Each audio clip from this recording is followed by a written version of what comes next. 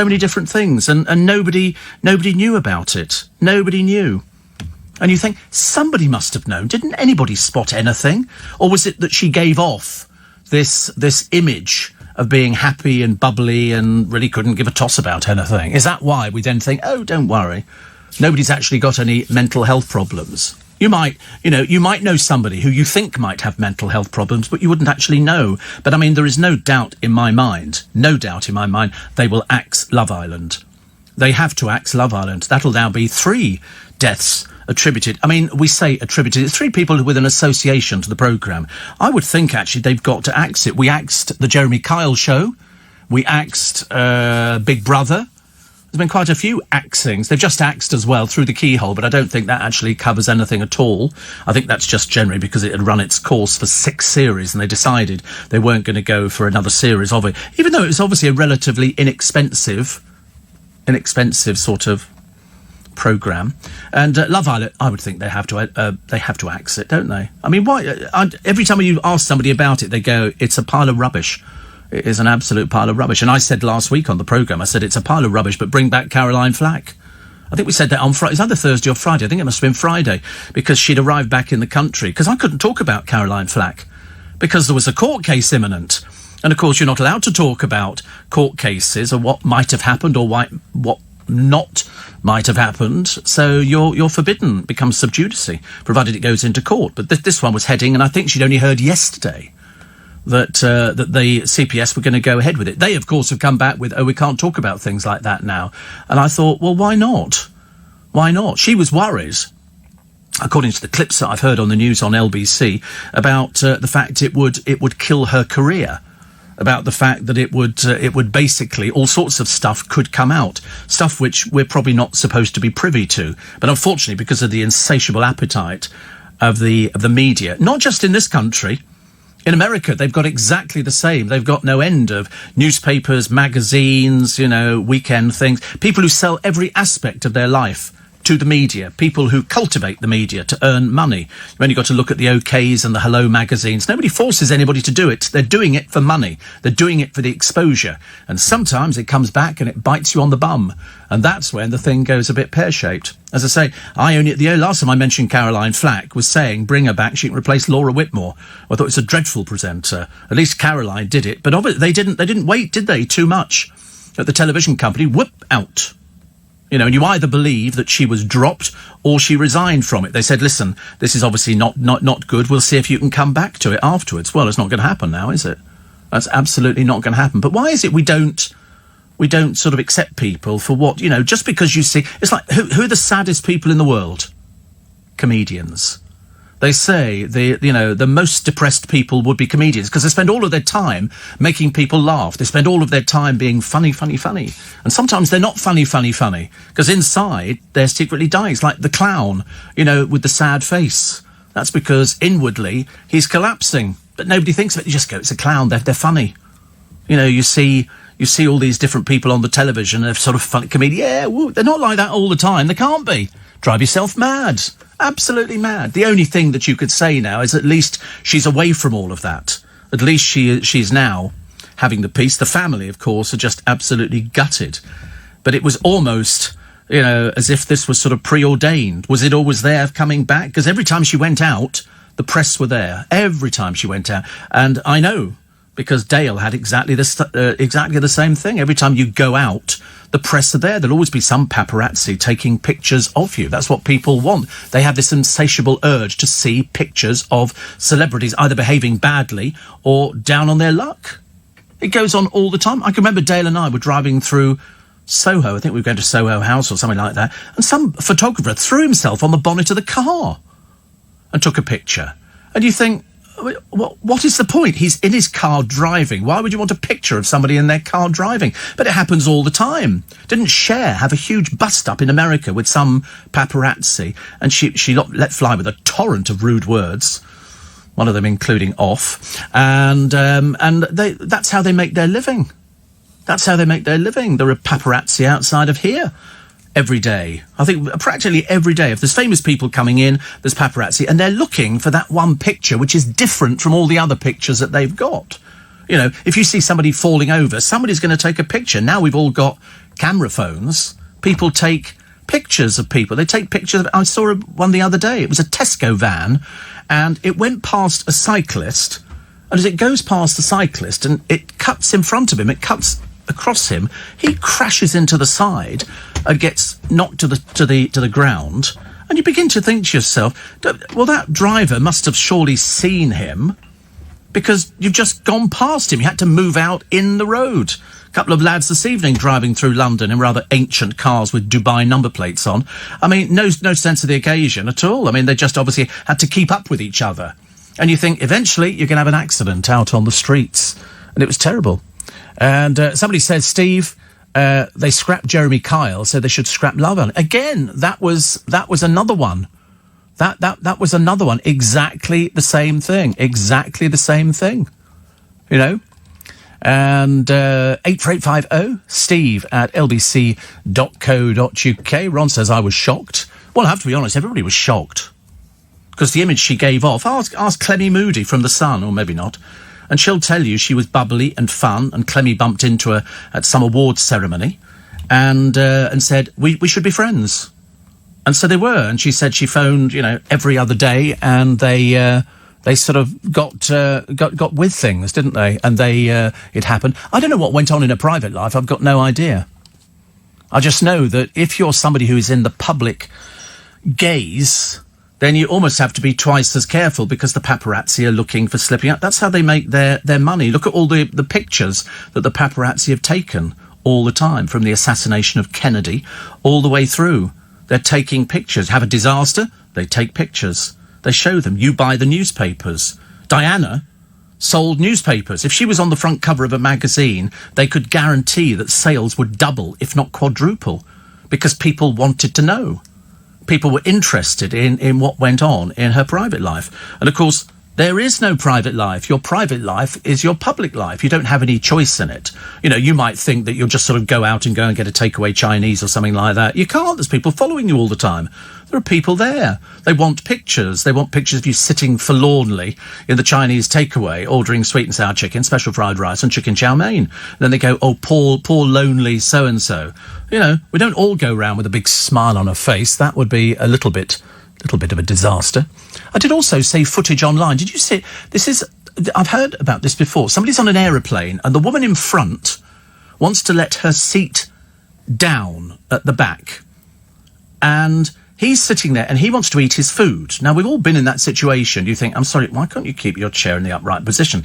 Anyway, by the time she'd done it 3 times, he'd had enough. So he starts punching the back of the chair, basically to remind her that he's trying to eat his dinner, and she keeps wanting. So she waited till he finished, because the next thing, you've got somebody's head in your lap.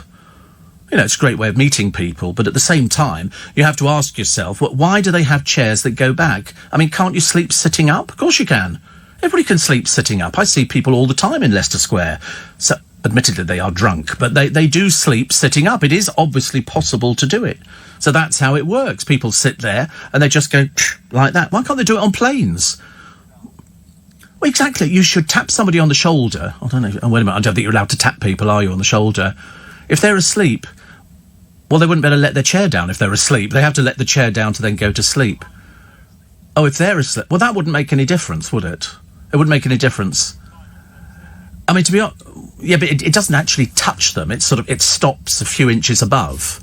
So, I mean, I still think that somebody would, sometimes I've had that, where you go to eat and all of a sudden your food's moved a few inches further down your knees where you thought it was going to be in the first place. And then you sort of go back to it, excuse me, sorry, I'm trying to eat my lunch. It's not easy to eat, soup, if you've got most of it in your lap.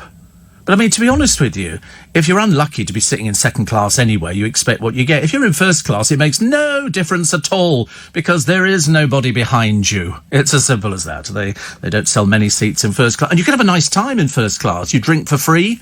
You can basically float your way across the Atlantic on an ocean of Prosecco. It's not difficult. And then you go, I think I'll have something to eat. And they go, what would you like? And you go, do you know, I'll have some smoked salmon. Meanwhile, the poor people up the back in second class, when you turn right on the aeroplane, I know, a little bit of a mystery for most people, are still having their tomato soup with croutons. And to be honest with you, it's not good enough.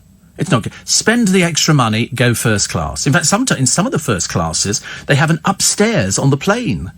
It's like being in a maisonette with a staircase that leads to the roof terrace, and you go up there and there's a bar, a proper bar, and you sit round it. It's an aeroplane, for God's sake. Why does everybody think that, an aeroplane is different? I mean, I like flying, don't get me wrong. I think it's quite a nice way of travelling. I just think that if somebody in front of you is going to drop the... Imagine if there's a whole lot of people all dropping their seats at the same time. There's going to be a lot of very upset people. Go onto YouTube, type in angry plane passenger. Oh, my God, you'll see some cases. People shouting obscenities. One woman, she had a dog under the seat. Must have been one of those domestic flights in America. And somebody said, could you keep your dog well away from me? Because I'm a bit allergic or something like that. Anyway, she let fly with a torrent of abuse.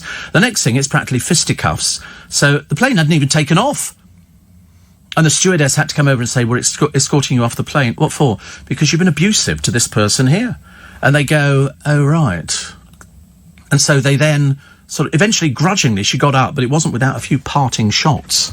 So the parting shots actually, is the kind of thing that gets people going, isn't it? People get upset over everything nowadays. I've seen people in London, cyclists come up in between somebody, then try and get ahead, and all of a sudden there's beep, beep, beep. It's constantly, everybody's in a bad mood.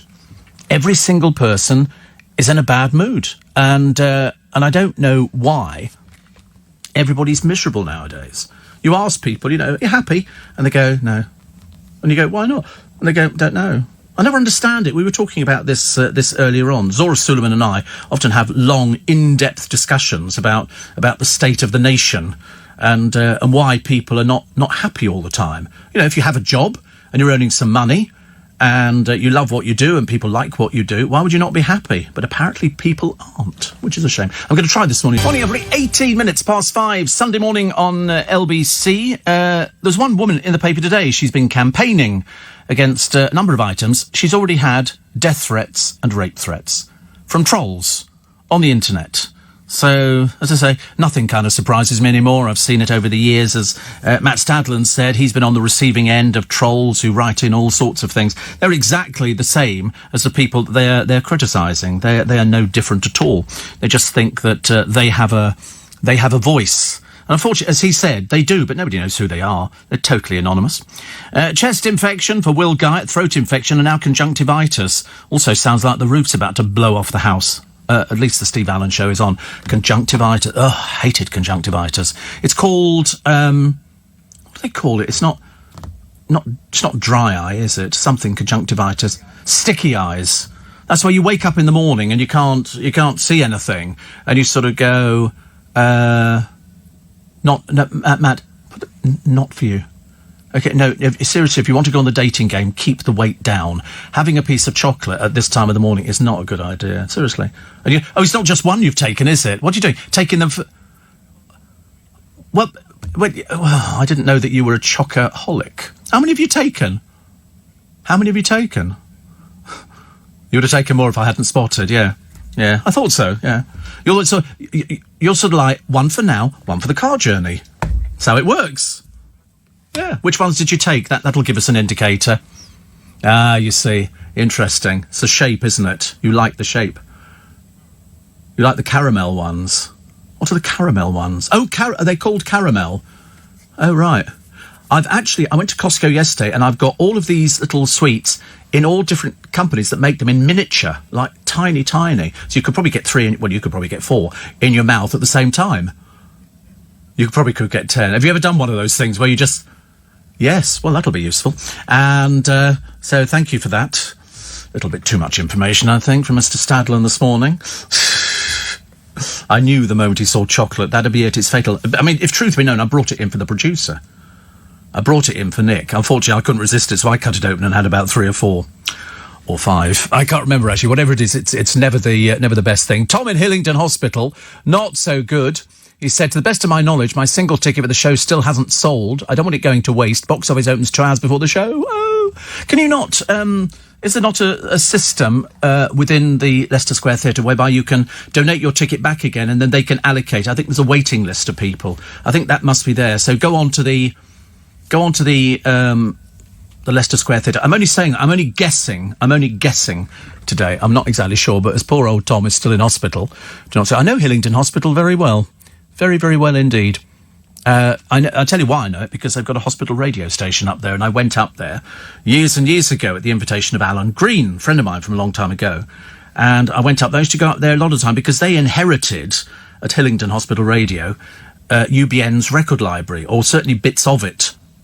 And every time I would go through their record library, it was a bit interesting, and I knew which were the LBC ones, which was amazing. 84850 steve at lbc.co.uk. Over in Minnesota, Jake, my Methodist pastor, he says, sad news about Caroline. Had a friend who committed suicide last week. It's hard to deal with. So many things you wish you'd said to that person, or that maybe if you'd reached out, they would still be there. Yes, that's the one thing you'll never know, isn't it? That's the one thing you'll never know. It's like Amy Winehouse. You know, there was actually somebody in the house with her. There was actually somebody in the house. And then you think, so do people really want to do it? Have they really reached the end that they've got nobody to talk to? I mean, surely. Or does it not come down to that? Does it not come down to the fact that people don't have people to talk to about something? So in other words, you know, if you had a problem over, it could be all sorts of things. Do you have somebody in your life that you can talk to, that you can pick up the phone and go, I feel really crap today. And somebody say, I'm coming round. That's the definition of a good friend, isn't it? Somebody who says, wait a minute, I'll take you out of it. But the trouble is, it's only for that period of time. It doesn't work all the time. And because, you know, Jake, our Methodist pastor, sees it at the other end, then you suddenly realise that there are probably bigger problems. I mean, so many people have these emotional and mental problems at the moment. I mean, I've lost track. It's almost on a daily basis of people. But if it comes out of I don't think it's just the television programme that kind of progresses these sort of things. It's the fame that comes with the television programme. And I promise you, fame is very addictive. Very addictive. So in other words, if you've got a friend who went on a quiz show, all of a sudden, depending on how big an audience that quiz show's got, that friend of yours is famous. They've been on television. I was watching Friends the other day, and one of the characters got a part in a soap, and they all had to sit round and watch his 20-second scene. And they went, oh, that's fantastic, I'm famous. And I'm thinking, wait a minute, that is how it happens. People go on television now, and it doesn't matter whether you're a contributor to a programme or whether or not you're an expert or whether you're somebody who's been on a quiz show. At some point, somebody's going to recognise you. I can remember after we did Five's Company, it had only been going out for less than a month, and I walked into a place and somebody went, Steve-o. And I remember thinking, oh, I was never too sure about it. Never too sure. I thought, you know, for some people to... Imagine if you're Tom Cruise trying to deal with fame on a daily basis, and then all of a sudden something goes wrong. Like Prince Andrew. All of a sudden, Prince Andrew, very sort of big, you know, in-your-face kind of thing. And then all of a sudden it goes terribly wrong. And what do you do then? What do you do then? Do you weather the storm? Do you not read the newspapers anymore? Because there was another story that came out the other day about somebody else who is part of Prince Andrew's group, as it were. There must be some sort of set that people have, I suppose. But it's a very difficult thing to work out why people want to be famous. You see it on, not just on Love Island, you see it on every one of the reality shows. Every single one of them. Even Come Dine With Me or Dates. You've got sort of, you know, third-rate people from reality shows who couldn't make it anywhere else, and so they go on a dating programme. They don't need to go on a dating programme, because what you're doing is you're letting your guard down to people who've not been in the business. And the whole idea is that you don't really want to get involved with it, but the urge to be famous is overwhelming. Ask kids in school now, what do you want to be? Famous. Why do you want to be famous? Because you get nice car, clothes, girls, boys, whatever it happens to be, and they want to be famous. They tried it with the clothing, where they swapped the labels from Gucci for Marks and Spencer's. They just cut them out, and of course the kids went for the label each time, and they pick up the Gucci, and they go, why are you picking that one up? They go, because it's Gucci. They didn't know what Gucci was, but they recognised the label. And so when somebody said to them, actually it's Marks and Spencer's, they go, no, it's not, it's Gucci. I can see it's Gucci. That's Marks and Spencer's. I don't want that. That's Gucci. No, it's not. They wouldn't believe it. And so nowadays you get exactly the same, only in kind of adult form. People who want to be famous. And it doesn't matter whether you're in radio, in television, you know, in the media. It doesn't matter. You're all famous for as Andy Warhol said, famous for, 15 minutes? And he's quite right. You can be famous for 15 minutes. He had the facility to make people famous. as indeed do people like Simon Cowell. I mean, any of the TV companies have that option. Somebody will sit there and decide, you'll all come in for the audition, and they'll go, no, yeah, you. Okay, let's have a little chat. So tell us about yourself. And debate and sort of discussed during your audition will be what you're like. Are you going to fit in with the programme? Are you going to give them what they want? Because sometimes you see people put on these reality shows, and you think, you've got issues, haven't you? You've got issues. There was somebody the other day from Love Island who we've booted out. I say we've booted out, whoever votes for these things.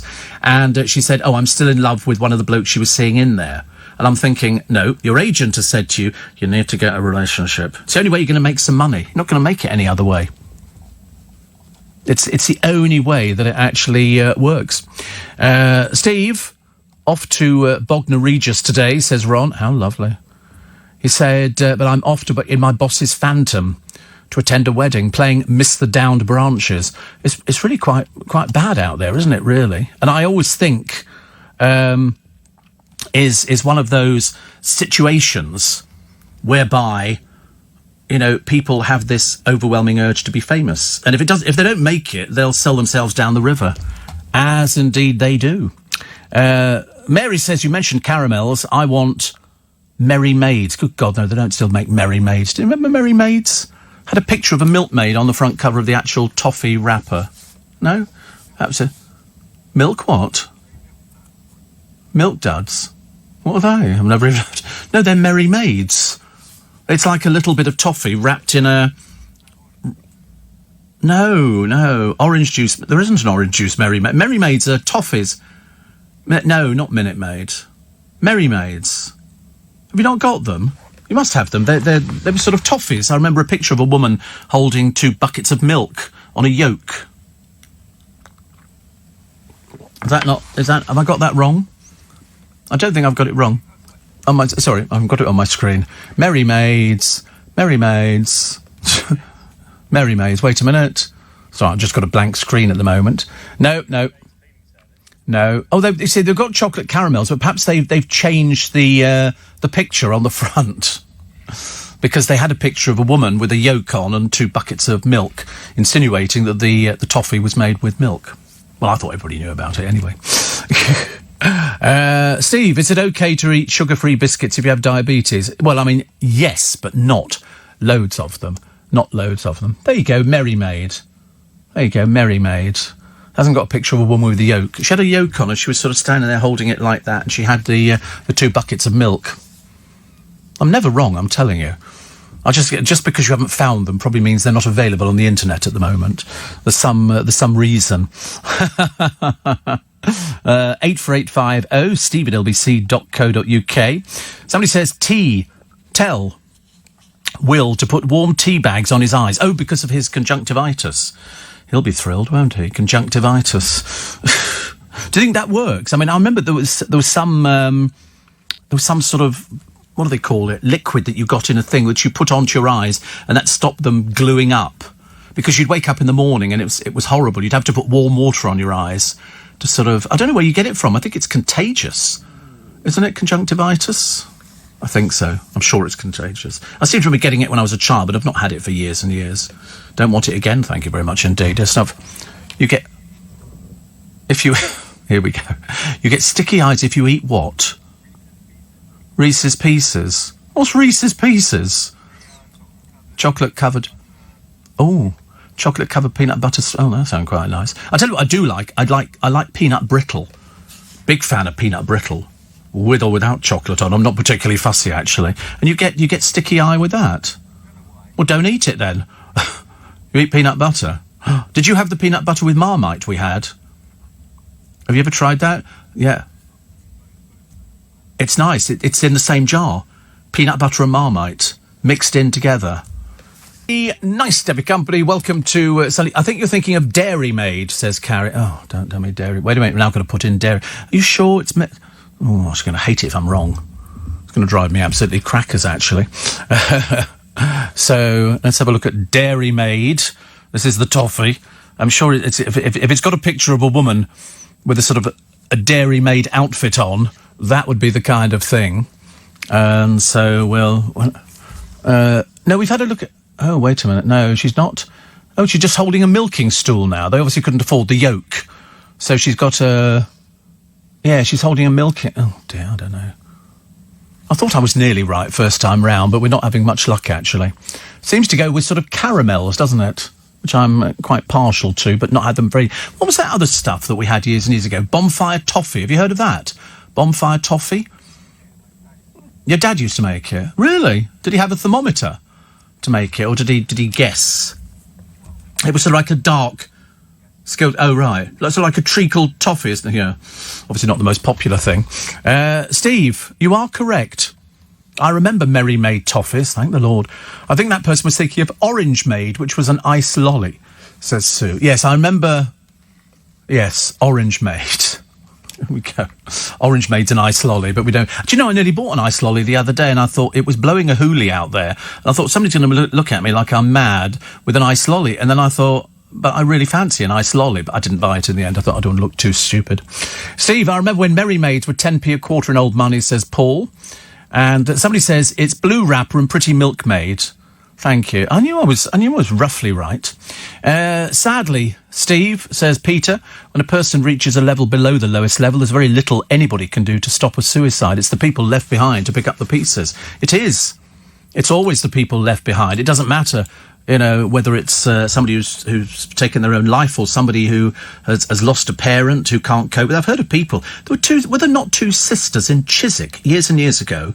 I remember it distinctly because their mother died, but they didn't tell anybody because they were so in love with their mother. They actually kept her for years and years and years. And I seem to remember, and then eventually somebody found out and they went round there, and I think they were charged with preventing the burial of a body. But I seem to remember it was two elderly ladies who had their mother who had died, and they just couldn't cope with it. They didn't want to see her go. They didn't want her to go. And I remember thinking at the time, that must be really some sort of family's love. But at the same time, you have to sort of do it by the law, which is the only way. That's all I can remember. Merry Maid was vinegar, not toffee, says Stu. No, it was definitely toffee. Definitely wasn't vinegar. Why would you call vinegar Merry Maid? That doesn't go at all well, does it? I don't think so. Steve, my Jack Russell thinks he's been in trouble for the last few days. Keeps hearing his name everywhere. He's called Dennis. Oh, that's so sad, isn't it? Do you remember chewy toffee sweets? Banana, mint, chocolate and strawberry, says Becky. I remember banana toffee because it was just a flavouring that they actually sort of popped in it. It was never my most favourite. Never my most favourite. Steve, from a different Mary. What you're saying about the perils of being a celebrity, it's exactly why Prince Harry wanted out for his family. But he isn't. He's back in it again, isn't he? He's playing celebrity. They were flown in a private jet. I mean, unless you know people who are very ordinary who get just flown in private jets, Mary. He's a celebrity. That's why he gets flown to an event the other day. Also, did you hear there was a comeback on that one? That he wasn't, he's not supposed to profit. Not yet, because he's still on the list. He still gets money. They're saying they hope he didn't get money in America for that talk. He's not allowed to use his title or anything like that. Mary says, you're right, Milky Maids and a yolk. I know, because I ate them. They were made by a company called Jameson's, says Jason. Isn't that a boozy company? Don't Jameson's do whiskey? I have to ask the producer, because he's the only one round here who knows about whiskey. Jameson's whiskey. Never been a whiskey drinker. Never been. Irish whiskey. Yes, I think it's Irish. I've never been a whiskey drinker. I know that a friend of mine used to collect it years ago, like vintage whiskies, and he had quite a few of them. And he was quite an aficionado, whereas me, they all just taste a bit like that, you know. And you're supposed to have them with water, but it's got to be a certain sort of water. You can't just put tap water in there. It's got to be sort of bottled water or something. And you have it. A little bit of Coca-Cola. Well, that's just a girl's drink, isn't it, for goodness sake? A whiskey and Coke, please. You try walking into a Butch Mancunian bar and going, excuse me, whiskey and Coca-Cola, please. They're going to laugh you out of the building. They're going to laugh. They're not going to take that seriously, are they? There's certain drinks you can't order. The other one is Malibu and pineapple. That's another one that's not very popular in the Butch department. Or what? Archer. I've heard of Archers, yes. We used to get people coming in, they wanted Archers, but we served it to them in a little shot glass. And you would sort of throw it back. I can't remember what it was, though. I just remember it was called Archers. Perhaps it was something interesting. But that's another one that you'd be having as your favourite beverage, is it, Luke? When you go to the pub, Archers and lemonade. It's not really butch enough, is it? It's like peach. It's like peach snaps. Imagine Tia Maria and Coke, please, twice. God, let's really push the boat out. Also, the two burglars in the papers today, they ate Nutella from a jar. They were obviously locked up in a supermarket, and then they pushed a trolley out with £2,000 worth. But unfortunately, they'd left their DNA all over the jar, so that didn't go down too well. Robbie Williams has had Botox, and the BBC making cuts. We were told about this the other week. 450 cuts, we were told. Well, they've apparently got 13 reporters covering the US poll. Mind you, Boris Johnson apparently is after the BBC, if you believe everything you read in the newspapers. And he wants, I think he basically is calling for the heads of BBC local radio. I think so. And they're looking to... Now, whether he's looking to close them down or amalgamate, I've got no idea. But in an effort to save money, because contrary to public opinion, it's not their BBC, it's our BBC. And he's not over keen. He thinks that they're not making any effort to try and save money. And they could do. They could save an awful lot of money by... I don't know how much a local radio station costs to run. I've got especially a BBC one, because you get the vicar in to do one of the shows. You find somebody from the Mothers Group who can come in to talk about parenting and babies. And then you'll find a couple of work experienced people who can do a programme on a Sunday morning. And apart from that, you're fully covered. As long as you do the gardening news. BBC Radio Shropshire, I mean, who could you merge them with? Nobody. They've got more people working on their shows than they have listening. It's deeply... We know because we did check out the figures, tongue-in-cheek, some years ago, and we did discover that it was a lost cause.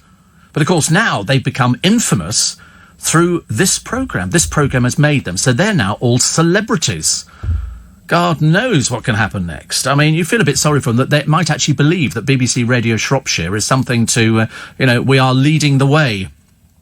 I used to listen to one in Reading years ago, and they used to do farming news. And they'd go, and today, so-and-so. It's like, who in God's name, bless me, actually is interested in Dogger Bank and Finisterre and the weather forecast for fishermen floating about on the sea? And the going is so-and-so, rough, mild, Dogger Bank, Finisterre, Cromarty, Ross and Cromarty. And so it went on. I mean, I just found it unbelievable that fishermen would be sitting there going, we must check on that weather forecast, in between rubbing their hand cream on, because they did a hand cream advert involving fishermen in the North Sea for Neutrogena. And they said you can imagine fishermen sitting there, waiting to bring up all their pots and everything else and go, has anybody got the hand cream? Start passing the hand cream round. So even the farming news. Most farmers they don't turn on the radio to hear what's going on in the farming world. You just watch BBC One and that will show you, because they do programmes on farms. People lambing. I mean, to be honest with you, if I've turned on the television once on a Sunday morning and seen a man sticking his hand up a cow's bottom, I've seen it about 20 times. I'm kind of I'm not blasé to it. I just have to turn off. I can't cope with things. And yet I love all the programmes about farming. I think they're absolutely brilliant. And I don't think we spend enough time worrying about the countryside. Mainly because I don't think it is the countryside anymore. I think people move out. Hardly anybody lives in these little villages, apart from people from London who've got the money. They had some poor couple on the television the other day, and they were ever so nice. They'd actually come down from Wales, so, of course, they weren't used to London prices, and the maximum that they could spend on a place was $435,000. But what they did was they went round to have a look. Then they discovered $435,000. Okay, we go back and think about it. By the time they got back, the thing had sold. And they said to them on the programme, listen, if you see a place you like, in London, you have to move quickly. Because if you don't move quickly, somebody else will snap it up. They thought, and they didn't realise until they came down, that $435,000 in certain areas of London don't really get you very much at all. Double garage, just about it, isn't it, really? I mean, it really is pitiful. Around our way, a two-bedroom flat is £700,000. £700,000. I mean, honestly, I'm surprised. And so people rent. And as my parents used to tell me years ago, renting is ludicrous. You might as well drop your money down the drain, because you're never going to get anything. But it's the only way people can do it, especially if they're students. We were hearing from some of the students who sort of work around my programme, they've got student debts of like £40,000. £40,000. I mean, seriously, I'm surprised these poor souls can live. I'm surprised they can live when you've actually got a debt like that. And the moment you get above a certain threshold, then you start paying back. Whatever it is, though, why can't it be free for them? bless their little cotton socks. I mean, not all students are alcoholics. There are a few people who go there to study, people who want to sort of do it. But I mean, some of them just look like it's a gap year. In fact, to be honest with you, you might as well take a gap year and go toddling around the world. Go and sort of have a look at Pattaya, or Pee-wee, or whatever it's called in Pattaya, in Thailand. What do you think it is? I nearly said, where do you think it is? Bethlehem. I suddenly realised it was nowhere near Bethlehem at all. Yeah, a lot of people do their gap years and they go and tour abroad. I personally wouldn't fancy it at all. I mean, it sounds very expensive. Did you do it? Yeah, Luke went and did. Where did you go? Oh, you went to... So why does everybody go to Thailand? What is it about Thailand that makes you think, I think I'll go to Thailand? Is it because it's known as a bit sexy? Is that what it is? Cheap drinks and sexy. Is that what it would be? Because that's the only reason that people go to Thailand. You're not going there for the culture and somebody to weave you a necklace full of flowers, are you? You don't think, I must go and get one of those necklaces of flowers that I can wear and I can take back. Because you get the same thing all over the world. You can probably get it in, I don't know, Harleston or something like that. Have I done Thailand? Do I look like I've done Thailand? At my age, that would be the most ridiculous thing ever. I'm way too old for Thailand. Although actually my neighbour Lynn, she went, and she's a little bit older than I am, and she loved it. She thought it was fantastic. But I mean, she's a party girl. She likes things like that. She took photographs. She was in and out of temples. They were sort of drinking and doing it. And you're right, the booze is cheap. But you've just got to have your wits around you. I've been watching this thing. Is it called Thai Police or something like that? It's where they have the Thai police, then they have like an offshoot of English people who speak the language to say, listen, you're drunk. And they have to, and people lose their wallets, their phones and everything else. I mean, if you're not aware, and you've got to be aware of Thai ladyboys, there's a lot of them seem to get themselves into trouble with the police officers over there because people go, Thai ladyboy, yeah. And they, maybe not. And because some of them look fantastic. Some of them are absolutely fantastic, almost believable. But you've just got to be very careful. So if you're going to go to Thailand, you can have a good time, but most of the people I saw on the telly look drunk. I mean, if you have to... We were discussing earlier on, why people take drugs nowadays. What is it about drugs that makes them sound so appealing? We've had parents whose children have taken drugs or they've been drug runners. And you think, I went through all that years ago, but I never actually took drugs. I thought I was quite hip, actually, going, yeah, we've all done drugs. And then I suddenly realised that I didn't know what the hell I was talking about. Somebody says, do you want an eighth? I go, your pardon? And they say, and they would ask you all these sort of straight, and I used to think to myself, I don't think I do, actually. I don't want an eighth. And so I didn't bother. I don't know why people do drugs. If you can't have fun on a bottle and a half of Prosecco by yourself, there's no point. There's no point going out there. You have to sort of keep it in, because I've seen people. Spice was the latest thing. People wandering around, talking to walls and seats. I can do that after a bottle of Prosecco, as you'll witness this afternoon at the Leicester Square Theatre. I can quite happily chat to anything at all, but I don't want to not be in control. I think you have to be in control of everything, and that's why it worries me when you see perfectly sensible people who've just gone down the avenue of loads of drugs and drink. I suppose, lesser of two evils, isn't it, really? Sure. Somebody sent me in about these toffees. Do you know, I had no idea... Well, actually, before I talk about the toffee, where was it? Walker's Licorice Toffee and bars of banana toffee. 4 for £1. Palm toffee banana split. Loved it, Steve, hence the poor state of the teeth. Arrow toffee bars were lovely. Do you remember that with a toffee bar, you take the paper off it and you suck it until it went all soft? And then you could stretch it out. Do you ever remember doing that? It was like a toffee bar. It was about, 6 inches, 8 inches? Difficult to tell. And 9. And you would suck the toffee. And it obviously came off a long machine, and they put it into all the wrappers, and then it went all soft, and then you could string it out a little bit. No, just me again. Well, there you go, honestly. Why do I only remember these things? Is it because they're all half my age, and they're all going, I don't know what on earth you're talking about, Steve? But I remember banana toffee and licorice toffee as well. I like licorice. I promised the producer years ago I'd get him some licorice from Costco. Well, since I'm announced it, they've stopped doing it. They stopped doing it, and I'm determined to get some for you. I'm going to go to Amazon. Yeah, I'm going to go to... Somebody said System... Fortnum and Mason, what, for a box of licorice? I don't think... No, this is nice licorice. This is all different ones. They've got the wheel, where you stretched it all out, like that. And they've got the other ones, which come with a ball in the middle. Then you've got the pipe, which has got the little red dots on the top. They've got those in there as well. It's exciting. Which one do you like? Which one do you like? Yellow ones with the licorice inside. Oh, that's a licorice torpedo. Yes, or licorice all sorts. They do the small ones, which are great when you can suck them, and then they've got the bigger ones, which you can break teeth on. They're really serious. They're torpedoes. They're enormous, but lovely. We used to get gobstoppers years ago, but I mean, frankly, I lost more fillings with gobstoppers than anything else, so I decided against it. Steve. So it's the palm toffee. Do you remember Lucky Bags? Oh, God, do we ever? Do you remember those? 3D for a Lucky... It was a paper bag with Lucky Bag written over it, and you pay threepence, old money, so that's an old threepence, and inside would be some naff mangled old toffees. There'd be a couple of cashews, not the nuts, but little things which were flavoured, and there might be a couple of other things, and then there'd be a plastic toy in a little bag, and you used to fight over these things. I don't know why. They were never that exciting, actually. Did you know the tune Opal Fruits, Made to Make Your Mouth Water, was penned by Murray Walker, the Formula One commentator? Really? I do remember it, but I don't remember everything about it. Highland Toffee. The Milkmaid logo was Cadbury, says Jocasta.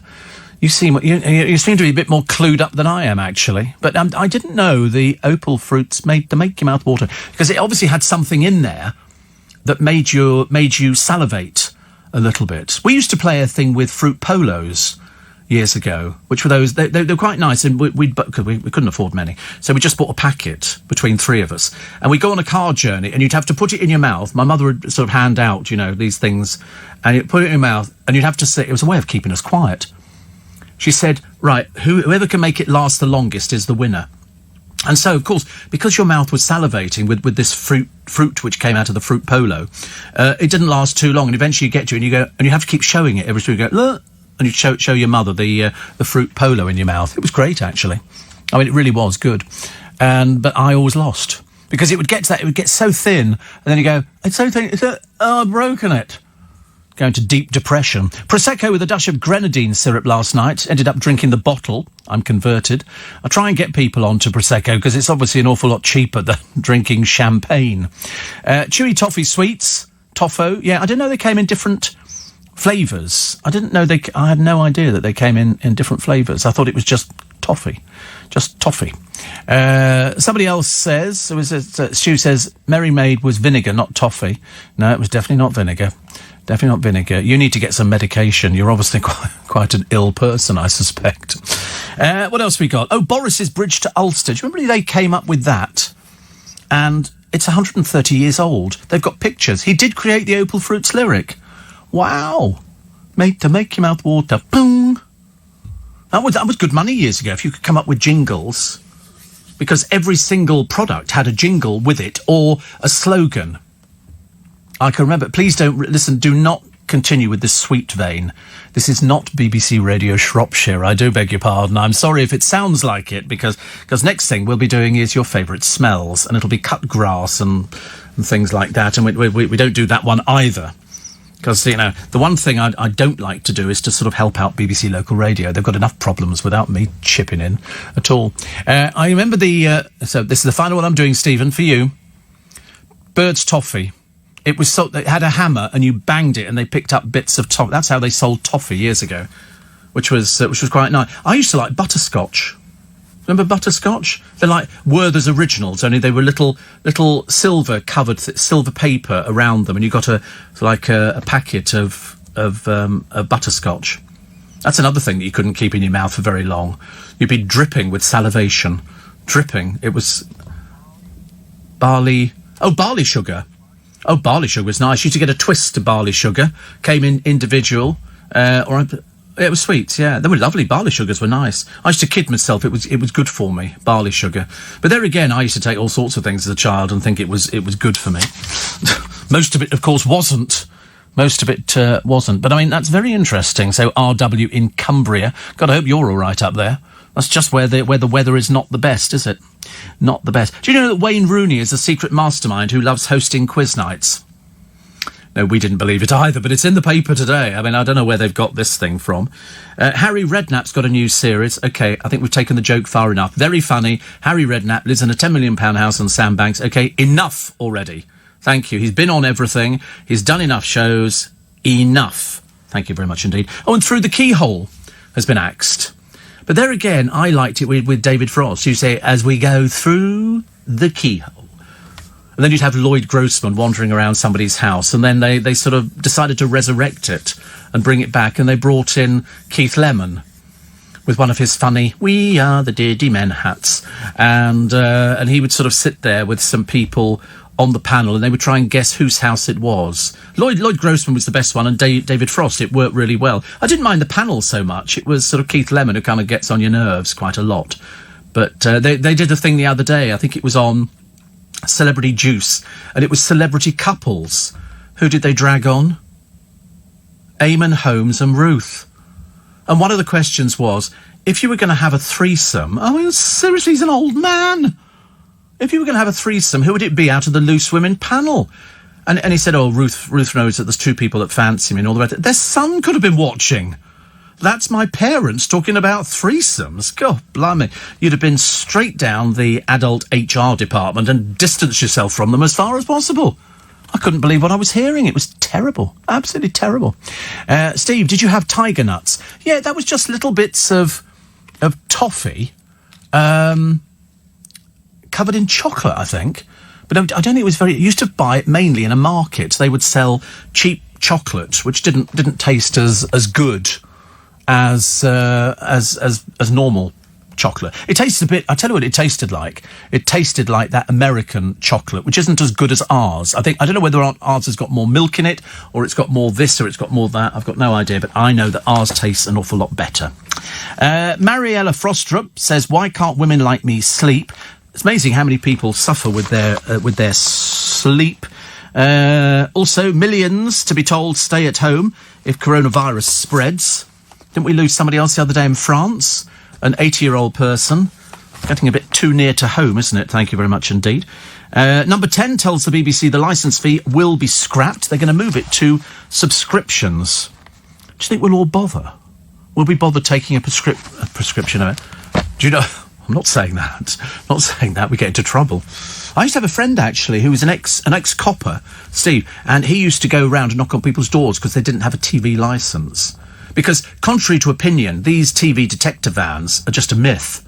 Because if you're in a tower block, how are they going to work out? So all they do is they stop outside your house and they just come in. Because people got away with it years ago by saying, I don't actually watch the BBC. I only watch ITV, or I only watch my television playing back DVDs or videos. I think they got wise to that one pretty quickly. It's ever so expensive to buy a TV licence now, isn't it? It's very, very expensive. A friend of mine has got a flat above a shop that he owns in Twickenham, and his parents have got it, but because they're registered as two properties, they've got to have two TV licences.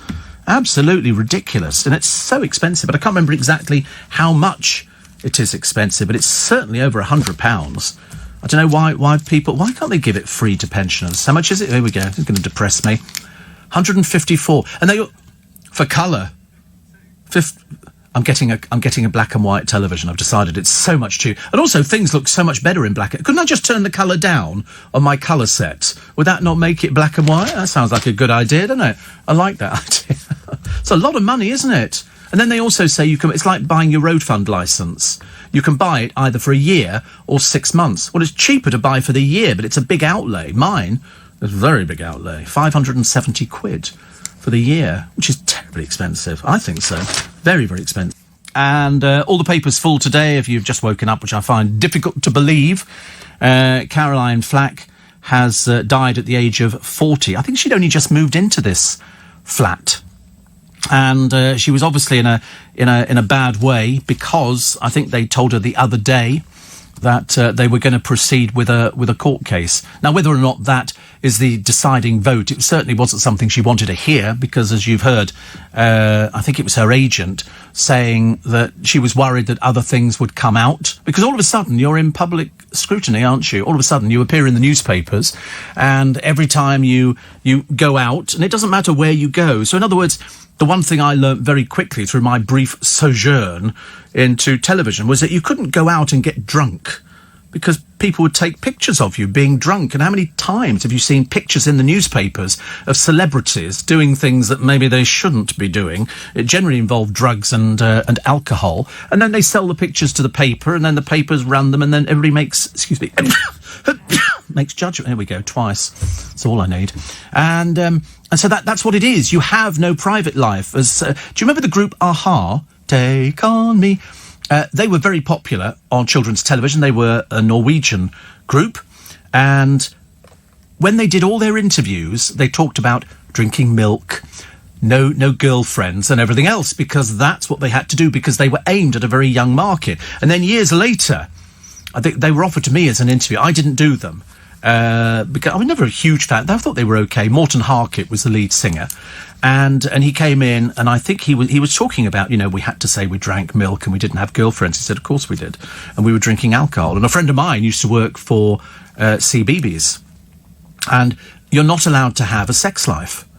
You're not. If you remember the furore that they had when Richard Bacon had his downward turn whilst he was on Blue Peter, they didn't know what to do with it.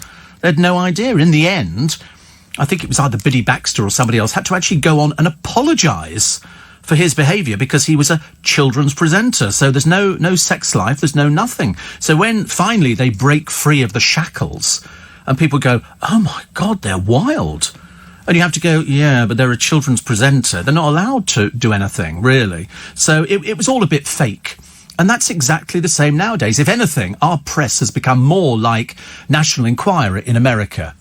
Well, I remember after River Phoenix died in the Viper Room over in Los Angeles, and they wanted a picture of River Phoenix in his coffin.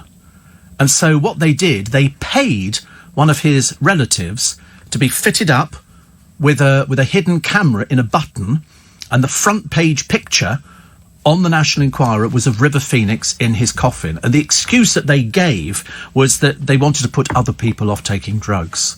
I thought, well, it's sort of... It was just a bit hard-hitting. If you've never seen anything like that, it just looked like River Phoenix in his coffin asleep. But it was done because they'd actually paid one of his cousins to take the picture. People who sell your grandmother down the river. I can remember there was a TV presenter called Russell Harty years ago. And Russell Harty, everybody knew was gay. But what they did, they wanted to set him up.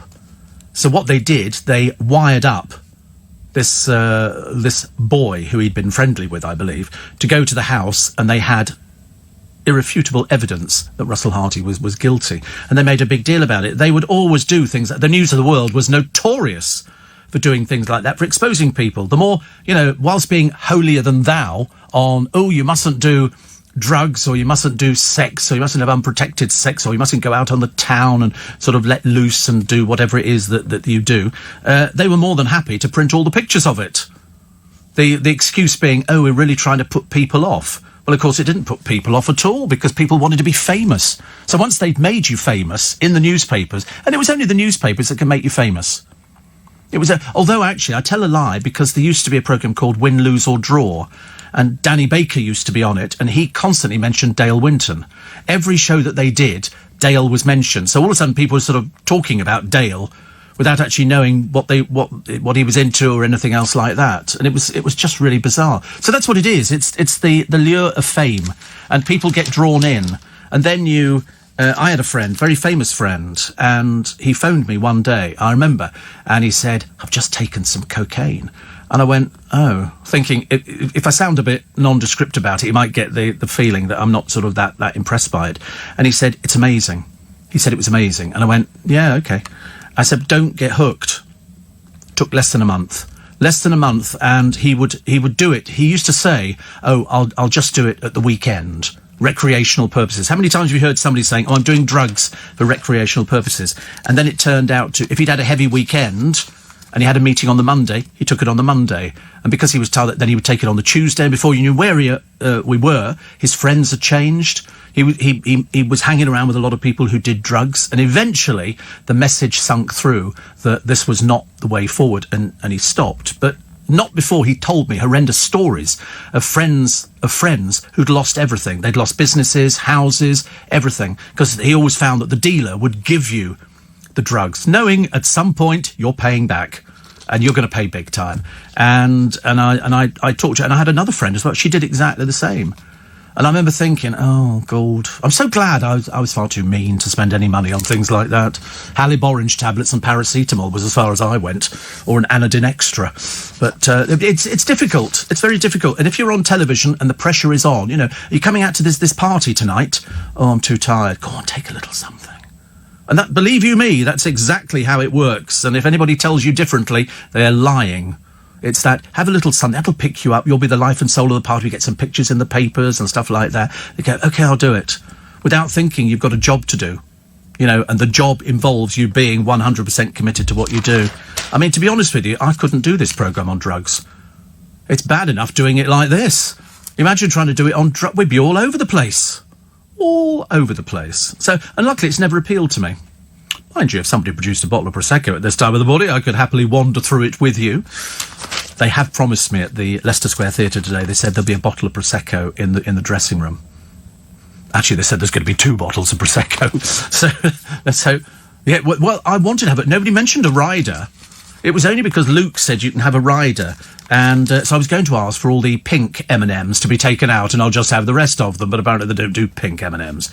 And so there is no rider. But every stage show we used to do years ago, when we took it out on tour a long time ago, there'd be trays of sandwiches in there without even asking. Whereas all I wanted was a cup of tea. I didn't want anything else because I'd had to drive out there, so I'm not risking it. Today, I'm not having to drive. You know, it's just one of those things. But I'm so glad that I never went down the route of getting involved with sort of drugs. I know loads of people who have, and they've emerged the other side of it. But it's a tough business. It really is. Steve, are you aware? Says Fat Ian. People in dementia homes also have to pay for a TV licence. Wow. So people have to pay to watch TV. Well, actually, I mean, when I went into hospital, they said the TVs are on a loop thing, but you have to pay for it, and you pay, I forget what it was, a few quid or something, and then you key in a code, and you can then watch your television. That's while I was in the Burns unit. You have to pay to. You don't get free television anymore. God in heaven, that went out a long time ago. Patrick in Docklands, he says, I bet the jingle, there are 2 men in my life and both eat shredded wheat, sparked a few fantasies. Please sing it. I didn't know there was a song about 2 shredded wheat. I've got a producer during the week who eats 3 Weetabix. He's obsessed with Weetabix. He thinks it's actually a sort of the way forward. See, BBC, you eat 3 shredded wheat? Yeah, but are they bite-sized shredded wheat, or are they full size? Are they really? Do you put milk on and then sugar on? Milk and honey. Wow. You are so rich. I don't know anybody as rich as you, honestly. Okay. No. Oh, it's good. It's good. It's very good. So it should be. It was £100. It's the best Manuka honey that you can get. Oh, I tell you, it's not the best. The best one was about £6,500. That was some... Can't remember what that was called. It was like... it was like it came out of a bat cave, and you think, well, I'm not venturing in there, thank you very much indeed. These bees taking their life in their hands, you know, squeezing this stuff out. But it's so expensive because it basically, you know, you have to try and get to it. I don't think the bees get anything out of it at all. I just think bees are just like, they're workers. They're not even on a percentage. It's like bees in a hive. Their sole purpose is to make honey. I don't think they know why they make honey. To be honest with you, if the bees don't go on strike, there's no justice. Why would you want to go out there and and every day somebody comes around, puffs smoke in your face, you know, just when you're sort of thinking, this is going to be a nice day, and they lift up the thing, and all of a sudden you're blinded by the light, all over you, and you're confronted by somebody who looks like they've wandered out of space 1999. You've got these sort of hooded things on. You think, of course you'd want to sting them. But bees are very good. I get on really well with bees. Wasps, of course, different matter. Hate wasps. Okay. Have you never been stung? I trod on a bee once in my slippers years and years ago, and I wondered what it was. I put my foot into the slipper, and obviously the bee wasn't expecting the foot to go down, and it stung me on my big toe. My big toe swelled up. Not quite impressive, actually, but it hurt like hell. It really did. It was like, ow, ow, ow. Really, really painful. Not very nice. Right, we'll take a short break. Then we'll take more of your texts and emails, 84850, including the slim girl who wins the curvy model contest. But she was brought in as an extra. How does that work? I don't know. Must be in one of the papers today, mustn't it? And also Britain's unluckiest bride. And she still hasn't had her big day, which is a bit of a shame. So all of that and more after the Weekend Breakfast Show on LBC with Andrew Castle. Up for discussion, Caroline Flack, Love Island and TV presenters pay tribute to her. The flood fears as Storm Dennis continues to lash the UK. Where's it come from, Dennis? Is it come from the Atlantic? It just builds up with the atmospherics and all the rest of it. Which is bloody well going back there. Such a pain, isn't it? And number 10 tells the BBC the licence fee will be scrapped. All that and more, the Weekend Breakfast with Andrew Castle at 7 on LBC. Apparently, somebody wrote to me about BBC Radio Shropshire, and said it's heard across a huge county, more than twice the size of Surrey. Yeah, it might be available. Nobody's listening to it, though. It says it has only a quarter of Surrey's population. At times like this, news of local road closures saves people diversions of 30 to 40 miles. Well, it's your own fault for living there, isn't it? Got nothing to do with me, honestly, if you're living in a place like that. I mean, we constantly get road closures, but we're not told about them every day. Even in Twickenham, we get road closures. It goes, road closed, and you go, OK, fine. I don't think, I should be hearing that on the radio, because I'm capable of reading 30 to 40 miles detour. Well, go on, get sandwiches, take a flask with you, make a day of it. Make a day of it. Do you remember the Five Boys chocolate bars, says Daphne? Yeah, I don't remember the expressions, but I remember them. There was one, it started off as a Fry's chocolate cream, and then the 5 things, one was strawberry, one was lime, one was... Oh, they were lovely. They were really... I'd quite like that. I like a fondant. Were they up north? Were they not down south? They were very nice. Very nice. Because Terry's was it, of course, because the box said Terry's of York. There's no fooling you, is there? I tell you, you're there with your spangles and everything. You know what's going on. No good pulling the wool over the producer's eyes this morning. Another one here, which says, I have 5 Weetabix... You don't have 5 Weetabix with sultanas, drizzled with honey and ice-cold milk. So yummy, it gives me tons of energy. Does it really? Does it really? Does it really give you tons of energy? I'm always intrigued by things like that. Rishi Sunak has replaced Sajid Javid. That was interesting. He's very successful. Very, very successful. He's got a lovely house. It's a very nice house. Very, very nice house. Clothing giant Gant will let customers rent items for 3 days for 20% of their retail price. If they decide to keep them, they just pay the rest. I didn't know it was a Swedish-based company. I know that they don't have anything that fits me. In fact, the moment you walk through the door, you can hear the sigh, can't you, as you walk in and you sort of start wandering through the racks. And you only have to look at the shirt and it goes XXL, and I think, not in my books, it's not. Definitely not. Bit of a shame. Bit of a shame. Front page of The Sun this morning. Love Island star dies day after new court shock. And their story runs 2, 3, 4, 5, 6 and 7. Who's done their story? Michael Hamilton. I thought their showbiz editor would have done it, but I'm never right. Also, Clemmy Moody. And she said she just wanted someone to take care of her. People are like that, aren't they? But we never know. But Clemmy said she was her friend and drinking buddy. I mean, surely somebody must have seen something going on. She larked about with everybody. She was fond of beer. She messed about with Ollie Murs. She made viewers feel that they knew her. Well, I think they certainly sympathised with the way things were going, and it did appear of late to be spiralling a bit out of control. So she went abroad. She went abroad, and then she came back again, and that's when I said they should put her back on Love Island. She's the 3rd person to die in 20 months, and the papers have said that her death may lead to the final getting axed. And to be honest with you, I would think that would be the best thing. How many more programmes like this? How many more programmes on television? I mean, I didn't sort of worry too much about Jeremy Kyle. Celebrity Big Brother was another one. Basically because... Oh, there it is. Basically because everybody was on a programme to try and get something out of it. And it's not easy. It's a tough business. You have to be Teflon. You have to be absolutely Teflon. We found the Fry's 5 chocolate cream. And so raspberry, coffee, lime, blackcurrant and orange. They stopped making them in 1922. 1992, I beg your pardon. Eyesight's got even worse. That was 70 years... Well, why would they stop making it? I mean, that looked to me like it was absolutely fantastic. I mean, it only used to be 4D. Raspberry, coffee, lime, blackcurrant and orange. I mean, most unusual flavours to put into a chocolate bar. Latest thing, Girls Aloud singer Nicola Roberts revealed as Queen Bee. After winning the audience vote, she was crowned the first winner of the ITV show. And they had all sorts of other people on there. Runner-up was Jason Manford, who actually, not my favourite person, but he does have a very good singing voice. He's starred in quite a number of musicals. They've just axed his latest quiz show, haven't they? I think after, it might have had a couple of series or something.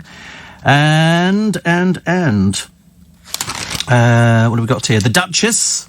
This is of Cambridge. You know, every day, there is never a day that goes by where we don't have a story about William and Kate. They're apparently taking a break from the extremely hard work of shaking hands.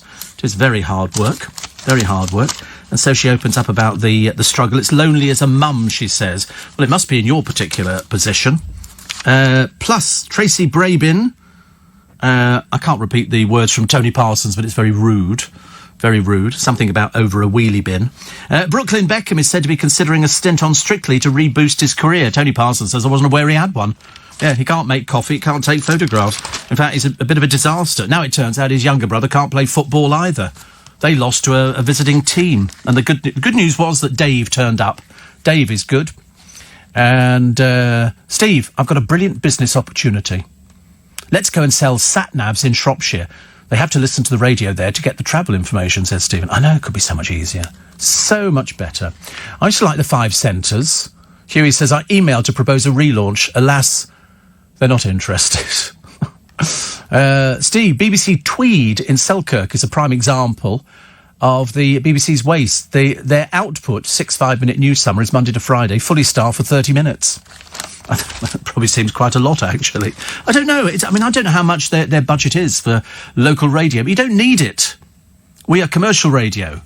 You know, you don't need to... Perhaps we could get a reduction. Perhaps we could get a really good reduction. Here's a picture of... Oh, this is... wait a minute, hilarious. They're obviously pumping out stories about Brooklyn Beckham, the world's most intelligent person. He sparked rumours he's set to propose to his girlfriend. He's only known her for 6 months. Oh, fantastic. Why don't you do that? You've been quite fickle with most of your relationships, so this one should be no different. And they've got a new... controversial BBC dating show which allows couples to ditch their other halves for a one-off encounter. Unfortunately, you'll never see it. It's on BBC Three. I didn't even know there was a BBC Three. But it's all marvellous value, isn't it? It's online only. Don't bother. Seriously. Don't worry about it. Paddy McGuinness has revealed Top Gear bosses regularly urge Freddie Flintoff to fake his reactions to their terrifying stunts. Oh. Well, I mean, they're making a television programme. I don't sort of worry about that. And now a third car, believe it or not, has been filmed on the wrong side of the road outside the US Air Force Base where Harry Dunn was killed. And they've got pictures of it. Let's get that woman back from America first, shall we? I'd be more than happy. That would really make me very happy. Plus, Karen Brady talking about Andrea Leadsom, who had a premonition she was going to be axed as business secretary in the cabinet reshuffle. That was a cabinet reshuffle, wasn't it? I mean, that was one we didn't see coming at all.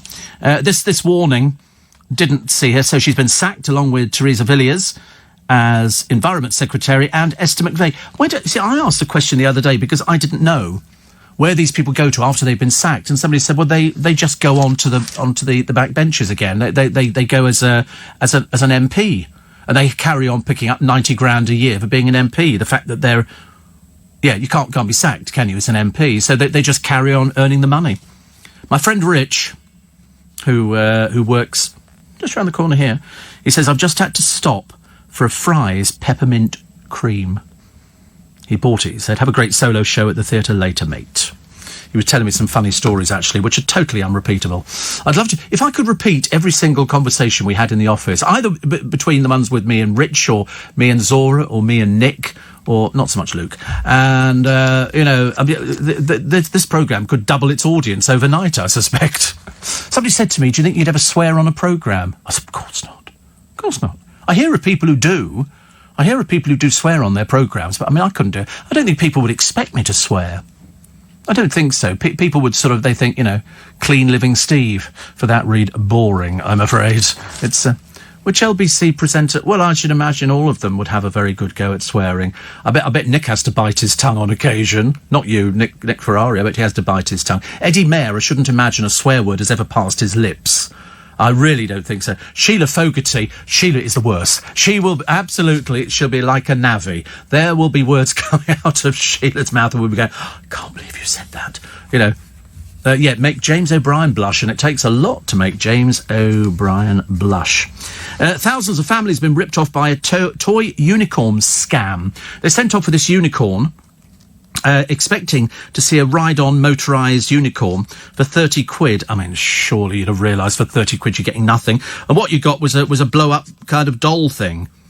And unfortunately, furious buyers contacting PayPal are told the fraudsters can only give £1.50 refund. Bit of a swizz, isn't it, really? The answer is there, be warned. Be very warned, very warned. Fry's peppermint cream, honestly. You are fatal, aren't you, Rich? You really are. It's not the best thing. 3 lottery jackpots have gone unclaimed.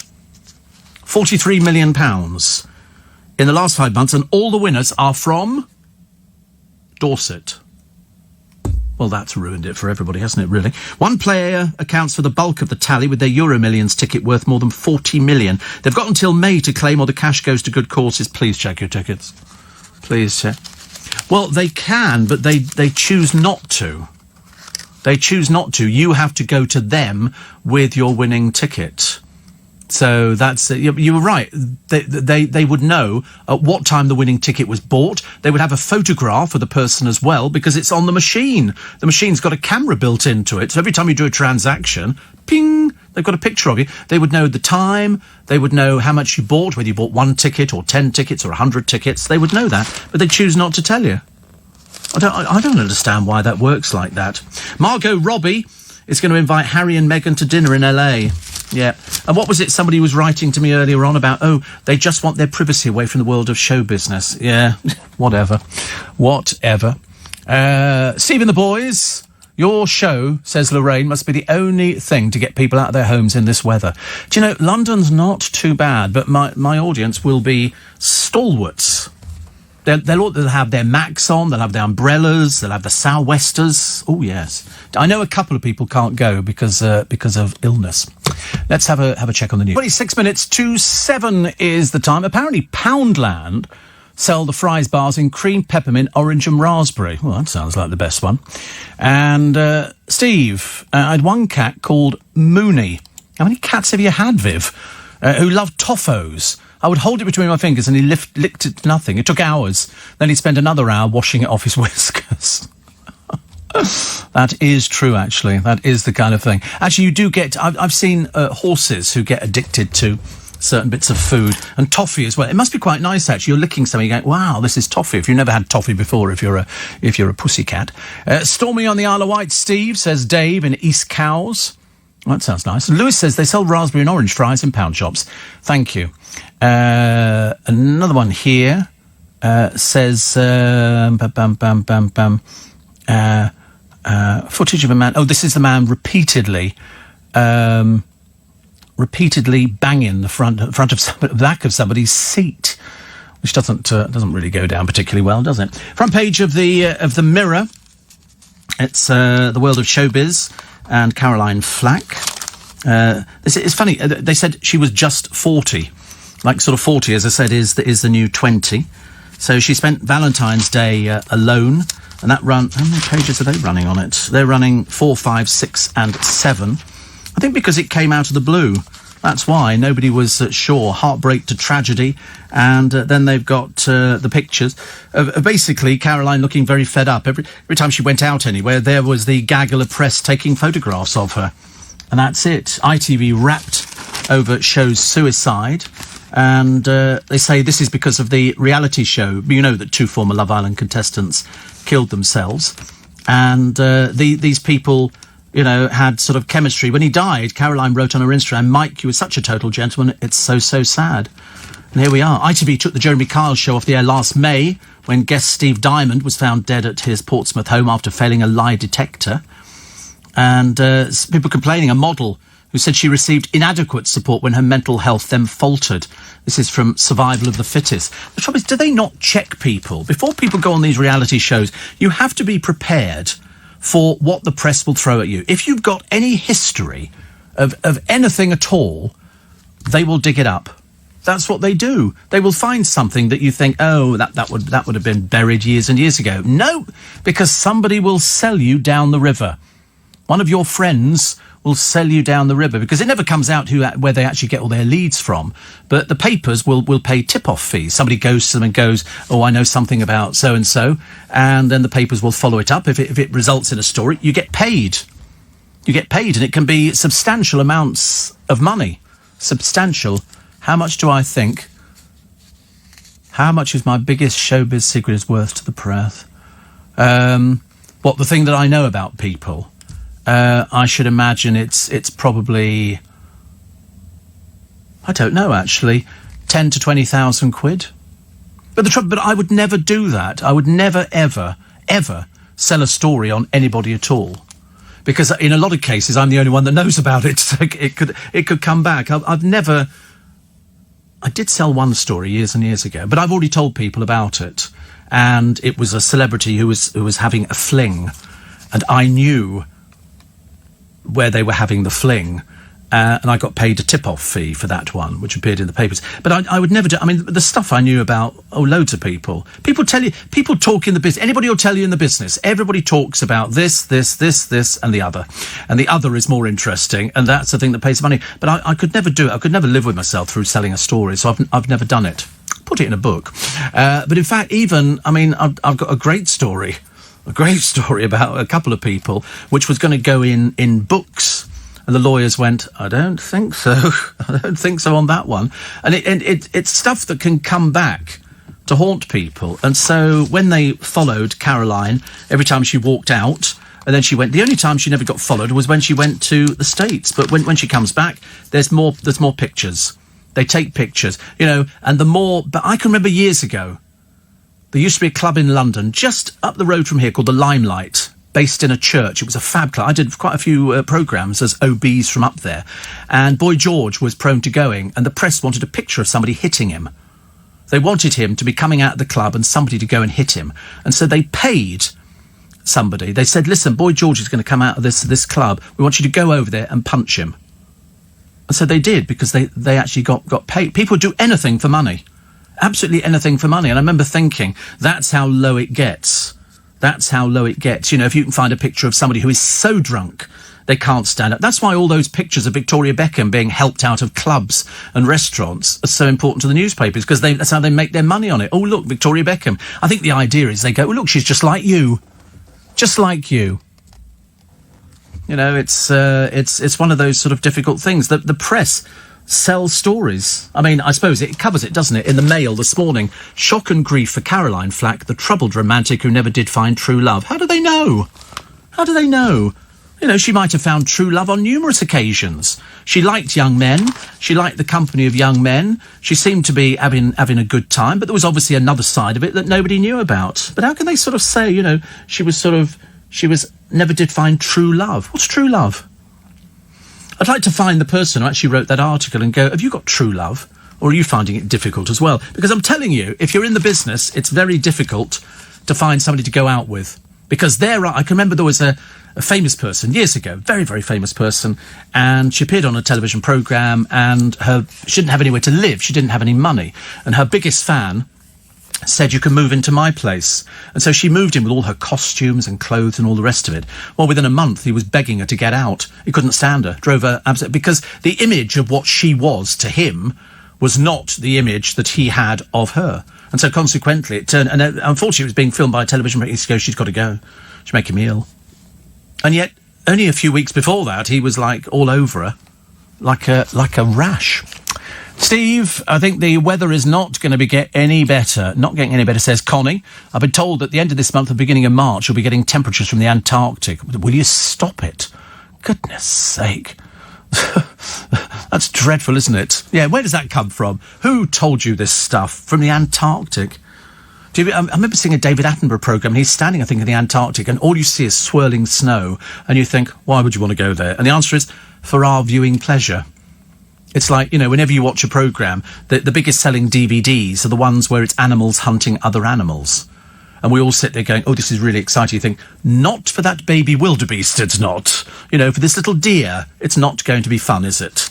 You know, you're going to have to learn these things. Susie says, have you got a story about you that I can sell so I don't have to go to work today? No, it's a little bit too short, actually. Safe travels to everybody coming to the Joe. Sorry? Ask it. Yes, right, yes. Nick will actually sell you the story, okay. Little Julie says, travels to everybody coming to the show today safe. Just check my train. Looks okay at the moment. Yeah, I mean, I think it should be okay. I think so for a lot of people.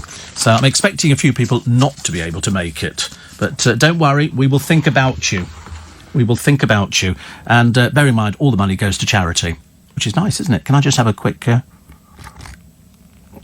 Oh, it's nice. I've had too many cups of tea this morning, I've decided, actually. I'm not surprised I live in the bathroom. What have we got here? This is a picture of Jennifer Hudson transforming into the Queen of Soul, Aretha Franklin. Oh, she looks good. Looks very good. Jessie Wallace had a tough time over at EastEnders. We think things could be getting a little bit better. We think. We're not too sure. And this columnist here talking about... if the rolling news on coronavirus is getting you down, you can join me in my happy place online. Oh, dear. Always worry about people like that. Always worry about those sort of people. And one here, betrayed mum, can't afford to return home. She went on holiday, and she went to the Caribbean, and she met a young man. She says he had the body of a god. Unfortunately, he's now taken all my money and I'm stranded. It happens all the time. Poor Claire had no idea that this man would drain her £40,000 life savings. She admits she ignored the howls of protest from her 3 daughters, and she began a relationship with a bloke called Franklin, who is 12 years her junior. She's now heartbroken, penniless, and she can't afford to get home again, so she's stuck.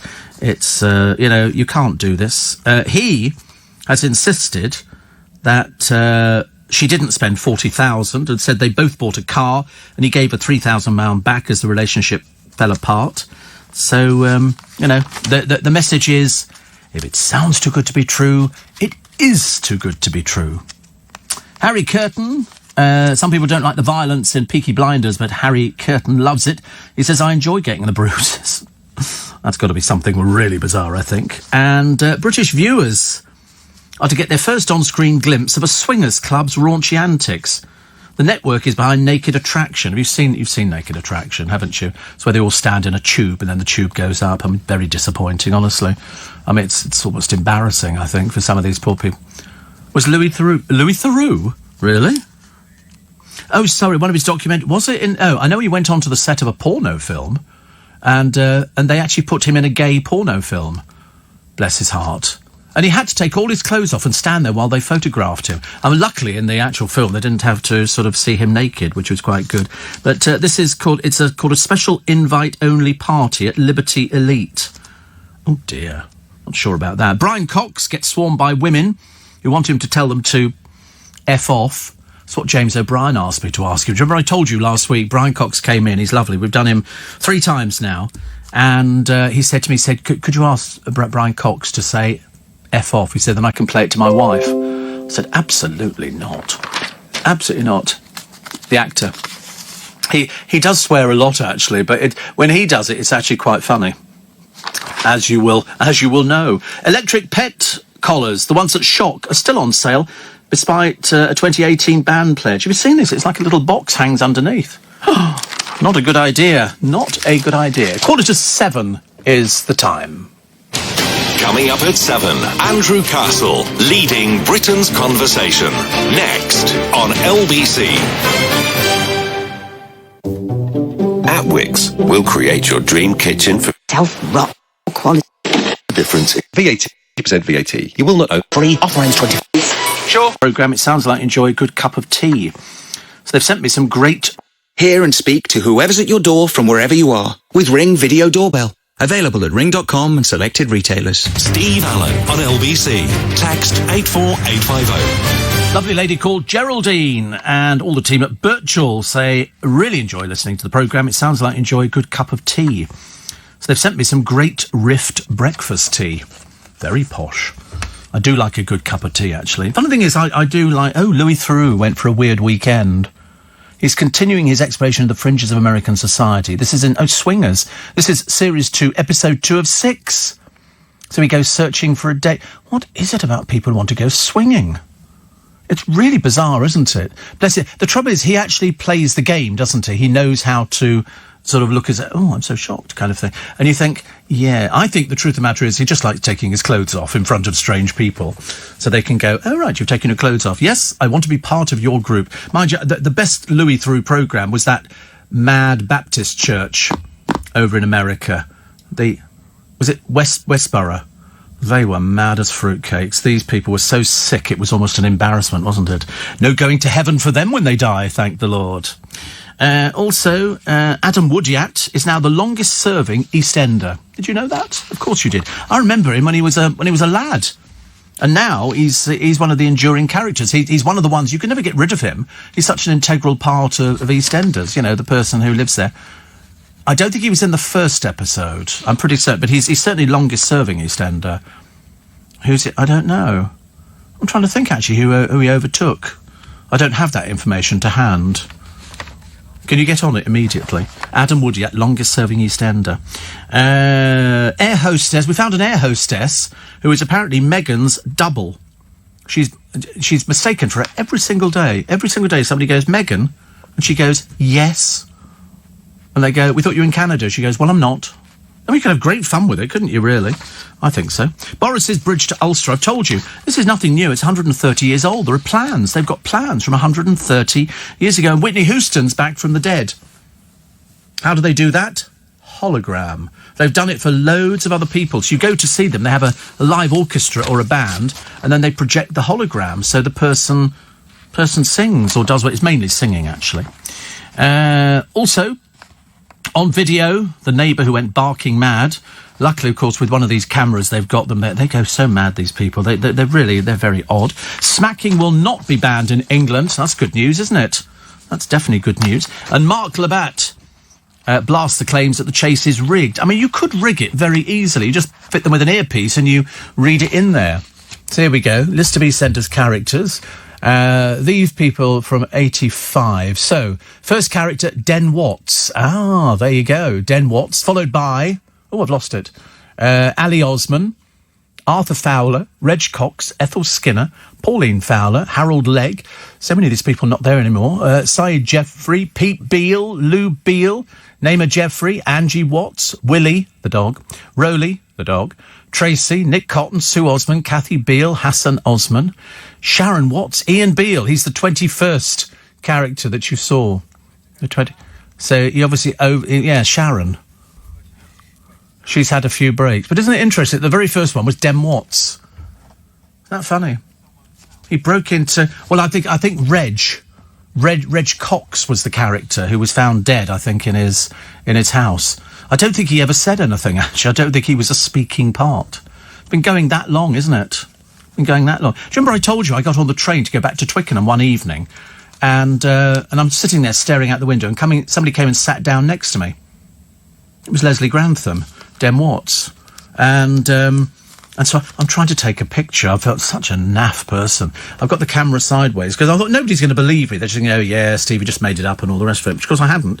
And then it turned out he was a listener, so he came in. He came in on a couple of occasions actually, and then he died. Sunday Express. TV star Caroline dead at 40. Tributes pouring in from just about everybody you can think of, including the Sun newspaper and Dan Wooten, who's obviously a great admirer. Make of that what you will. The Daily Star, Caroline takes own life. 2 dead as Storm Dennis wreaks havoc, and it really does wreak havoc. So they've got 2, 3, 4 and 5 pages in the Daily Star. Plus, she was best known for presenting a matchmaking TV show, but she struggled with her turbulent love life. That was the bit that they kept taking pictures of. That was the bit, wasn't it? when they sort of went, oh, she's got, this is how messed up her life is, and from Beau Selector to Love Isle, the rise and rise of one of TV's biggest stars. I don't think she was ever a big star. She was a party type girl who liked going out. Wayne Rooney, secret mastermind who loved hosting quiz nights for England teammates. Yeah, right. None of us are buying into that one at all. We can't believe that one. We really cannot. It's just the oddest thing ever. And here's the face mask that's a real gem. This one, a feature, is £400. It comes amid a surge in demand. And it costs £412, made by Sheridan Chung. And it's got everything. Mind you, could get 50 protective masks bought for $9.99 from Boots. 20p a mask. To be honest with you, you really need to check on whether these things can do the job. Otherwise, you might as well just sort of hold a piece of tissue paper up to your mouth. It's the easiest way. Nick Ferrari is telling it like it is in the column in the Daily Star, talking about Big Ben, talking about the cost there soaring to 79 million. Nobody can quite work that one out. And Through the Keyhole has been axed. It lasted for a while, almost 7 years, but they want to focus on other ideas. Yeah, it's unlike the BBC, why there's certain programmes on the BBC we would love to see. They got 5 million viewers. They had all sorts of people, Vinnie Jones, Dennis Rodman, Pamela Anderson. The ratings fell below 2 million, so it hemorrhaged. They say it was given a plum spot, and at first it really delivered, but it's a night when competition between the TV channels is tough. I don't know why they're worrying about it. So they've also scrapped Jason Manford's game show, What Would Your Kids Do? And Take Me Out. One source said Keith's lewd humour is a bit out of sync with the way viewers aren't lapping it up like they used to. I always assumed you had to be drunk to enjoy it, because I've never kind of got it at all. I always thought it was really, really the most bizarre thing. And it's, I do watch people on Celebrity Juice, and then I think, what on earth is Eamon Holmes doing on there? If it was sort of, things your pensioner father might say, then I could understand it, but I don't get it at all. I mean, he can't need the money, surely, not after all this time. My cake's a knockout. This is baking genius Ben Cullen. Says that making an edible life-size Conor McGregor was the icing on the cake of his super sweet career, which is lovely. We like all those kind of things. And the Mail, Caroline Flack at a party just 2 weeks ago, smiling. You'd never know. You'd never know that there was anything the matter at all. And then, literally, 2 weeks later, not with us anymore. Plus, Kate might struggle against mum guilt, hypnobirthing, morning sickness, and George turning life upside down. Juggling the family with royal duty, she gives a soul-bearing interview. So you can read all about that in the papers this morning. They call Caroline Flack bubbly and mischievous, but they also called her the troubled romantic. ITV in a new crisis over vulnerable celebrities. I mean, how many more? How many more? I mean, is she the tip of the iceberg? We don't know, because nobody could have predicted that one. Nobody could have predicted that one at all. Battered by the bomb cyclone, Storm Dennis bringing chaos just days after the last one. 2 including a man who fell from a ship. 50,000 stranded, hundreds of flights cancelled, roads, bridges and trains all hit. It's funny, actually, in London we seem to be okay. Sort of okay. I don't think I've noticed anything actually too bad. And a British businessman arrested for reportedly patting a male airport security guard in Egypt has been released. Tony Camaccio from Sutton feared he'd be accused of sexual assault, and he paid £1,000 in bail and costs, and they finally let him go. It did seem a little bit ridiculous, didn't it? There's a story about Starbucks, which I'm sure you will find of interest. And here she is, Anne Sekulis, pictured in Virginia last month, the woman who appears to have blood on her hands. Plus, a second Briton has died after butt lift surgery at a Turkish clinic. This thing that people want, which makes your bottom look bigger. Why on earth would you want a bottom to look bigger? I mean, I can't understand it. I mean, people go over there to a place they've never heard of before because it's cheap. So they're doing it on the cheap. What is this obsession with wanting a bigger bottom? I don't know. I don't know. I don't think we'd be able to unravel that this morning, I'm afraid. But we have to finish. The barmaid was the longest serving. Thank you. The old ones are the best. Just not possible, but it was very nice. It was a very, very warm, loving, giving afternoon. And then, as I say, I got back in the car, and that's when the problem started, trying to get home. So I've had about 2 hours sleep. I kept setting all these different alarm clocks, thinking I don't want to oversleep. That'll be my nightmare day. And for Corey as well, he didn't get any sleep at all. Didn't get any sleep. Luckily, he's only got to survive through till 7 o'clock this morning, which is 2 hours 55 minutes away. I'm going for breakfast. Yeah, I might have got second wind by that time. Because they did give me 2 bottles of Prosecco in my dressing room, so I drank the first one, and then I suddenly realised perhaps I'm supposed to share. So I did. Who's the breakfast? Strange question. So no, somebody who used to work here. Joe, why? Go on, why? Oh right. Oh no, there was none at all. No, it's Joe who used to work here, who works for Sky now, and sorry, at my age. Don't be so ridiculous. You don't have dates at my age. You have wakes. You don't have anything else. Dates, honestly. Who has a date at the age of 66, for God's sake? Unless you're, 39. I wish. No, it was good yesterday. But it was fatal giving me two bottles of Prosecco in my little dressing room, which I only discovered later. I had my own ensuite bathroom in the room. Well, I say ensuite bathroom was a bucket in the corner. I'm assuming that was roughly the same kind of thing. But it was lovely. It was good, wasn't it? We had a nice time. Got a standing ovation at the end. As I say, I think they wanted to go toilet. It gets to that stage. But we did an hour and... What did we do? About an hour and a half? Something like that? About an hour and a half? Yeah, 15 minutes more than we should have done. I've been told, hour and 15 minutes because we had to do all the signings and everything else. But then Tom Cheal turned up. He'd come all the way down from Norfolk, who's our boss. And at the end of the show, he said to me, it always amazes me. He said, you don't have any idea what you're going to talk about. I don't know. Not at all. They do the intro, ladies and gentlemen, Steve Allen. I walk on stage, and even then I've got no idea. So you just look at everybody, and then you sit down, you go, well, here we are again. And it just flows from there. It's very odd. No. You are supposed to get nervous, aren't you? Bless you. Oh, wait a minute. Count how many times he sneezes. Count how many times he said, we might have to evacuate the studio. You're not coming in my side of the studio. Do you see that there was that couple on a cruise ship, and the cruise ship wasn't allowed to berth anywhere because they've got cases of coronavirus on board. And this bloke who's British is moaning that the British government are not doing enough for him. So he's appealed to Richard Branson. He said, can't you send a private plane to take us all? What would he want to get involved for? Why would you, you're on a cruise ship, enjoy it. It's nice. You ever done a cruise? No. I think you might like it, Darren.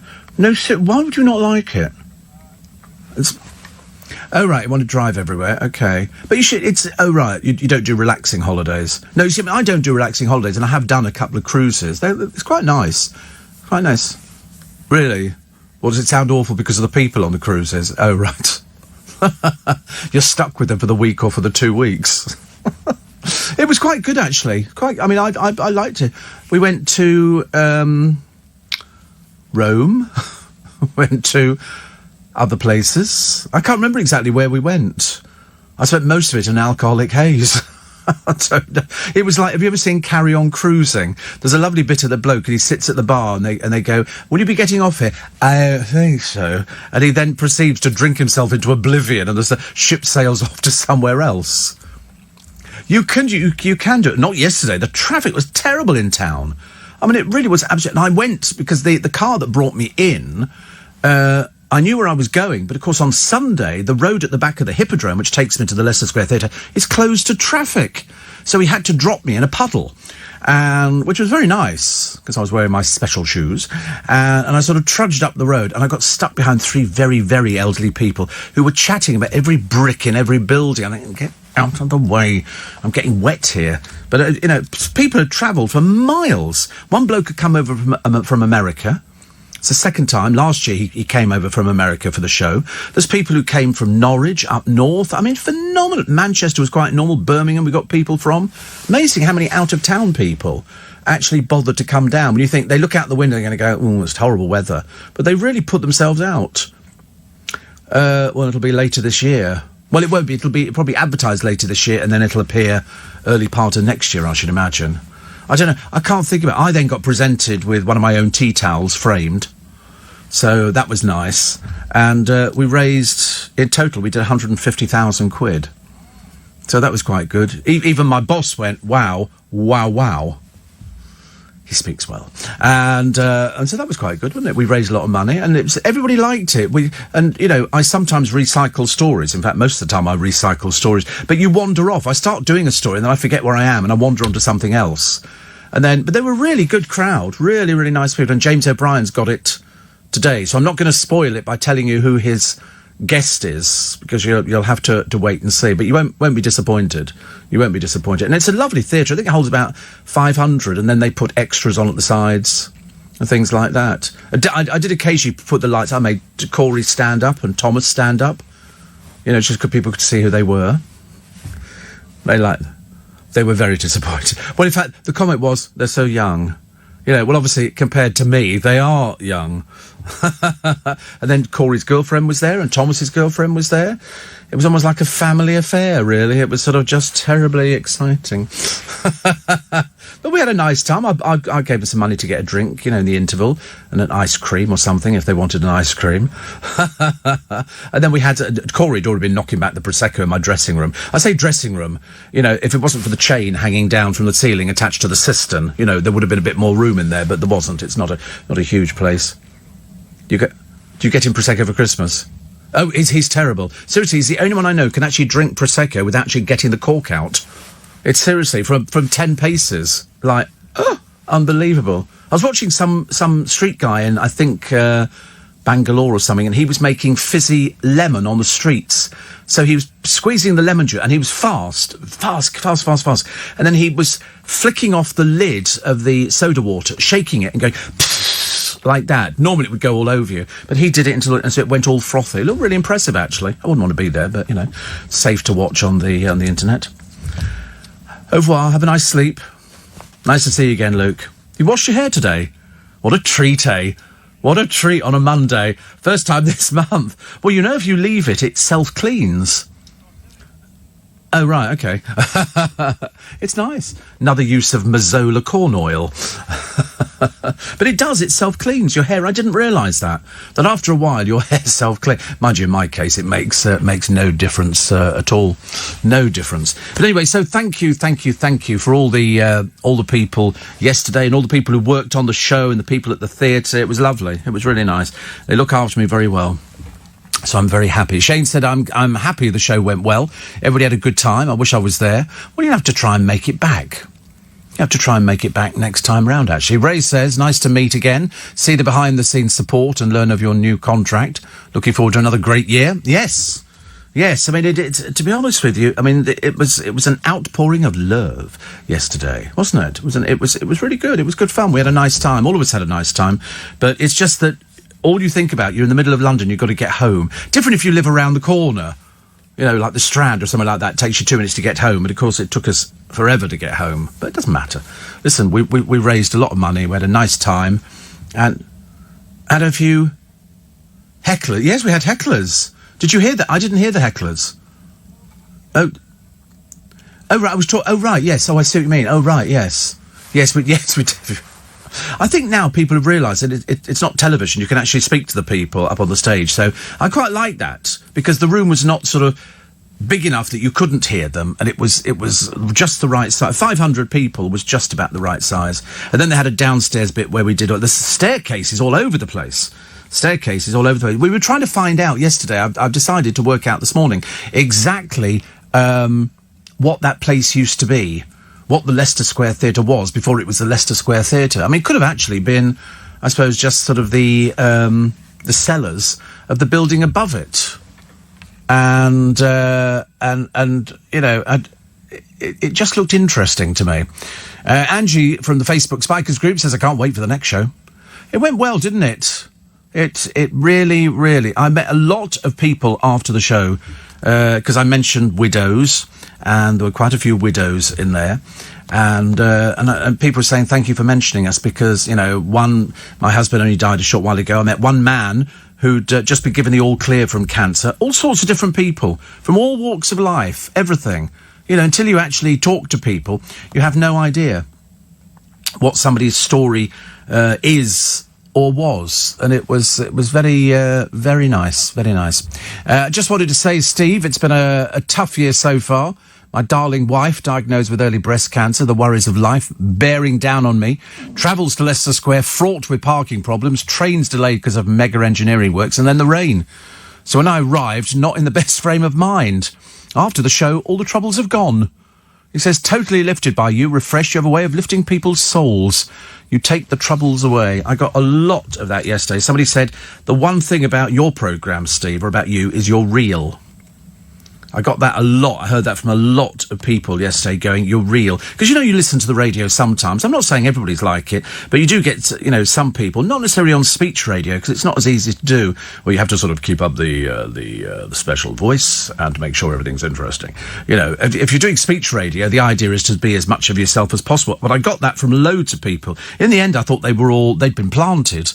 People keep saying, the reason we like you, Steve, is you're real. I said, well, we like to make it as real as possible. So we took a lot of troubles away yesterday afternoon. If you went home with a smile on your face after some of the stories, including the most popular one, according to my friend Ant Payne, was the Coinstar story, which I'd managed to embellish a little bit by the time we got to it yesterday. I was quite surprised, actually. I was very impressed. I can embellish a story now, and it sounded even better. Even I liked it. Got a punchline and all that. It was all there. I mean, I could have turned that into a 10-minute routine. I've discovered that's what I can do. That's what my friend Ant says. He says, you're the man who tells stories. I said, well, not all the time, but sometimes we tell stories, and I'm good at telling stories. I'd be very good on Jackanory. I would be very good on telling stories to kids and sitting down, because I love reading. Are you sitting comfortably? Then I'll begin. Bingy bong, bingy bong, bingy bong. We used to get that when we were kids. We used to listen to the radio, and it was Listen with Mother. On the television, it was Watch with Mother. And they'd go, and here's Luby Lou. And Luby Lou, it always looked like she'd had a few sherbets, climbed out of the box, Teddy looking a bit rumpled, and sort of like, thank God that's over. And then they go, Bill and Ben, flower pot men. And up pops marijuana in the middle. And, weed. I do beg your pardon. I just got confused by the whole thing. And I used to sit there watching this stuff. I loved it. Kids' television. I used to like Muffin the Mule. Please don't do the jokes. Okay, we've heard them all before. And here are the Wooden Tops. And the biggest spotty dog you ever did see. And all those at Tales of the Riverbank. All that. Please don't write in with your favourite shows from children's time. Just let me have my reminiscences. I do it so much better. Look, I'm late for the news. You've made me late for the news already. I shall have to just a break, isn't it? Yes. One might think it was the news. I didn't. I don't know. I just made that bit up. Because we're very tired today, so you'll have to bear with us. We're not as... Somebody said, I'll be with you in the morning, Steve. I said, well, I might not be as sparkly as I am normally. And the moment I saw Corey, I suddenly realised he wasn't sparkly at all. In fact, we're debating whether or not he was ever sparkly.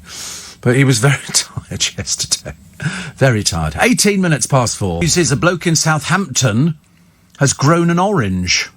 It's only taken 15 years. I mean, it's going to take you forever to fill a glass, isn't it, if it's 15 years? And it's just got one orange. But it only goes to prove it can be done. Can be done. Also, a story about a girl of 13, not a very pleasant person, who trashed a memorial to the war dead and then decided to go shoplifting. What is it about these people when they go off the rails? And we found out the Leicester Square Theatre, previously known as Notre Dame Hall, cavern in the town and the venue. And guess who played there? The Small Faces, the Sex Pistols, the Rolling Stones and The Who.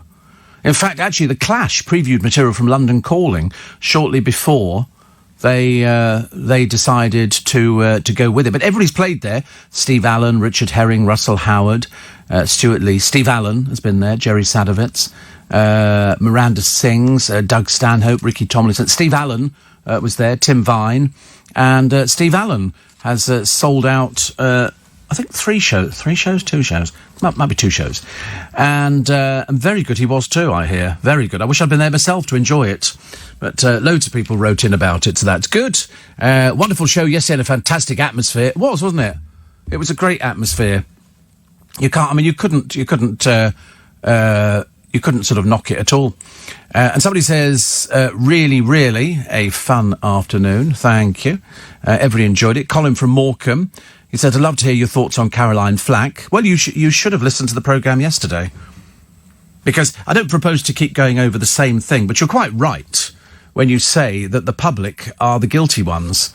Because if the people didn't buy the newspapers, the papers wouldn't be printing this sort of stuff. If people didn't write on social media, it wouldn't exist. It's as simple as that. It's the public are bad because they have an insatiable appetite, or you have an insatiable appetite, to read about all this kind of stuff. It makes newspaper headlines. 2 days on, it's making headlines. We had the same with Amy Winehouse.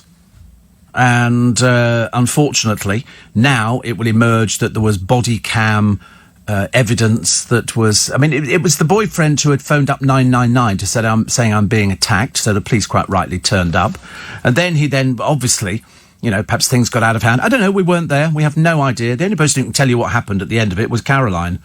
And there's not much chance of that. And so it's a case of what went on in their private life. I don't know. It was a fairly volatile relationship that she had with a lot of people. I don't know what it was due to, and I don't really care. I just know that when you call the police out, they then log something as a crime. Somebody has complained I was being beaten up, so the police turn up and they've got it all on body cam. And she was worried that would come out in court, which undoubtedly it would have done. And would have, I suppose, effectively sealed her fate as to working in the industry again. And yet, as people keep pointing out to me, Ant McPartland managed to get back into the business again, and he was done for drink driving. In Caroline's case, she was followed by the media. The tabloid press were the worst at following her. And unfortunately, every time they took a picture of her head was down because she didn't want to be photographed. But that's how these people make their money. If you don't get publicity, the show that you're working on doesn't get the publicity as well. It's a bitter circle. And it goes on. It doesn't make so much difference on radio.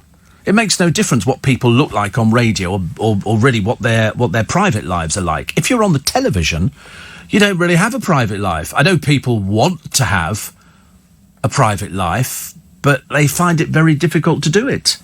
Because the press are always there. There's always going to be paparazzi. If they think you're likely to do something stupid, like put out the rubbish in your undies, then they're going to be clever enough to take a picture.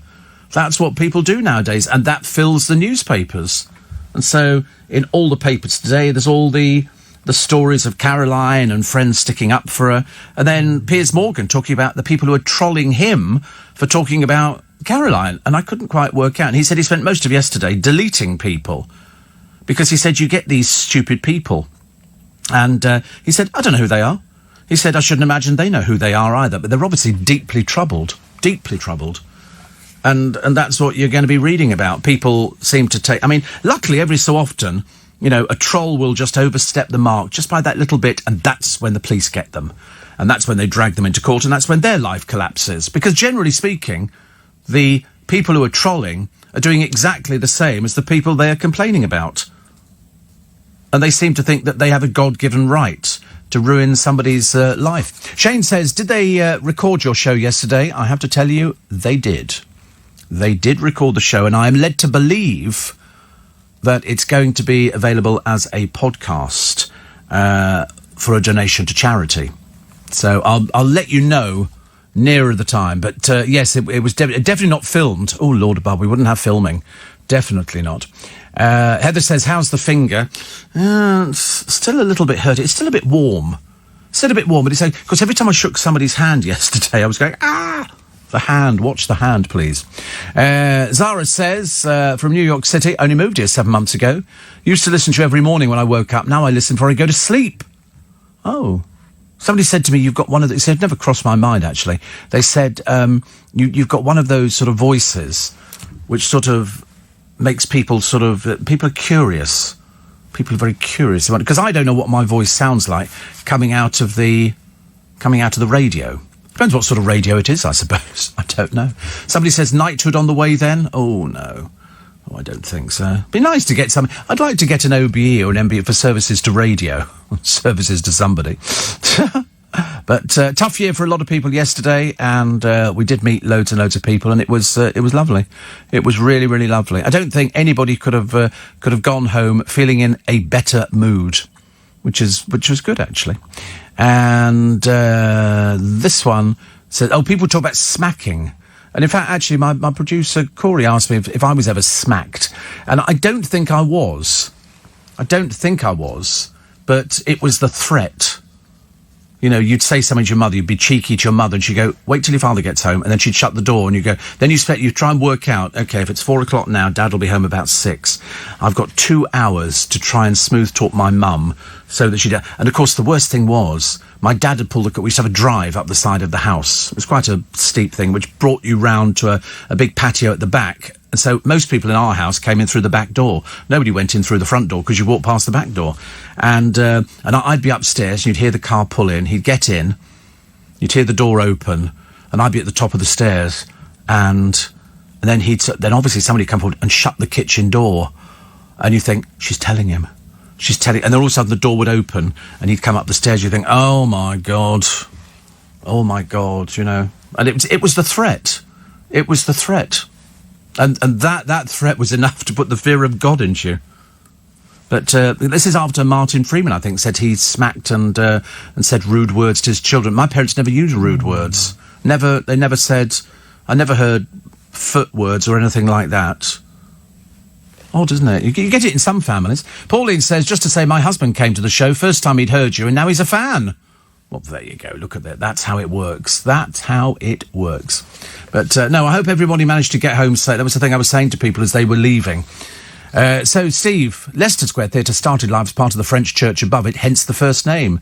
And it's had various incarnations. It's a lovely space. It's 500 strong, which looks nice. When you see all the seats out there, it's lovely. I mean, they really sort of pack them in, don't they? They're comfy enough seats for you? They're not too bad. What's not too bad? You've got comfier seats at home, have you? Are you at that age where you need a cushion or something? Driving shoes. You don't drive. Driving shoes. Do you drive? Do you? I didn't know you drove. Oh, yes, you. I did. You got a Mini? Yes, a Mini. Oh, you didn't. Oh, no. In error. Yeah, challenge it. A lot of people that actually challenge. I got a parking ticket one weekend, years and years ago, and I wrote to them saying, it's very confusing. This side of the road, no parking ticket. That side of the road, parking ticket. It doesn't make it clear. And they said, well, on this occasion, felt like they were doing me a big favour, we will waive the parking ticket. I thought, bloody well think so too. I'll put you in the same sin bin as the girl from Sainsbury's in Hampton and the Coinstar machine. Nice to be company. It's Monday morning. It's LBC. It's the 17th of February. So we've had Valentine. Did you notice? I was in... Which supermarket was I in the other day? It might have been Waitrose. Was it Waitrose? Or it could have been Marks & Spencer's. All the chocolate was half price after Valentine's Day. I mean, who's going to be buying heart-shaped chocolates after Valentine's Day? So they were knocking it all out. They were all cheap, yeah. Yeah, whew. Corey's out there. He's got his credit card maxed up for getting those things. Yes, it was all cheap. The flowers were going cheap and all sorts of things as well. Because there's not much use after Valentine's Day. It's like selling Christmas cards. Actually, the Christmas cards you can sell because people hang on to them. But invariably, I'll see other Christmas cards that I like better than the ones that I buy at Christmas. Monica, my favourite cabbie, although shortly to be off the list, she says, don't be an idiot and go to the doctor. If you feel your fingers warmer, it's due to inflammation. Oh, I know it's inflammation. I can see it. I could see it. In fact, I was showing people at the theatre, suddenly realising that people at the back must have wondered what on earth I was doing, holding my hand up, and you can see that it sort of tilts to one side. Only on my right hand. On the left-hand side, it's absolutely perfect. 9 out of 10. Thank you very much indeed. So we should take more of your texts and emails. 84850. Trevor and Wigan, you're a liar. Can't help it, but, you know, you're a liar. Don't be so stupid. And it's not your fault. You are classic example, Trevor in Wigan, of a troll, a snowflake troll, which is the sort of person that everybody in the industry despises because you're a bit stupid. You know, you are a bit stupid. Not your fault. Steve just got back from Spain. Ask your listeners why I can't send a text to you. Oh, I've got no idea. You're asking the wrong person. I've got no idea how texts, Andy, work. Or things like this. I've tried. So are you texting from... I'm not sure if you can text from Spain, can you? We don't think you can. Yeah, you can email steve@lbc.co.uk, but you can't... I don't think you can text, I'm pretty certain. Even if you try putting 44 in front of it. Yeah, because all the stuff I get through is with friends of mine, Chris and Steve in Spain, I get... I don't know, is that a text? Oh, they'll know about it, but they won't be up just yet. I don't think you can text from Spain. No. Corey says, no, you can't. He knows about these things. Another one here. Emir says, to be fair, when your boyfriend's birthday is the 15th of February, the half-price Valentine's stuff comes in very useful. Well, that's just called being cheap, isn't it? That's like kids who end up with their birthdays on Christmas Day, and they go, oh, I get 2 presents. The hell you do. Of course you don't. You don't get two presents at all. You only get the one present. In fact, it's always a bit of a swizz, isn't it? Martin says, doesn't matter what shape it is, Steve, it's chocolate. Yeah, you're probably right, actually. I normally bring in chocolate for the news desk and stuff like that, and oranges. Today, nothing. Nothing at all, actually, because I didn't have a chance. Because when I got home yesterday, I had to go to bed to get some sleep. And then when I got back home, it was way too late for anything like that. Thoroughly enjoyed it, Steve. These are 2 partially sighted listeners.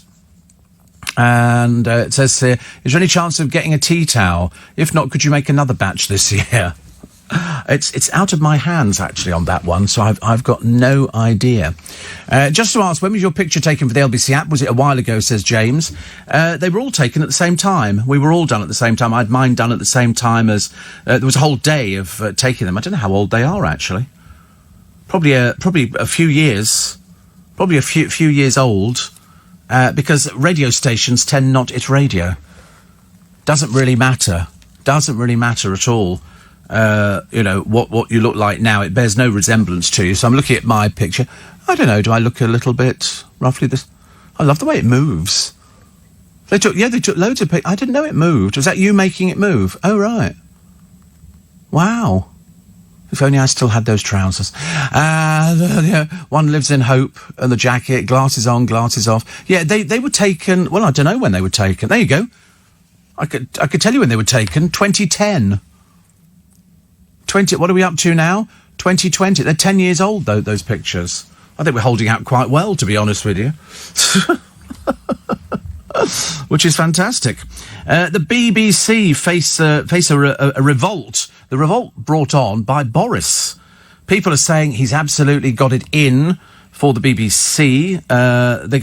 They think, whether it's going to work, I've got no idea. I think they're going to make it... pay-per-view kind of thing. You know, you phone up and you will book your own licence and they will then check, and if they don't, I mean, how they'll administer that, I've got no idea. And then there was also talk that Boris wants them to cut back on the amount of radio stations they've got and start, because they are not, we own the BBC. We actually pay for it. You don't pay for ITV, but you do pay for the BBC. That's why they're very keen to get their money in. But it's not a case of everything works. Steve, I live near Alicante, says Jeanette, but I text using a UK SIM card. Ah, that might be it. That's the key. That's the key. He's leapt onto that one straight away. Maybe you have a tiny splinter of glass in your hand. No, definitely not. Definitely not. Nothing went into the finger at all. We've had a good look, actually. Sitting here writing my text, holding my own snow leopard. I've named him Simba. Got him for £3 in Sainsbury's, says Connie. I wish it could be a real snow leopard. If it was a real snow leopard, you wouldn't have any hands left. You'd have taken them off. It's only because the one I'm holding on YouTube is not very well. The rest of it, Shoo. I texted you the other day from the Maldives, and I am again now. Thank you. I've never been to the Maldives, Pam. Never been, but it sounds lovely. Glorious at this time of year, isn't it? Really? Is it good? Another one. Congratulations. Worth every minute and more of the arduous journey yesterday. I got so many of these yesterday, so many from, if there were 500 people there, I've had about 300 back in from people saying they love the show. And when's the next one? Well, it'll probably be announced later on this year. Do you know what they're looking at? I'll tell you this now. They're looking at a bigger venue, because they're working on the assumption that Steve Allen can sell a big venue. And so we're looking at a bigger venue. The biggest that we've ever played is 2,000 seats. That's what we've normally done. I'm happy with sort of a 600-seater. That's a nice... But it's finding somewhere within London. There's places outside of London, but it's trying to get you to get to them. That's the only problem. And Heather says, fantastic fun-filled show. You were at your finest, worth every minute of the arduous journey. She says, there you go, you'll need a bigger venue next year when even more of us apply for tickets. Lovely to meet up with so many of the original Spikers groups. The boys look so proud. Yes. Well, they actually dressed up. We were quite surprised, actually. I mean, Corey put on a sort of a shirt and jacket. Bless him. And he bought it especially. Did you? I never know whether he's telling the truth. Oh, you genuinely bought it? 90 quid! Wow! That's a lot of money, isn't it? It's only from Next. What size is it? What size are you? Do you not know what size you are? Oh, you're hopeless, honestly. What does it say? It doesn't say. Of course it says. It must say that. Otherwise, how would you know? Look on one of the on the pockets or something like that. There's nothing on the back label. Here we go. Italian fabric, of course. But it doesn't tell you what size. Have you ever heard of a jacket that... What is it? Gulp. 42 chest. Regular. 42 regular. 107 centimetres. I don't think we need to know that information. But, so it's, yeah, R is regular fit, I think. They do slim fit, regular fit, and then the Steve Allen size, which has a separate rail all for itself. I put a pair of trousers on yesterday to wear to the thing. And to be honest with you, when you spend your entire life in a pair of denims, when you have to put trousers on, it's a bit of a pain. Although the trousers I'm wearing in the photo for the LBC thing, I thought they looked really nice, actually. I just wish I knew where they were. Paddy says, I can't text you from Ireland. And Shane says, I tried texting you here in Sydney. I couldn't. Oh, right. So you're well up on this sort of thing. I had no idea it was so difficult. But I'm glad everybody enjoyed the show. I said that yesterday. You'll never know in a million years how much fun it was to do and how much money we raised. And there was a little group of us, 500 yesterday. 500 is a lot of people in one room, and a few people had some sherbets, and we had a nice afternoon. We sort of romped through some stories, a little bit of information about LBC. And now in the same theatre, James O'Brien is doing his In Conversation, and he's got a special guest that he will have. I didn't have a special guest. And I was telling the story of how this programme very nearly became a phone-in many years ago. And then it didn't work because all the listeners decided they didn't want to phone in. They just wanted to hear Steve Allen rambling on. And rambling on we get. Steve, I only use a UK SIM card and I live near Alicante. When there. Is it perhaps my service provider, Sky? Your text has put +44 in front of 84850. It's so frustrating. I don't know. Somebody will have to tell us. It's the technology hour with Steve Allen. I should have asked Will Guyatt, but I mean, to be honest with you, he's nursing some sort of hideous illness that he's got, which is obviously highly contagious. He's had conjunctivitis. The whole bit. We don't want him coming anywhere near us. As far as I'm concerned, Will has to stay well away. Because, he's in bed, don't feel very well, Steve, don't feel very well. You think, well, of course you're not very well. You're not very well. And then you've got conjunctivitis, and then we got all sorts of stories about other people having conjunctivitis. My producer over the weekend, Nick, had had conjunctivitis. The other name for it is glue eye. Have you ever had it? Pink eye. Oh, is it pink eye? All right. Whatever it is, you have to sort of bathe your eyes in the morning to sort of, so you can actually open it. And it's very contagious. Very contagious. I've only ever had it, I think, a couple of times. Dreadful. Steve, Monica says, I saw your photos from yesterday's evening. If your LBC photo is 10 years old, you're keeping very well indeed. Monica, favourite cabbie, in brackets, trying to get back in the good books. Do you know, to be honest with you, for 10 years old, I mean, it's brilliant. It's brilliant. We managed to sort of hang on to the figure and add to it a little bit. What about an In Conversation with Camilla Parker Bowles? You don't spell bowls like that, Donny. That's bowels. There's probably a joke there somewhere, isn't there, really? And Steve, having listened to your show on the day of the halogen burn, you don't half worry me. Your finger, is it at all hot? Yes. Yep, stick it on ice, says Mark. Well, I've done that. We did it for the very first day. We had a bowl in the studio of cold water, and every so often I would stick my hand in it. Very therapeutic. Very, very therapeutic. It was brilliant, but we haven't done it today. I'm so worried, you know me. Accident-prone Steve Allen. And I'm liable to knock the blooming bowl over in the studio, in which case there'll be a bang, like that. And all of a sudden, you know, even my boss was there yesterday. He travelled all the way down from, I don't know what he was doing up there. He said he came down from Norwich. It was about 2.5 hours through that miserable traffic and the rain and, oh, God, it was just awful, awful, awful. And he came down and he loved the show. He thought it was great. So that's my seal of approval. My boss says to me, very nice. You think that's it? Steve, you've never been to the Maldives. I was there on Saturday. It's a shopping centre in St Albans. Hang on, that might be the Maltings. Do you know, I've been to St Albans. I think I've just driven round it. That's where Noreen hails from. Steve, pink eye is awful. It was the first and only gift I've had from my goddaughter. All the baby pictures, people comment on my fluorescent red eye before. How cute the babies are and that kind of... Oh, I know. I've seen that before. Steve, do you remember your first shows with James O'Brien at Radlett? Yes. We were in the second row behind Bob, Clive's then producer, and his mum. Joanne Webb was there, and Alexander Bemange. I remember holding James's bag in the interval. Great afternoon, says Noreen. It's interesting. Well, in fact, Bob was there yesterday. Bob was there yesterday with his mum, Sue. And that was lovely, because I'd not seen Bob for years. Long time, because he was with LBC. I think he was with LBC 9 years. So I introduced him to Thomas. I said, "This is Clive Bull's old producer." Sounds ridiculous now, doesn't it? Because I know Sue, his mum, listens to the programme. But it was great. It was lovely to see so many people that I hadn't seen for a long while. But I remember that show at Radlett. Oh, do I ever? I remember that show because we sent out for fish and chips. Somebody produced a bottle of vodka. That went down very well, and. Yes, it was very debauched. And it's a little tiny theatre at Radlett. Little tiny theatre. And we sold it out within a couple of hours, I think. It sold out. So they put another show on. And I knew how to find it because it's down the road from Costco.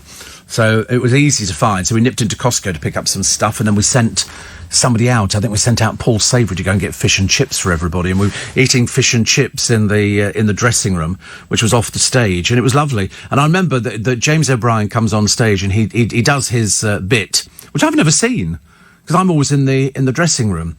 And then he sort of asked for questions, something like that, and somebody put their hand up. He went, yes, gentleman over there. He says, sorry, can you tell us when Steve Allen's coming on? It was so funny. It was so funny. I laughed. And he took it in good spirits, went off stage in tears. That's the way it goes nowadays, isn't it? Nicola Roberts has revealed the Queen Bee costume she wore during the Masked Singer was a nightmare. Yes, we were quite surprised to see you in it as well, but it doesn't matter. Doesn't matter. She now thinks, though, a bit unwisely, that there's a recording career there. I think there might not be. But I mean, you know, you've got to try, I suppose. Skating on ice professional dancer Hamish Gaiman, I think that's how you pronounce it, pulled out of yesterday's show saying he's been struggling. He was stuck with Caprice, you remember? And then she started saying he was pushing her and all this kind of stuff. And, oh, God, here we go. Yeah, it's good. It's all right. Yeah, okay. Sell out, you know. Corey was like, yeah, he was very smart. Would he not been to bed? Because he was sort of down at the theatre. I can't remember what time he was at the theatre. But first of all, Thomas turned up, and then we got Corey and girlfriend, and then we got Thomas's girlfriend. Like a family affair, really. We could have gone to a barbecue and had sort of some Eccles cakes. So it was my girlfriend there, yeah. And whatever, yeah. Bob was there, and it was nice. It was a good crowd. Standing ovation. People laughed. People thought I was funny. Yeah, I know. Even I found that difficult to believe. In fact, actually, considering it wasn't a scripted show, it was just an off-the-cuff thing. But there again, that's what you do every day on the radio, isn't it? If you do I shouldn't imagine that Mr. Moyles or anybody else who's in radio sits there and goes, right, we'll do this, this, this and this. You just freewheel with it and everybody picks up on it. You look well. Rough weekend? Was it? No, I'm just sort of saying. Didn't like to be rude about it. No, no, seriously. You look as though you're some overgrown schoolboy, don't you? I can imagine it's not a fantasy. Imagine you standing there by the bus stop in a pair of short grey trousers with your socks down by your feet and grubby knees because you've been playing football. And then I suddenly realised there's no chance you could play football in a million years. Do you? Is it blow football? No, you're not a running sort of person, are you? It's a case of, OK, we're going to kick the ball over to you. OK, doesn't matter. We'll come and get it. You He goes, yes, I know he goes to the gym. He's got the cleaning job there. It's his job to mop out the showers. He's not working out in the gym. That's it. He might give you that impression, but he's not. Look at him. He's too well scrubbed, isn't he, to go to a gym? Most people from the gym are sweating and all the rest of it. You need to get that app on your telephone that tells you how many steps you've done in the course of a day. That's very good. You've got a Fitbit. You are loaded, aren't you, really? I mean, you really are. I'm very jealous. Very jealous indeed. I've forgotten actually how many steps I did yesterday. Today I've done... Oh, I can't... It won't do... Yeah, no, it doesn't do yesterday's. For some, I have to go back into the phone. But today I've done about 340. It's a bit pathetic, it is. I mean, to be honest with you, it's just walking out from the bedroom to here.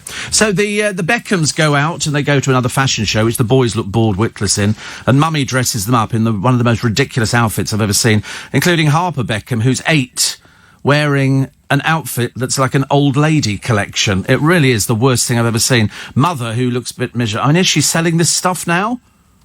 So Cruz had to go and Romeo had to go and Harper, who sits on Daddy's lap. She's 8 years old, for goodness sake. Can't she sit in a chair? Very embarrassing.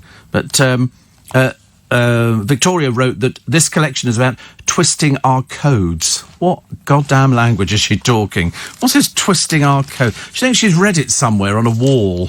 And she's going, oh, twisting our codes, that'll be it. I mean, I don't think she knows what she's talking about half the time. That's why the line's not doing as well as it could be. Olivia Newton-John went to a concert the other day. She was singing in it. She's 71. 71. Alice Cooper was there. And Ronan Keating, poor souls. What have they done to deserve Ronan Keating? Blimey. And also the carer who drank 10 cans of IRN brew to cope after she lost her home and then her job, has shed 6 stone 4 pounds, partly by switching to sugar-free. They've also given her lots of makeup on, so the picture you see of her is not, you know, what the touched-up photo looks like. So they stick her in a gig. It's so staged, it's embarrassing. She follows a realistic food plan. So beforehand, this is why she was enormous. For breakfast, fizzy pop, chocolate, bacon sandwich, crisps and cake. I mean, who in God's name eats cake for breakfast? Lunch, fizzy pop again, fish and chips, burgers, sandwich or pasty. I had a pasty yesterday. Dinner, fizzy pop. You're seeing a recurring theme here, are you? Takeaway, muffin, crisps. So she used to weigh 17 stone 4 pounds and dress size 24. The new diet, breakfast, here we go. Weetabix or Slimming World full English fruit. Oh, that's all it is. It's just another free advert for Slimming World, isn't it? That's all these things are. Generally speaking, you know, once every month they pump something out. We all go, oh, I must try that diet. It's, you know, you can get it all for free. Go to the doctor. Get a diet sheet. You don't need to eat specific foods to lose weight. All it is educating your stomach to accept less. That's the secret.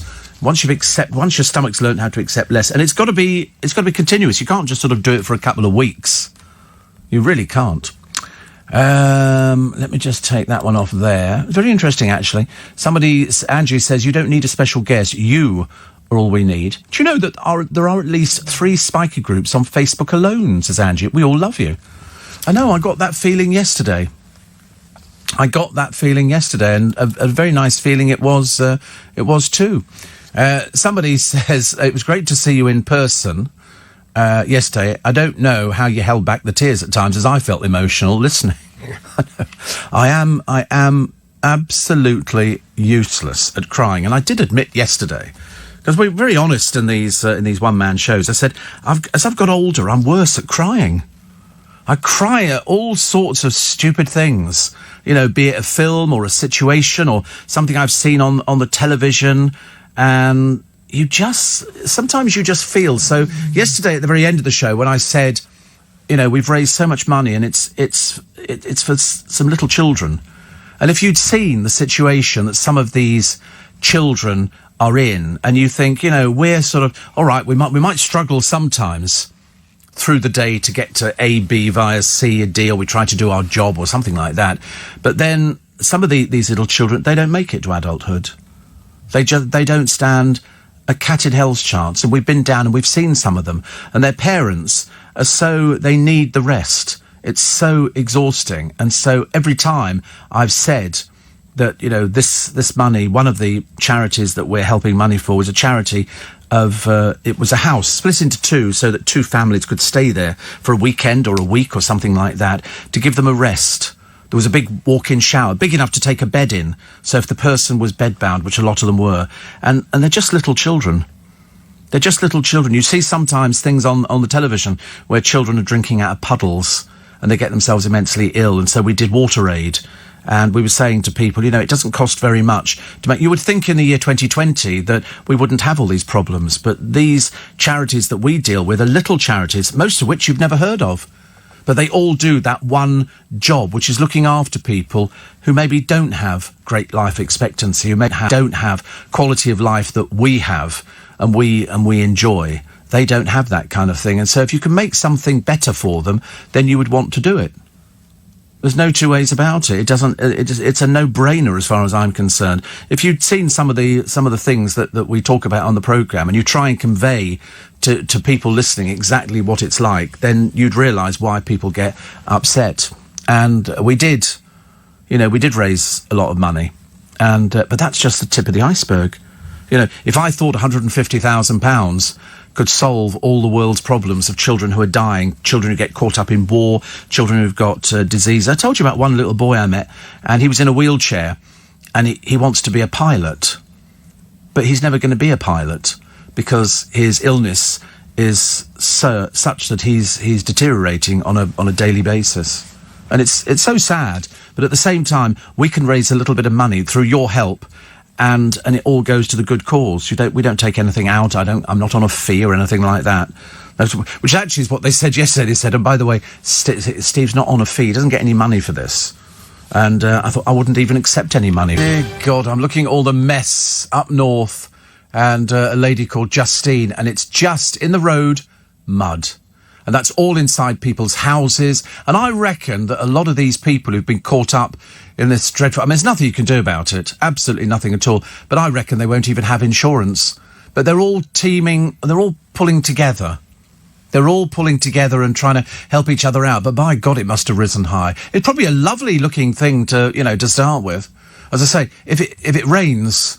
And the River Thames floods, I'm so high up, there's no chance of it getting hold of me. Shane says, sorry about the floods in the UK. We had floods in Sydney the other week. Yeah, it's the fact that there's so many people here who, I bet they haven't got the insurance, and then it flooded again. So this will be the second time. Steve, can you remind Eddie, says Andy, who's on his way to Smithfield Market to pick up the belly pork, please, because he's left his phone behind. Oh... dear, nothing worse, is there? Eddie, can you pick up the belly pork? OK, thank you. Nice to sort things out, isn't it? Fancy, I don't know how you survive with not having the telephone. I couldn't survive without the telephone. Although I actually managed yesterday for the whole show. Patsy says, really good show yesterday. It's an indicator. That's the benchmark. Lovely group of us got together for lunch before making our way to you. Noreen, Brian, Michelle, Terry and Gil.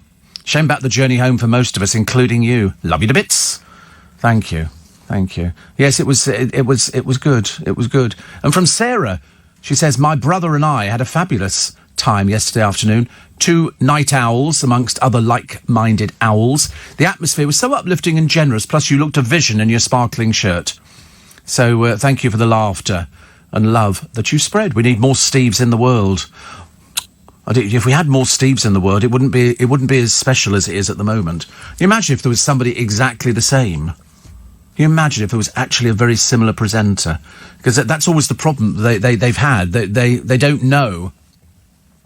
Whenever I go on holiday, who would be the best person to pop in to the show to do it? Because I do it different from anybody else. I'd like to say it was terribly, terribly unique, but in fact, it's probably a lazier way of broadcasting as opposed to having to discuss things with people on the telephone. And I'm not a phone-in presenter. I wish I was. I said yesterday, I didn't come over, I don't think, as sort of somebody who was jealous of anybody else, but I wished I could do other things. I wish I could talk politics. Management listening going, I think not, Steve. I think that would be safer not to let you anywhere near politics. Halogen ovens, showbiz, Kerry Katona, fine, but nothing else. Monica, favourite cabbie on the lookout for a source of coffee, says, I'm trying to keep up with the show today. You'll have to excuse me if I doze off. My stats doze off? Oh dear, you're back in the bad books. The standard source of coffee said slurp and wake me up was unavailable today, so it's getting difficult. Of course, if I doze off, you'll hear about that on your break from Joanne Webb. That's what we like to hear, actually. That's what we like to hear. A lot of people ask me about HS2. Don't ask me about HS2, please. I'm not really sort of interested in HS2. I think we've wasted far too much money on it. He says becoming political. It just sounds ridiculous, doesn't it? Steve Allen becomes political. Although I've been invited to a party. I can't tell you whose it is or anything like that, but there's a very good chance that Boris will be there. And in previous years, as you know, we've had some good people at the parties, including Tony Blair and Cherie. So it'd be quite nice. And somebody said, you could ask if you could get him on for In Conversation, if Boris is there. There's only about 20 of us there. Only about 20. It's quite an intimate gathering. It's lovely. It's very nice indeed. I've got all of a sudden 3 parties booked in. Me, I'm the party pooper. I don't do parties. I'm not a party person at all. I've just accepted an invitation for a party in April. There's one this coming Friday, and I'm thinking, I don't know, do you think I can do it or not? Am I going to be all right? See, Friday's okay, because I don't need to worry about Saturday. But if a party's on a Saturday, I need to worry about how do I get home. So I can't get tiddly-poos. That would be absolutely fateful. So Eddie is picking up the belly pork. Is it pork belly? Don't you call it pork belly, not belly pork? Never heard it called that. Front page of let's pick up. We're trying to pick up all the heavyweight papers, so we can't. So we'll have to suffer with the Sun. CPS knew Caroline had self-harmed, so why take Fragile Star to court? I don't know. We'll never know the answer to that. They don't have to justify it at all, and they can bring domestic abuse charges without an alleged victim's support if it feels they may be scarred or scared or under pressure from an accused perpetrator. Caroline's boyfriend Lewis has said she was innocent. Her management also criticised the prosecutors for pressing ahead. See, if she was innocent, why did he phone 999? All these sort of questions will not be coming out now at all. Barristers want more support for defendants, warning that trial delays can bring months of anxiety and break a person. She was dreading the cop cam footage. All the coppers now have these little cameras which they wear on the front of their chest, and it's basically for their protection. So where that goes from here, I've got no idea. They're also debating. They're now going to ITV put out a tribute to Caroline on Love Island. Now, does that just mean that somebody will be putting together little clips from her in the studio and being on Love Island, and that's it, and that's them done with? They can go, well, at least we've actually done that. So, I don't know. I mean, do they need to axe the programme? I thought they did. Listen, they axed the Jeremy Kyle show. They've axed quite a few bits and pieces. So why not axe it? Most people don't like it. It's the worst of our country. It's the worst. It attracts the worst people, I'm afraid. We just texting from Spain using the UK SIM on my dual SIM phone, says Carol, in the Costa del Sol, a place called Belan Medina. I've never even heard of that. Sounds lovely, though, isn't it? I watch all these programmes every day on the telly here about people who want to go and live in Spain. And they go over there and they say, and this apartment is 60,000. That's 20,000 under your budget of 80. And I'm thinking, you can still buy an apartment for 60,000. And most of them seem to want to go in there and expect a full-size Olympic swimming pool, jacuzzi sitting on the roof, and 8 bedrooms. And they end up with a little shack with some very ramshackle items in the kitchen. But, if you live in Spain, you're not going to be spending too much time inside, are you? You're going to be spending a lot of time outside. And that's it. But you need a swimming pool. There is no point in going to live in Spain if there is not a swimming pool. But I don't swim anyway. Well, I can swim, but not particularly brilliantly. Not one of those sort of things. My goodness, Holly Willoughby. Look at that dress she's wearing. This was on the Dancing on Ice programme. Isn't it like the one that the woman wore in the House of Commons? Only a different colour, where it was sort of off one shoulder. Sweating nicely on the chest, isn't she, by the look of it? The lights. Don't you think so? Very bright, I think. Oh, don't tell me you never noticed. Goodness, that's what she's called, Holly Willoughby. That's why they call her Holly Willoughby, because she's finally sort of up in the sort of chesty. Do you know, I've watched Dancing on Ice before, and Strictly Come Dancing. There's a lot of naked flesh, isn't there? A lot of people showing. Was that Caroline? Oh, that was Caroline. Did she win it? I have a feeling she won. Yeah, she did. That's what I thought. But it's amazing how many people have sort of come out of the woodwork to say, oh, she was my best friend and I last spoke to her at Christmas. And here we are in February. So it's obviously, it's a fickle business. And Andrew Castle the other day was talking about fame and he said it's all wrong. It's all wrong. It's, you know, people who will do anything, as I pointed out earlier on, people who will do anything. They'll sell their grandmother down the river for a chance of fame. They don't know what it is, and nobody ever prepares them for it, but that's what they feel they want to be. How do you know the number of your listeners and getting the spike and the difference between the number of the audience in the previous show? Well, it's all done, it's all calculated, there's graphs and everything else. It's all, you wouldn't understand it. It's too complicated. Listen, even Corey can't get his head around it. He knows no idea. But they have graphs, and ask any of the listeners on any of the different groups. They will tell you how it's worked out, and we can see that at 4 a.m, we wipe the floor. There is nothing that comes anywhere near us. Absolutely nothing at all. So up more this time around. In fact, I think I said to people yesterday, the time before we were up 150,000. This time we're up 50,000. Not doing too badly, actually. We're doing very well. And that's why you've got to get rid of Victoria Derbyshire. The programme's costing me and you about £3 million a year for pitifully small audiences. I'm sorry. No. We want to see value for money. Well, I do. And Steve, it looks like the BBC TV licence will be scrapped. Happy days. Yes, that's the way it's looking. They're also looking at this scrapping of some of the radio stations. I mean, how many radio stations do you need on the BBC? What have they got? 1, 2, 3, 4, 5, 6, 7, and then there's all the local stations. How many? You've got to be looking at 50 to 70 radio stations. You don't need that many. It's really, what a dreadful waste. You could sort of amalgamate them. Somebody said in one of the papers today, and I can't remember who it was, they were saying that very shortly they think the only radio stations left will be Radio 3 and Radio 4. And I don't even know what's broadcast on Radio 3, so it doesn't really help. Is it classical? It's classical music, yeah. And to be honest with you, Classic FM does it so much better, and so much cheaper. So much cheaper. It's so expensive to have anything on the BBC because they're happily spending this money, which isn't theirs. It's basically come in from you. So if they actually scrap the BBC TV licence, will you actually go out and buy it? And the answer is, I bet loads of people are trying to get away from it. Still people try and evade having a TV licence. So in other words, every time you actually go out to buy a television, they automatically take your name and address. And they then send it on to the television people, who are called... What are they called? I don't know what the TV licensing is called. What's it called? I keep thinking of DVLA, but it's not DVLA, is it? That's for the cars. What is it? What's TV licensing? It's TV licensing, I suppose. Can't remember what it's called. It must be National Viewers and Television. No, it's not National Viewers. What is it? Here we go. TV licensing. Da. Where is it? It's just called TV licensing. Is that it? Oh, how blooming boring. How boring. But there you go. So you have to get a TV licence. But I don't mind closing down a few stations that aren't needed. I think you have to look overall at their audience and the performing.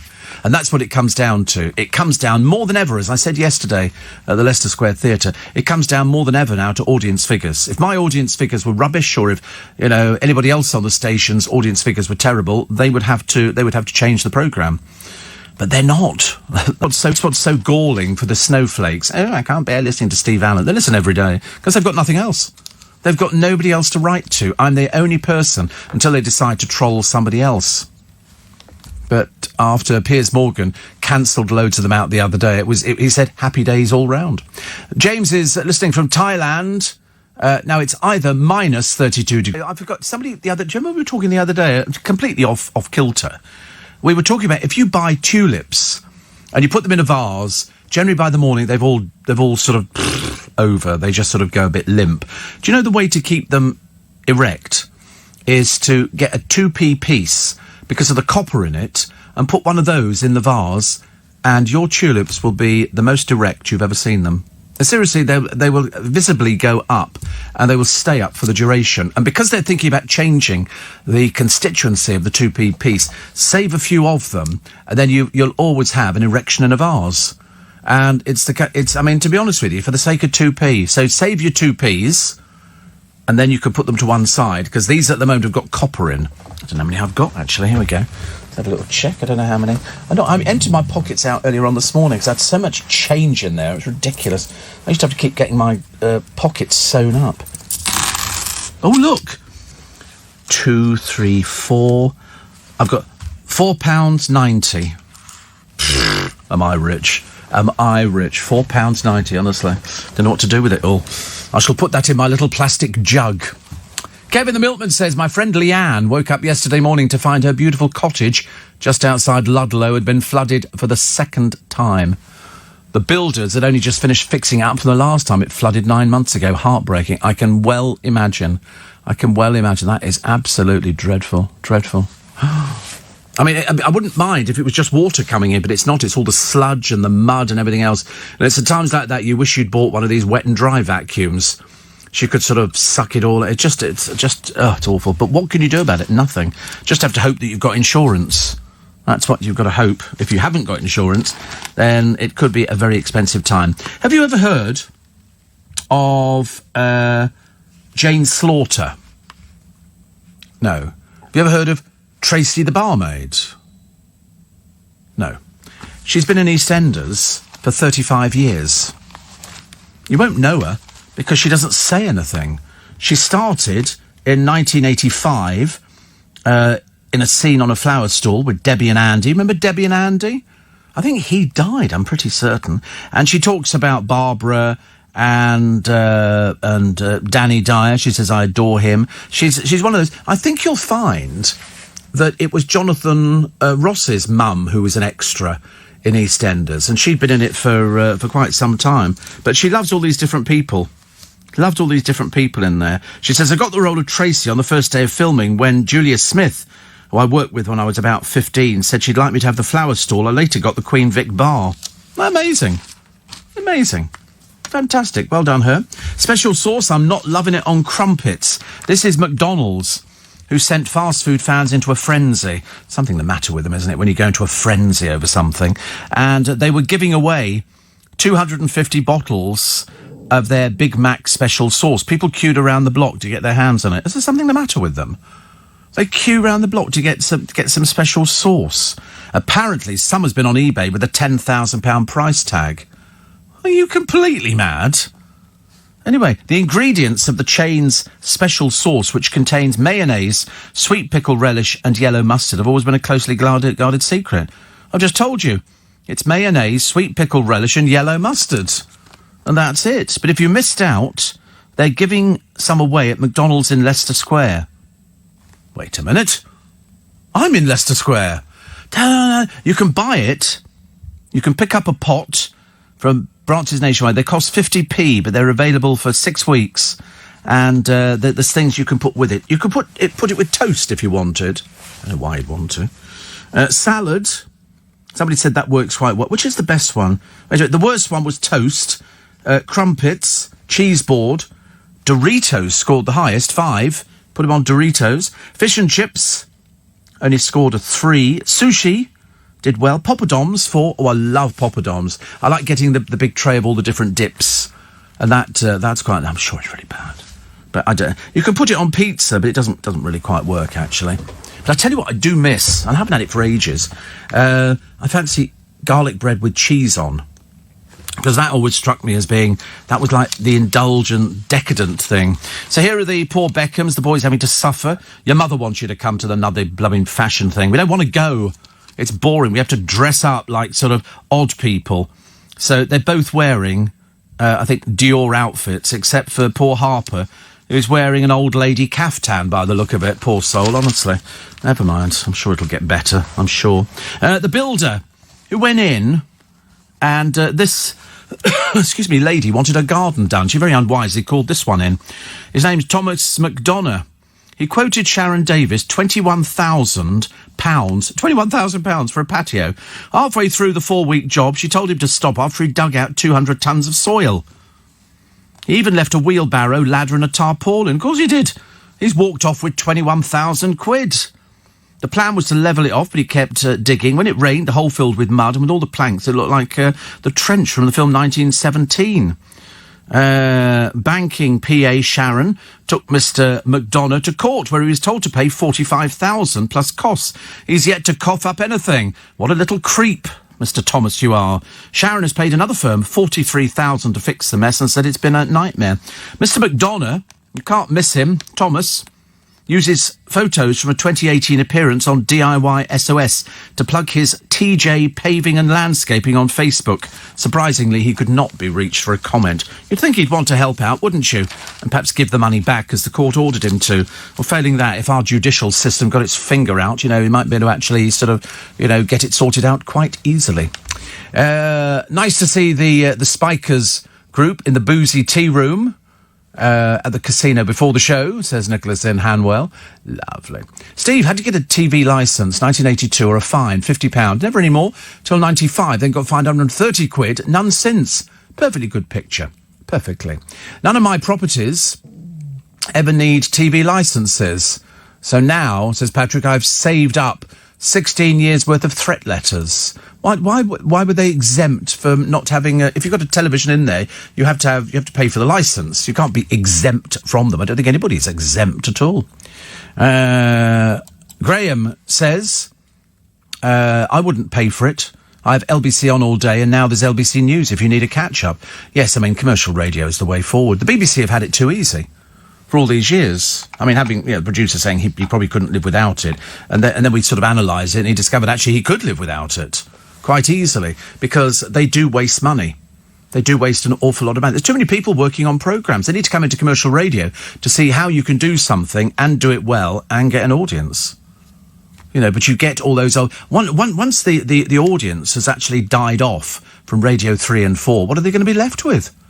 Nothing. Because it's an ever-ageing audience. Whereas LBC, because it's commercial radio, it's like zippity-doo-dah, zippity-yay. Also, crisis averted. No fireballs on Joanne's service, and I'm picking up a passenger to Heathrow, says Monica. Your favourite cabbie. You're going to have to eat more humble pie than that. Quite a number of people listening from Thailand. I don't know why we seem to get loads of people listening from Thailand in this programme. There's nothing peculiar. I mean, perhaps they're starved of good radio. Perhaps they're starved of very good radio. Another one here. It says Lauren Silver. Who's Lauren? Why do I know Lauren Silver's name? I can't remember. But anyway, Simon Cowell is going to be with, Dan Wooten. We all know how popular he is at the moment. But Lauren Silverman said he had no idea about Philip's sexuality. This is Philip Schofield, adding, my gaydar isn't great. Must be bloody awful. Never anything like it. Goodness sake, honestly, it was rumoured 30 years ago. 30 years ago. I feel sorry for Claire Montello. She seems a nice person. She's just rescued herself. Her arm was trapped in her bed for 13 hours. She had one of those ottomans, and she was retrieving an MP3 player from the ottoman's storage space when a hinge mechanism failed and the top half fell on her left arm. Her husband, Franco, was on a night shift. Their grown-up kids have left home, and the phone was out of reach.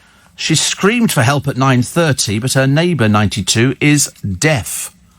Not useful, is it? She spent the night in agony until Franco got home from work. The mum of 3 said, I thought I was going to die. I was surprised I didn't pass out from the pain. I didn't know that you could get trapped in beds. I've seen the beds where they fold up against the wall, but they're generally for comedy, purposes. I mean, poor woman, she's got this sort of arm in plaster. 13 hours! 13 hours she was in agony. Poor soul. Nothing you can do about that, is there? You just have to kind of put up with it. Not so good, not so good. Where's this thing here? I was trying to find... There was a bit in one of the papers about celebrities. Oh, Nadine Coit. This is an interesting one. This one they've definitely got to implement. She wants to do away with the I'm a Celebrity trademark shower scene. She thinks it's sexist. She said, it's just a bit pervy. I think those were my words. She said it's a really odd experience, the shower thing. Because some people go in there, they've got all these different bikinis. Mylene Klass had lots of bikinis, do you remember? And she was putting, every time she went into the shower, another bikini on, and she was just selling bikinis. That's what it was. But Nadine, quite rightly, says it's sexist. You don't want that kind of thing on the programme. They don't have sort of the men in there. They're just concentrating on the women, which is not right, is it? Miriam Margolyes My driver yesterday, who actually took me in, his mother's a listener to the programme, and he had Miriam Margolyes in the back, and she was telling him all sorts of stories. Well, in fact, she sat in the front of the car, and she was telling him all sorts of stories. I said, she's got a naughty turn as Miriam Margolyes. She's got lots of naughty stories, but they're absolutely hilarious. Most of them totally unrepeatable, especially for a family show. Blooming weather, isn't it? Miserable, miserable weather. Lee says Big Mac sauce is basically Thousand Island dressing. Well, it can't be... I mean, see, Thousand Island dressing you can make yourself. You just get some salad cream and squirt some tomato ketchup in it, stir it up, and there's Thousand Island type dressing. Or as they call it, Mary Rose sauce. You know when you go and get a cocktail, a prawn cocktail, it's got Mary Rose sauce on it. And so I actually make it. I make it. It sounds so glamorous, doesn't it? With Hellmann's mayonnaise, squirt it into a bowl, and then add some dollops of tomato ketchup and stir it all up. Yeah, that's it. That's it. You don't need anything else. Delicious. It's absolutely delicious. And then you can use that on anything. You can use that on cheese on toast, scampi. It's delicious with scampi. Fish fingers, dip chips in it. Put it in bread and then put chips on top and then fold the bread over. That's very popular. It's delicious. I bought some... What's that very expensive steak the other day? The one that's supposed to be the best steak you can buy. Is it Wagyu or something? Or is it that? I bought some in March. I thought it was going to be sort of like an arm and a leg, and it actually wasn't very expensive at all. And they said, oh, this is the British version of it. So God knows what that's going to be like. But I'm going to be trying it. Yeah, Wagyu. They say, is any of the 4 Japanese breeds of beef cattle in several areas of Japan? Well, my one's British. And it's marbled. It's supposed to be really, really expensive. They say, why Wagyu beef is so expensive? I don't know why. But mine doesn't look like that at all. I'm quite looking forward to eating it, though. I like steak every so often, not on a regular basis. Because I tell you what I'm a bit partial to, potato croquettes.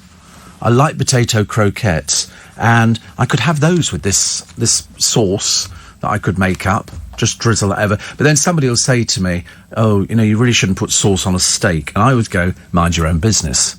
You know, don't come round to your house and tell you how to do it. You like I love dauphinoise. I love dauphinoise. That's very nice. Dauphinoise. God, blimey. I haven't had those for ages. I haven't had those. Gratin dauphinoise. The trouble is, that is almost as exciting for me as cauliflower cheese. I love cauliflower cheese, but the trouble is, it sends my blood sugars through the roof. It's the only thing that really works faster than an Indian curry. Indian curries and Steve Allen are like poles apart. And I used to love them all the time until I had a bit of a turn in a restaurant once where you used to go to all the time. And I sat there thinking, you know, well, you probably don't know, but if you've got diabetes and all of a sudden your blood sugars drop, it's a case of you start feeling a bit woozy. You start feeling a little bit like, oh my goodness, where am I? What's going on? And so they went, you're right. And of course, at that moment, I've kind of switched off. I'm not really in the same place that they are. And anyway, they got me back into the real world. And so ever since then, I've had to avoid Indian food, which is such a shame, because I absolutely love it. It's like Chinese food. Sends me round the bend. Sends me round the bend. All the things I like. I had it for the first time ages the other day. I went to Costco and had a piece of pizza. Now, you might think this is sort of no big deal, a piece of pizza. Let me tell you, if you're a diabetic, having a piece of pizza was a bit of a thrill for me. And I shoved it all in my mouth. I was messy and it all up the side of my face and everything. I didn't care. I thought, let them look. I'm standing there by the back of the car trying to put stuff in the boot, trying to and it was windy, so I'm trying to cling on to the pizza, which was on a paper plate, and put the stuff in the boot of the car. It was a traumatic experience for all concerned, including me. Steve, off to New York next Thursday. Shall I get a hotel in London, says David, the day I get back to remind myself of what a great place it is before heading home to Nottingham? No, I'd actually head straight back to Nottingham. I'd head straight... presumably you're flying in then to Heathrow.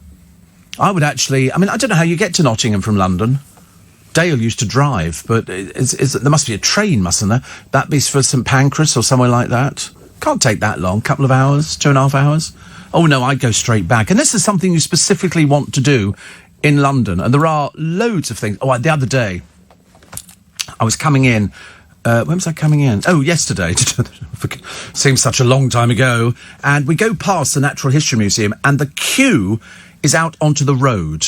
It snakes all over to get to the Natural History Museum.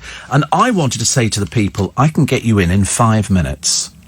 Do you know the trick to getting into the... Come closer. I'm not going to shout this one out, because otherwise they'll be furious. Go round the corner to the Geology Museum, go in the Geology Museum, and that leads you straight into the Natural History Museum. You don't need to queue outside, but all these tourists outside there, they're standing there in the rain with their umbrellas and sou'westers on, and I wanted to say to them, go round, but they wouldn't believe me, go round the corner to the Geology Museum, which is built into it, and just go straight to the back, and you're straight to the Natural History Museum. There you go. There's our handy hint of the day. So that's good. So firstly, on the erection of the tulips, it's the 2p piece. And now, how to get yourself into the Natural History Museum without queuing for like an hour and a half. This show is small wonder it's popular. You know why it's popular? I'm real. Somebody said that to me the other day. Somebody who was not connected, because I can never understand why people listen to the programme. Mind you, I think the management think roughly the same kind of thing as well. But anyway, it doesn't matter. They're always very appreciative, and they always nice smiles and always very lovely. And I'm always trying to find it. I'm always fishing for what makes people listen to the programme, and it's apparently me. Don't ask me how that seems to be the only answer I get back. Why do you listen to the programme? Because it's you. And I don't know what it is. Years ago, do you remember I told you, we were in one building and they brought in a lady who was very good at programming radio. She was American, and they brought her over to go through all the different programmes and see where things could be improved. And so she saw all the different people. And then one time I was running her back to a hotel. I don't know why, it just sort of came up, and I said, well, I'll run you back to the hotel, save you going to get the train. And on the way back, I said, you're going to think I'm really silly. I said, but you've seen everybody else on the station about how to improve all their programmes, and yet nobody's seen me. And I said, am I exempt for some reason?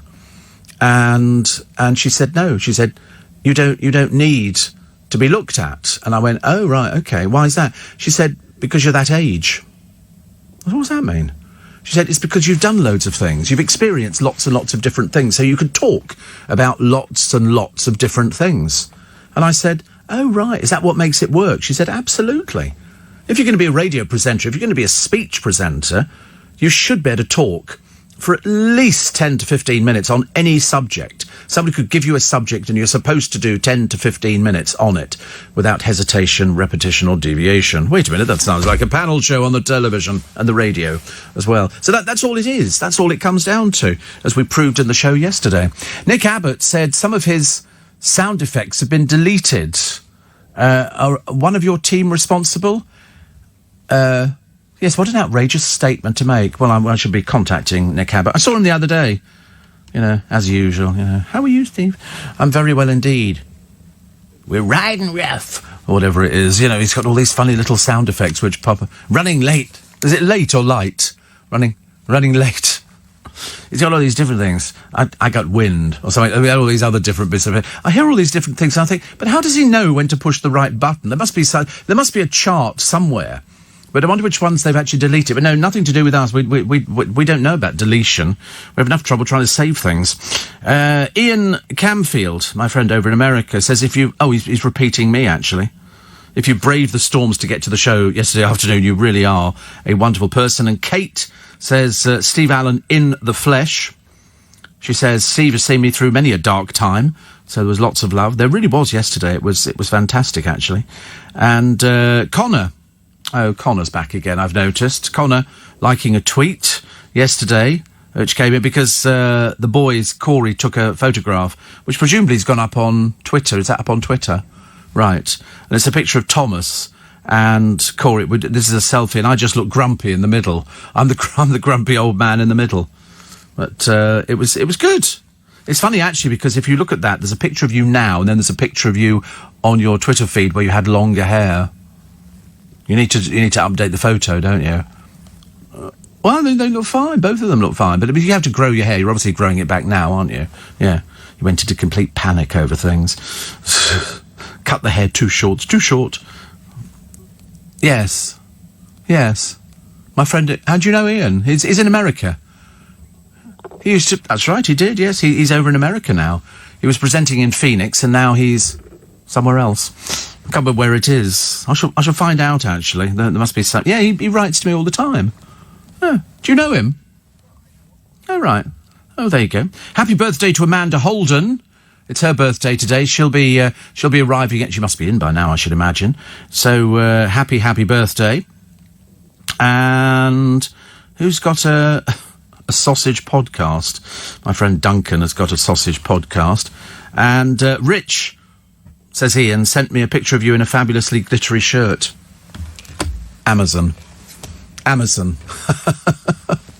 A lady called in to Matt Stadland, Steve, saying the Beeb shouldn't be scrapped because she always listened to BBC 4 Extra. I mean, does anybody listens to that? I don't know.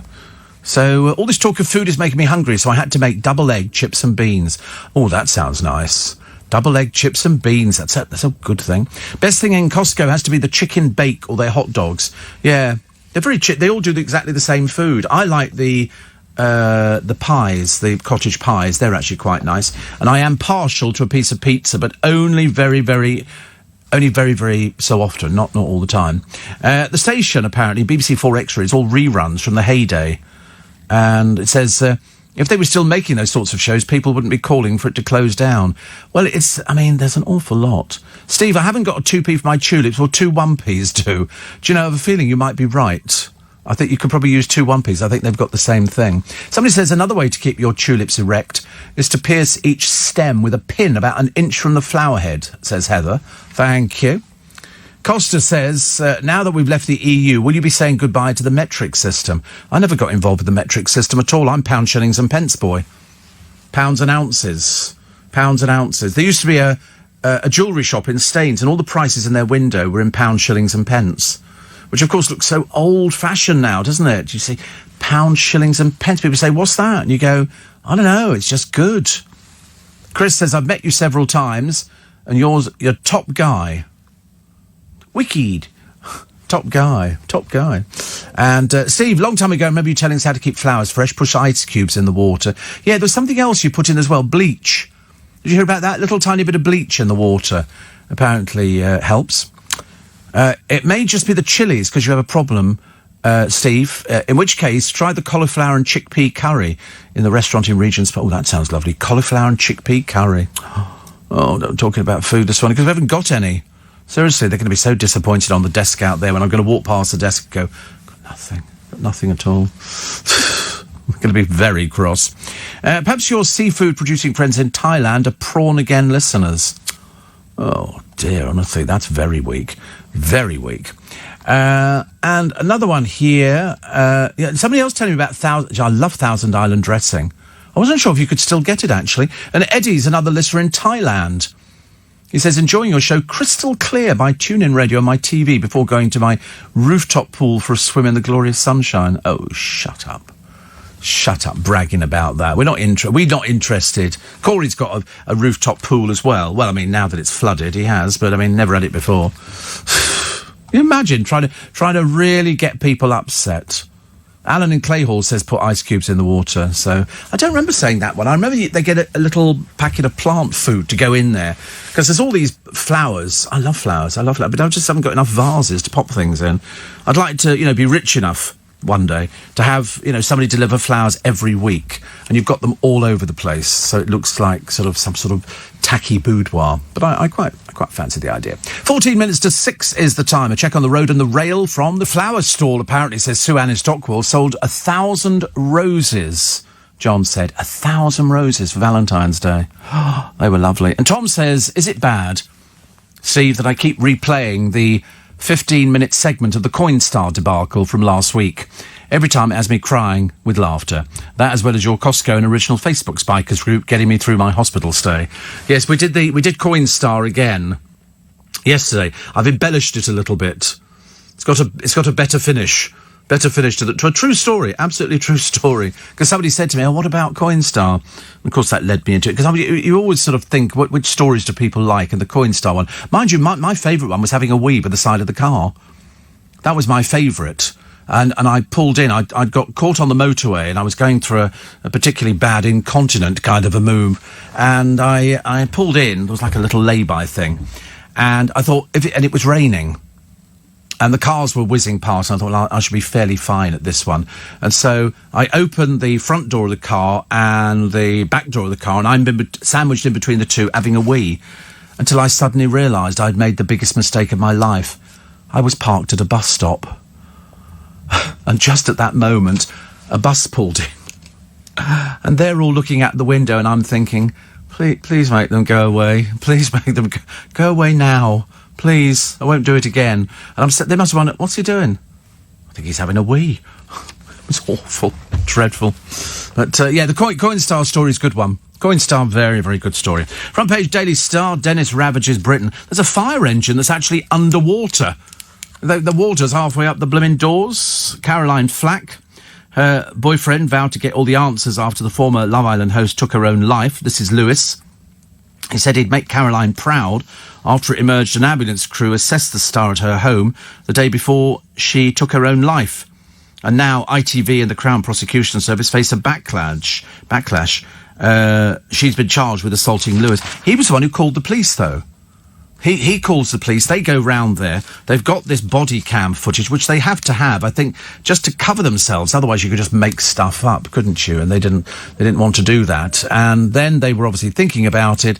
And I hate to say it, but they also like celebrities. They like celebrities. You remember in America, when Liberace died, he died of an age-related illness, and his people wanted to get his body out and across the desert. Unfortunately, the coroner had other ideas. He was revelling in the fact that they'd got a great story with a top superstar from Las Vegas, so he called the hearse back. The hearse got halfway across the desert with Liberace's body, and he called it back, and he made a big deal about it. It was a rather nasty little piece of work. On a busy Sunday, as usual, we're over to Minnesota now. Jake, our Methodist pastor, is there. He says, I watched the first part of a documentary miniseries on George Washington on History Channel. Absolutely fascinating. Today, Monday, is President's Day. What's that mean? What does President's Day mean? Do you have to go and do something? Do we celebrate? Is there a special cake that comes with it? Sort of special hair dye or something like that. President's Day in America. How do we celebrate? So it's the third Monday of February. And so it's Washington's birthday. It's the United States federal holiday. Good Lord. He was born in 1732 and they're still celebrating. Isn't that nice? It's annual and they call it President's Day. Even though it's Washington's birthday, they call it President's Day. Do you know, Auntie, isn't the computer brilliant? All the information you see further down, da da da da da da da da da da. Oh, sing for the Star-Spangled Banner. Yeah, I'm not sure if I like our national anthem. Because I mean, there are so many different national anthems that people say we should have, as opposed to the one that we've got, which is okay. It's all right. Rule Britannia, Britannia rule. That's not it, is it? Is that our national? Oh, of course it is. Yeah. Oh, it's very dreary. Let's find something else. Can we have? And did those feet in ancient times walk? I'd be much happier there. My friend Ian's told me he's in Dallas. President's Day, he said, means it's a day off. So that's quite a nice thing to have, actually. But so he's in Dallas. Dallas. I'd love to go. I've never been there, actually. Never been there. Bit of a shame. Anyway, Jake, hope you're having a good time and it's not as cold as it has been of late. Ken says, I've listened to you for many years. You've helped me through painful early mornings because of my broken hip. You are unique. I know. I think I'm part of the arrangement on the National Health Service. And this one here from Jay says, I got my new Bentley Continental delivered last week. Delivered? Oh, how flash. I think having the room, do you think having the roof down in this horrible weather would be too much? Oh, no, definitely not. No. Take the roof down now. I looked at one the other day, actually, which was black. Again, I've never had a black car. And it had a black interior, and I thought, no. Looks like I'm sitting between the paws of a giant panda. So I didn't quite fancy it. It's got to be cream. Got to be cream. And I'm not sure if I want a convertible. The wind blowing through your hair as you traverse down the motorway. Not my idea of fun, thank you very much indeed. Years and years ago, when I had long blonde hair down to my shoulders, I used to have the window down on the car and it blew, and I looked all tousled. That was a very good look. I looked like sort of Tarzan. I just needed to swing from trees and I'd have been there. And then I thought, no, stop it, Stephen. You want to have the image is to be sort of smooth and sophisticated. Corrie's Maureen Lipman has hit out at the woke brigade who demand, if you please, bunch of little snowflakes. She called herself an actor, not an actress. Maureen Lipman is 73. She plays Evelyn Plummer. She said, I call myself an actress. Is what I've always wanted to be called since the moment I saw Elizabeth Taylor. But I don't want to call myself an actor. Why should I adopt the male moniker actor when I am, to all intents, visibly and contentedly, a woman? Yes, I agree. But it does seem it's the brigade who go, no, they're all actors. Well, they might be collectively known as actors, but unfortunately, she's an actress. She wants to be an actress. She's never wanted to be anything else. I keep asking you to visit, says Ian. We can go to the South Fork Ranch. That's where they did Dallas. Dun dun dun dun dun dun dun dun dun dun dun dun dun dun. That was such a good programme. We used to sit there, little Lucy Ewing, the Poison Dwarf, she was called, because there was and of course there was the outside bit of the ranch was real, but the swimming pool and everything else was the set. Ruined it for me. Ruined it. But I think Ian's been out there a few times. My broken arm is healing, thank you, says Sue Ann in Stockwell. And I've been on a diet, Steve, and I have 500 island dressing. I love, but I tell you the best thing to have it on, cheese on toast. And I think you can have cheese on toast for breakfast. I don't care what anybody says. I'm not one of these people who sort of systematically says, oh, it's got to be sausages and savoury stuff. But you have whatever you want. You have a box of After Eight if that's what you so desire. Why not? Why not? Don't use tap water in flowers. Use distilled and some feed, says Steve the Flower Man. Thank you, Steve the Flower Man. And one here says, the BBC licence, the BBC fat cats abuse their powers, overconfident, too big, too many repeats, out of date. They should have used their brains and updated the model to fit in with today's other network, says Anne, who's in Blackburn. Now, I know for the fact she's in Lancashire. It's the biggest aspidistra in the world. Sing as we go. We're... Got to be a certain age to remember some of these things. Honestly, sometimes I amuse myself on this programme. Doesn't amuse anybody else. I just go, poor soul, he's off on one of his little rants again, isn't he? having a little bit of a session. Donnie says, my Suzuki Splash is still going strong. I'm assuming it's a car. I'm only guessing. A Suzuki Splash. They're not very big, are they? Are they? They're only sort of small cars. I like it. See, cars like that are fine, but you can't do long journeys. Oh, my Lord. Good Lord, no, we don't like that.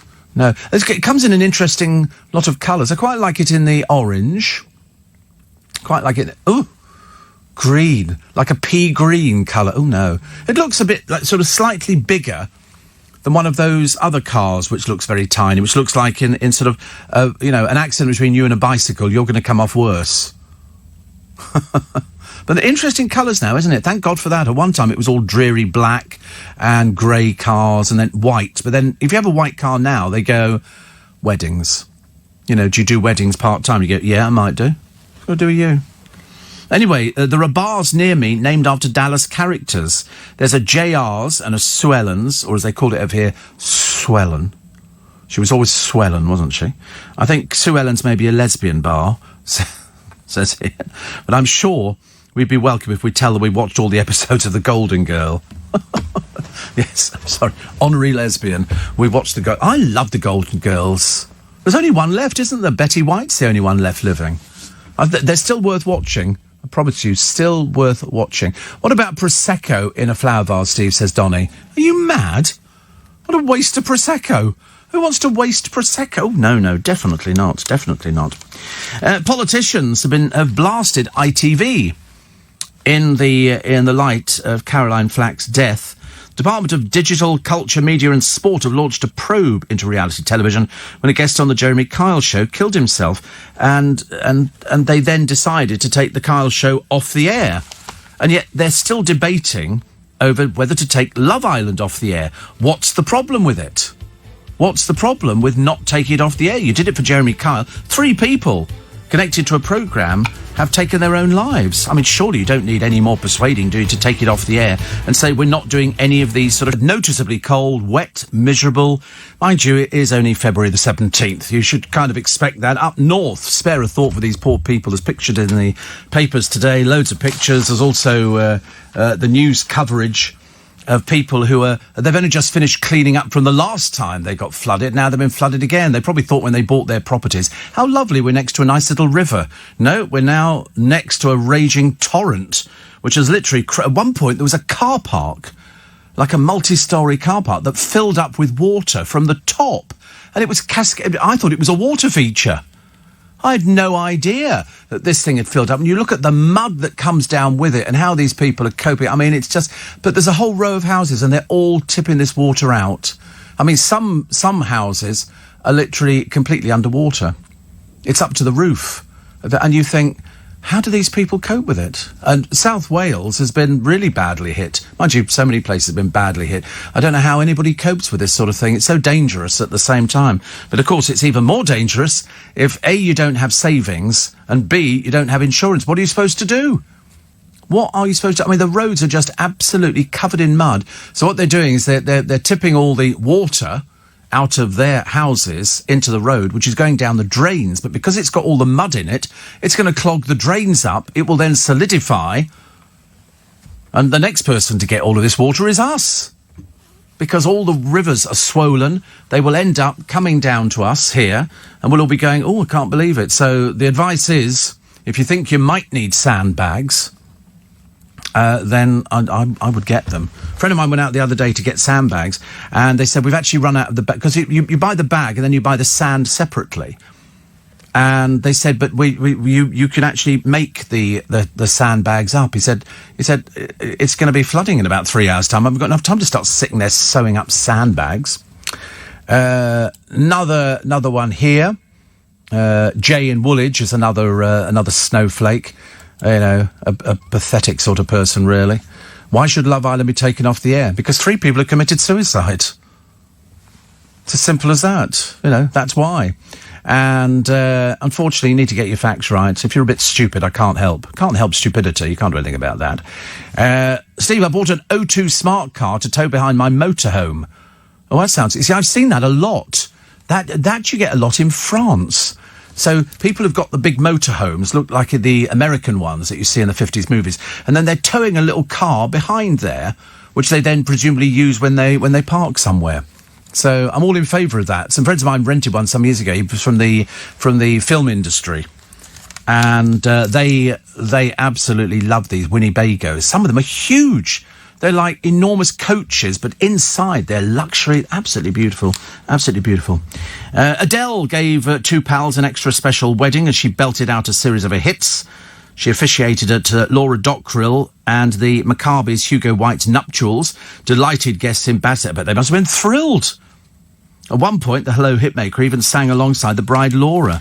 I mean, that's got what you call, you know, that's a good gig. She's got an album coming out, by the way, later this year. Also, you've got the Brit Awards coming up, haven't you? Have we had the Brit Awards, or it's coming up anyway? International female, Billie Eilish. British single, Mabel. Best newcomer, H. British album, Stormzy. However, with Lewis Capaldi around, could be a little bit of a push on that one. It was also up for the same thing. And Mahalia. See, I've never heard of half these people. Best British band, Bring Me the Horizon. I'm none the wiser. I must be hopelessly out of touch with pop music. Whatever happened to sort of, you know, Freddie and the Dreamers and people like that, and the Beatles? Where did they go to? Did they ever make any money out of the business? Plus, there's a police community support officer. He's very good, this one here. His name's Andy Pope. He comes from the West Midlands Police. He said he's caught around 2,000 suspects through his facial recognition skills. In other words, he can look at somebody and go... You, Crim. And he's found 2,000 of them. But he says, my wife has to deal with anniversaries. When it comes to dates, I'm absolutely useless. Useless. Anybody been over to Calais recently for the booze cruises? Very popular, despite Brexit taking place. Companies across the water are calling on Brits to keep making the trips across the Channel to stock up on their favourite tipple, following fears they will end after we leave the EU. I've never done a booze cruise. I see loads of people being stopped when they come back and they brought like millions of pounds worth of cigarettes back with them. And they go, all for you? And they go, yes. And you think, no, they're not. No, they're not. But you can buy wine quite cheap. There was one place, what was it called? It was called EastEnders, I think. And it was one of those warehouses where you pushed a trolley around, loaded it up, and people had taken a transit van over there. There's one here, a guy called Jérôme Pont, who runs Calais Vin. He says, we need each other, and hopefully the governments will recognise that. Well, you would like to think so, wouldn't you? Wouldn't hold your breath on it. And a boxing contest was called off after a massive brawl broke out in the crowd. What sort of people would they be? Thickos. Footage showed spectators hurling chairs at each other, one man setting off a fire extinguisher, another covered in blood, wielding an axe. Who takes an axe to a boxing match? Witness said some of the crowd had knives, iron bars and hammers. This was in Coventry on Saturday night. What sort of peasants go to a boxing match and start fighting in the audience, for God's sake? It was due to run for 3 days. They had all sorts of promising fighters slugging out for national titles. Onlookers said trouble flared between two families on the eve of a bout involving a 16-year-old, although no suggestion the teen or his relatives were involved in the violence.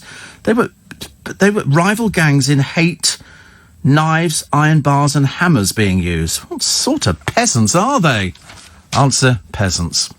Plus, Queen repeated their iconic 1985 Live Aid appearance to help victims of the Australian bushfires. Adam Lambert joined the original members, Brian May and Roger Taylor, to perform the 22-minute set in the ANZ Stadium. They also had, well, obviously he was Lambert fitting in for Freddie Mercury, so they did all the hits. He's toured with Queen since about 2014, I think, and it raised awareness. Huge amounts of money were raised, so well done to them.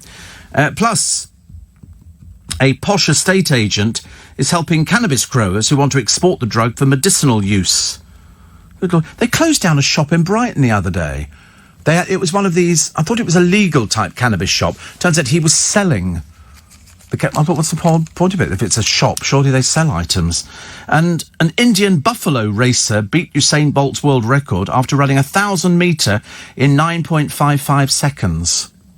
That is pretty fast. Part-time builder Srinivas Gowda had a little bit of help to beat them. He was holding on to two buffaloes during a race called a Kambala in southwestern India. And so he ran the 142-metre course in 13.42 seconds. It frightens the life out of me, stuff like that. Why are they doing EastEnders? 35 years they're celebrating, even more deaths and dramas. Just what you need. The Kia Soul car. I don't know what a Kia is. Is that another one of these tiny cars that they have? I don't mind tiny cars. I'm quite good with it, but unfortunately if you're a little bit under 6 foot, a little tiny car is not much good to you. You can say, oh right. Oh, they're quite nice, aren't they? Sort of a cross between a Mini and another small car. They fit them out with everything nowadays. There's probably more equipment in this car than there is in mine.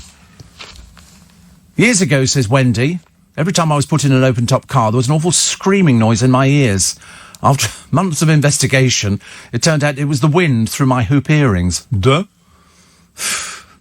My son says Jill is a senior insurance flood assessor and he's been working from 6:30 a.m. until late at night dealing with all his claims. He's had 2 houses where the water level reached 12 feet and in his 26 years of insurance he's never seen anything like it. No, I can well imagine.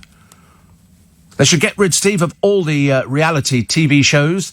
Nothing real about any of them. Complete rubbish. Yes, I agree. I think they have to. Listen, if they got rid of the Jeremy Kyle show and they've got rid of various other things, then they have to do the same with Love Island. Because we had, who do we have even on Big Brother, celebrity or otherwise? We had people having breakdowns, and then they decided to axe as well. So the only one that they actually kept is I'm a Celebrity, Get Me Out of Here. But I don't actually see any difference with that one. I think it depends whether it's celebrities doing it or whether it's members of the public.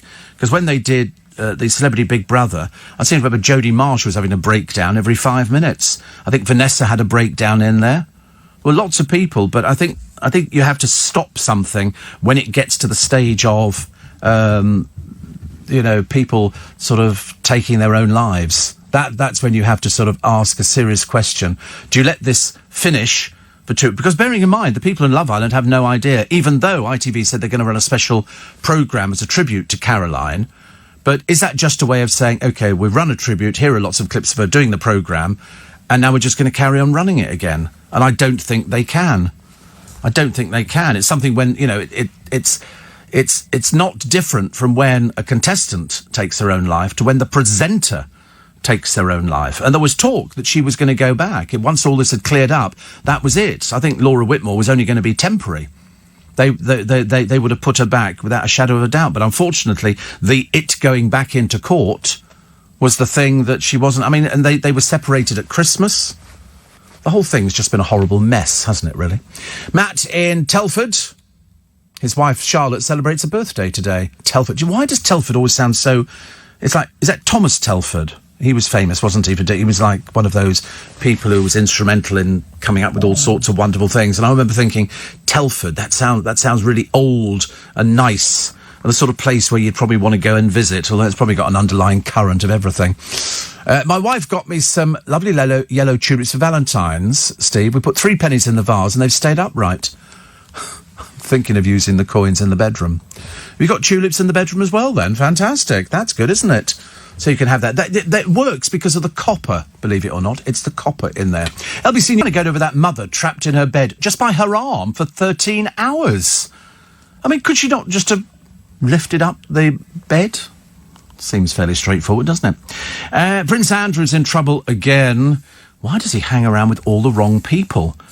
There are various stories which are in the papers today linking him to another one of those undesirable type people. I'm more interested in there's a 2-week lecturer strike. And there's a lot of students who are going to be hit. About 1 million students are going to be hit. And because the lecturer strike for I don't know what they're striking over. I've got no idea. I'd have thought actually lecturers do quite nicely, but of course the students are getting quite panic-stricken, well, for about 5 minutes. They found an ancient Chinese finger bowl.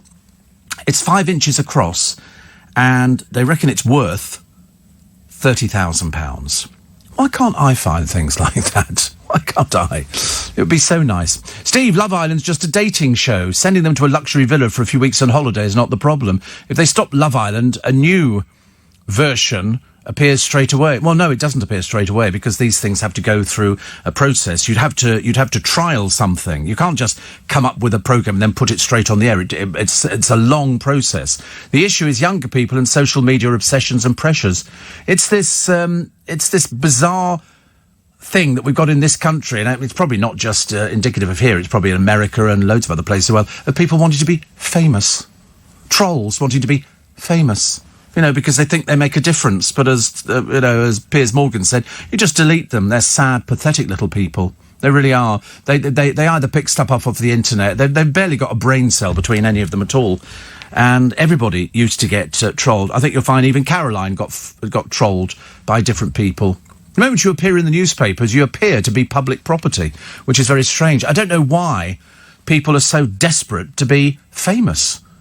I can't think of any sort of... I mean, some people deal with it. They just don't bother entering into the whole celebrity shebang thing, going out to all the opening. Every time, they'd have another opening for another sort of, eyebrow cleaner or so, whatever it happens to be. You'll see the usual bunch of people turning up there. That's their idea of fame. They put on a frock which they wouldn't wear anywhere else. Somebody takes their picture and then it appears in either in a tabloid or online somewhere, and they think that's fame. They don't look any further than the end of their nose. They can't see that this is not going to last. They can't see that what's fame like?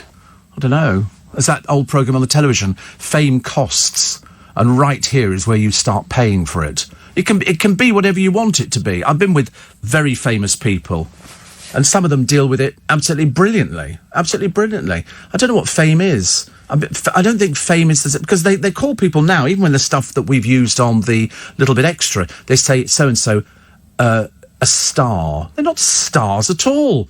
They're just very ordinary, very average, very dull people who want to be famous because they've got nothing else. They don't want to work for a living. Their idea of working is turning up and smiling with loads of makeup on. I know, because I see them in here. And I often wonder what it is that drives some of these... But I told you earlier on, there's this girl, she had sex on one of these programmes, and her mother was thrilled for it. And I thought, well, there you go. You're starting from a base of 0. Doesn't work at all. And I enjoy listening to your show, Steve, says Linda in Buckinghamshire. I know you get lots of messages telling you how wonderful the show is. Well, yeah, but I mean, it doesn't make any difference. We don't take too much notice of that. She says, I can't get enough of listening. Although she's a bit worried about the Prosecco developing into a bit of a habit. I do drink Prosecco, unfortunately, and I drink water, and I drink milk as well. I drink lots of things. They've all developed into a habit. But, and I like every bit of it. Every single bit of it. In fact, we had Prosecco yesterday in my dressing room at the theatre, which was lovely. One that says there are a number of wrestlers who've broken their backs, at least one I can think of, who's died as a result of their injury. My point is people know they're putting their health, mental and physical, and lives at risk. I don't think they understand it. Nobody tells you about fame. Nobody tells you about fame. All they do is they wave how much money. How many times have you read a report on somebody from Love Island and they say, and so just moved into a marvellous house? What they don't tell you is it's rented. They can't actually afford to upkeep any of these places because once the work dries up, as in fact Jordan has experienced, you know exactly where they're coming from. You know where they're coming from. And unfortunately for certain people, the press follow them. Once they're called troubled, that means they're fair game. They did it to Pete Doherty, and you see all these other people. You know, all these other people who are sort of out there, and they're looking for their one little bit of fame. And some people find it, and some people don't. But it never lasts. Never lasts. You know, it's stupid. So Shane Paul, actually, if you realise what people are doing, you know, you are one of those online trolls. You are an online troll. Which is a shame, really. Perhaps you don't realise. Perhaps you're not bright enough to realise things like that. But I never read them out because we don't want to give somebody the satisfaction. I see that your followers are sort of rapidly decreasing by the second. Somebody else is talking about it just being a dating show, but it's not really, is it? It's not about dating. They go on it, but they all seem to have walked out of gymnasiums, and it's when they open their mouths and talk, and you suddenly realise it's not just a dating show, it's a show for sort of desperately sad people who can't meet anybody in the outside world, and yet they should be able to. Because if they're all as good-looking as they portray on the television, I mean, surely it can't be that difficult. What about average-looking people? You know, which we have lots in this country. How do they cope? And the answer is, if you're not good-looking enough to go on to Love Island or any of these other programmes, what do? And the answer is, you have to go and get a job. Remember that thing called a job, where you go out there and you actually do some work for a living, as opposed to just sort of taking your clothes off? There's got to be more to it. It's become terribly shallow in this country, terribly shallow. Elton John, I'm ill standing. I think he's got some sort of walking pneumonia. That's what it was called. They had to. I mean, he got through the first little bit, and then he got to the song Daniel, and he suddenly realised that he couldn't do it. He was diagnosed. He said, "I'll do the best show humanely possible." So he played until his voice just gave up completely, and so he was taken off stage. But he got a standing ovation. Somebody says, somebody from Auckland who was in the crowd said, I was so sad for him. The show was fantastic. Before his first song, he forewarned the audience that he'd been diagnosed with walking pneumonia. I've never even heard of walking pneumonia. What the dickens is that? Walking pneumonia. It's like all these poor... Oh, dear. More pictures of this flooding. And it just gets worse and worse. And the rain will be heading down here. Not physically the rain, but all the after effects.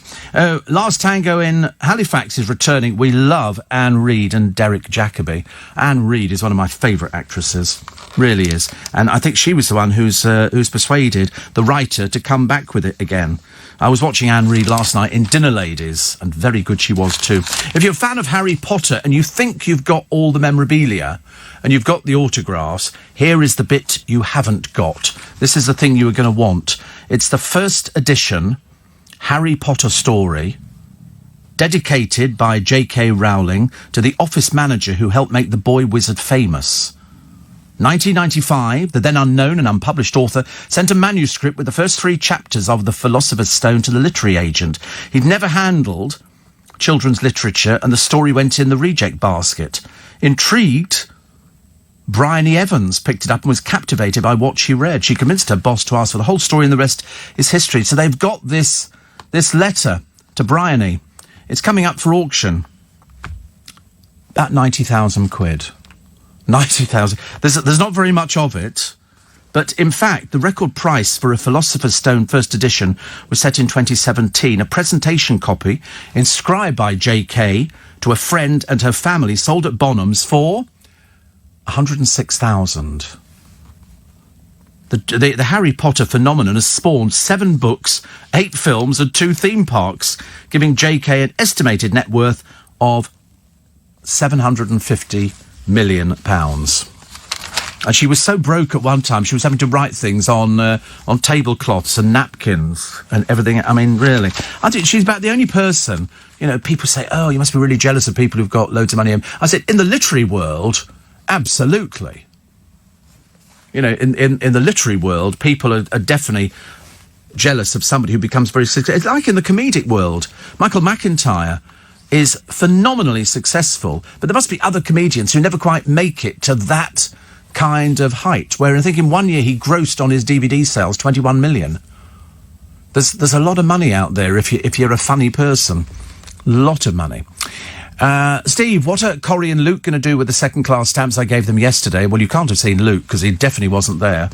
He definitely wasn't there. It would have been Thomas, I should imagine. Did you get given stamps yesterday? No. They don't know. They definitely don't have anything. Not at the moment. Not at the moment. Dying to know, Steve, how the show went. Brilliant. Brilliant. Absolutely brilliant. 500 people went home with a big smile on their face, which was about as good as it gets. 84850 steve@lbc.co.uk. Why does Victoria Beckham always look so miserable and so sort of... I mean, she is stick thin, but they all went to another one of those boring fashion shows, where, as I said before, poor Harper Beckham, I don't know what this outfit is they've given her. It's a bit like a reject from the 60s, but it's just odd. Anna Wintour sitting in the front row. She's always got her dark glasses on. She's got no idea what anything looks like at all. But the Beckham boys had to dress up. And Dave looks, wicked. Dave's very happy. Nick Ferrari is here with Breakfast on LBC. And after Storm Dennis triggered a record number of flood warnings across England, Nick will speak to the council in Yorkshire, asking the government to treat the weather as a national security threat on the same level as terror attacks after the region was hit for the fourth time in 8 years by major floods. Number 10 have signalled plans to scrap the television licence fee and make BBC viewers pay a subscription. That's practically the entire country, isn't it? I mean, there can't be many people who don't watch the BBC. They could be taking your calls on whether or not you would subscribe. And after the tragic news that former Love Island host Caroline Flack took her own life, Nick will look at the criticism levelled at the tabloid press. That's all with Nick Ferrari at Breakfast this morning from 7 here on LBC. Faye in Hindhead say thank you to my boyfriend Adam for buying the tickets yesterday. Looking forward to next year. Yes, that's what everybody said, actually. I quite like that. I like that idea. I'm driving to Glasgow from London, and Scott says, you're giving me life. Thank you for the laughs on this horrible Monday. What a journey. What a journey. It sounds absolutely dreadful, doesn't it? Absolutely dreadful. I want to hear from Luciana, who says, my son, 18, leaves to go back to live in Australia today, off to start a new adventure. Wow, it's a bit young, isn't it, to go and start a new adventure? Has he got sort of... We must have people to say... She says, I'll miss him like crazy, but I know you'll keep me sane as I listen every morning. Well, he could listen in Australia. We have people who listen to this programme in Australia. In fact, we everywhere. Everywhere, all around the globe. Thailand seems to be particularly popular at the moment. I don't know why. People telling us how much the temperature is and how nice it is. I see owners in China, says David in Sunderland, are getting face masks for cats. I'm just amazed at how many people are affected by it now. And then there's one man complaining in the newspapers today because he's on a cruise ship and they couldn't dock the thing anywhere because they think they've got a few cases on board. So, of course, nobody wants them to land this thing. Eventually they have. He's now complaining. He's been sitting on this ship. It's not exactly a little rowboat. This is a huge, great big ocean-going liner. And he said the British government should have done more. What they were supposed to have done, I don't know. He feels he's been abandoned by them. I don't think so. It's just that he's obviously fed up with having to sit there in the cabins. They can't go anywhere or do anything. But that's the problem with something like that. I gave the stamps to the events manager in a yellow Selfridges bag. Well, they'll probably come back to us at some point once the events team get back into the building again. If anything was sort of left with them, then they generally bring it in. So fear not. Fear not. I'm sure it'll turn up. Here's a lovely lady. She's 90 years old. She's a great-great-grandmother. Her name's Margaret Seaman. She's 90, as I say. She spent 15 hours a day over 6 months designing and crafting a 5-foot-wide house in wool. She's knitted the whole thing. It includes it's supposed to be Sandringham. I mean, with a pinch of salt, you could guess it was Sandringham. I mean, she's very clever. And they're looking at William and Kate are playing with the 3 children in the garden. But Harry and Meghan have been left out, with Margaret saying, I can't have them because they're not in the country anymore. But to be fair, she says, I've not included Charles or Camilla either.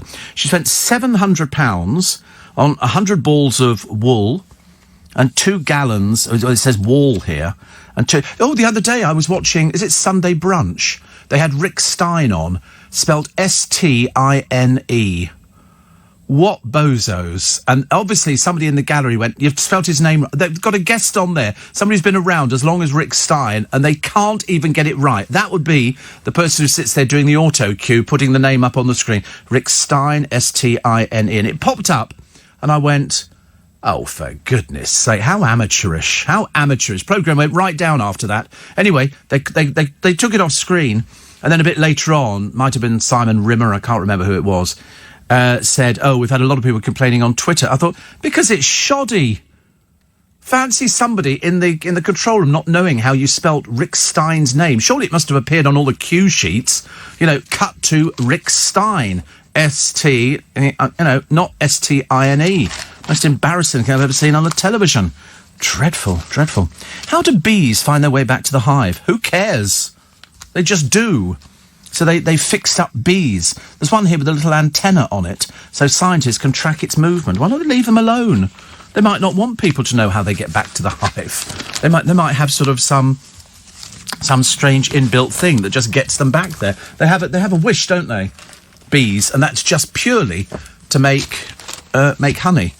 And then we sort of open up the hive, squirt them with... loads of people do it. Martha Carney, big into bees. Bill Turnbull, big into bees. Trendy rocket leaves, which have seen a huge boom in sales as a healthy salad option, are at the centre of cancer concerns. Watchdogs in the UK and EU have limits for nitrate residues on leafed vegetables because researchers identified a link with cancer. For some strange reason, the British Leafy Salads Association, of which I was not aware, which speaks for growers, says it was unable to comment. You'd think they'd know about these sort of things, wouldn't you? You would think that they would know about them. 200,000 homes ditched the BBC TV licences. The threat from Downing Street, as far as we can gather, is that they'll replace the licence fee with a subscription model, force the BBC to sell off most of their... I was right, actually. 61 radio stations, but protect Radio 3 and 4. Cuts to the number of BBC national television channels, of which there are 10. Slimming down of the corporation's website. More investment in the World Service. And ban on stars taking highly paid second jobs. Can they do that? If you're freelance, you're on a contract, they can't start dictating where you're going to be working, because loads of people have second jobs, especially not just the BBC, but all over the place. And people probably thrive on it. Here it is, Shamima Begum. They say here, wearing a maroon headscarf, jeans and a Diamante nose stud. She could be living in England. Luckily, she's not. We don't want her back, thank you very much indeed. She can stay there. And this is the man complaining. A British man marooned on a luxury cruise ship, along with almost 80 other people. David Abel and his wife Sally have been confined to their cabins on the Diamond Princess for over 10 days.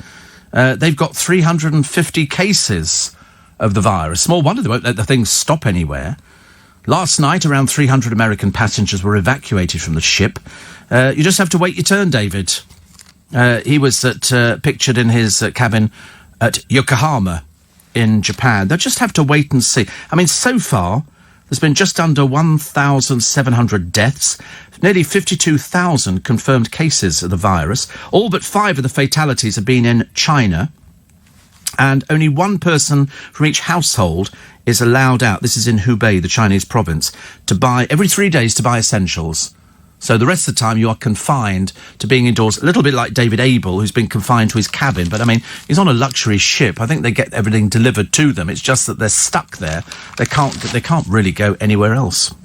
But it'll be over soon. But we just don't want it to spread anymore, which at the moment it seems to be spreading. Another one here.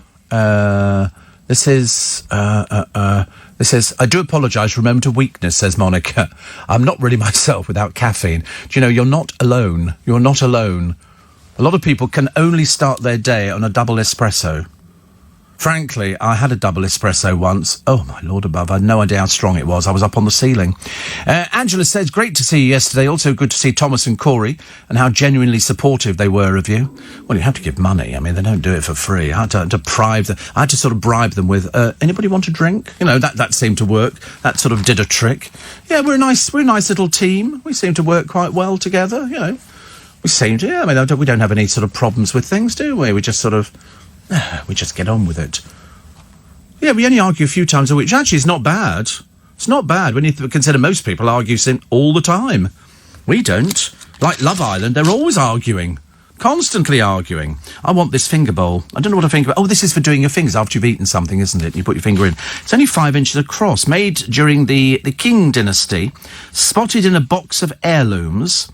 Auctioneer Charles Hanson identified the 6-carat mark and confirmed its rarity. So they're selling it this weekend. It's £30,000. It's blue and white and only 5 inches in diameter. It sounds lovely, doesn't it? What would you do with it? Can't you imagine? You never believe this one. I thought this was the stupidest story ever. I went to one of those auctions. They were selling off government things. And I bid, don't ask me why, on 250 Chinese spoons. Chinese spoons. They came in a box, they showed you one up, they were nicely decorated, and there was 250 in the box, so I bought them. And I paid, I think, about 30 quid for them. So I happily took these spoons home, thinking, I'll use it. They're soup spoons, they can be pudding spoons, they can be any sort of spoons, really. And they're very, and I've still got some at home. Unfortunately, there was a flaw. The flaw in the spoon was that the moment you put anything in the bowl, the bottom fell out of the bowl. So all of a sudden you're there holding a spoon, you put a spoonful of soup in, and the bottom drops out.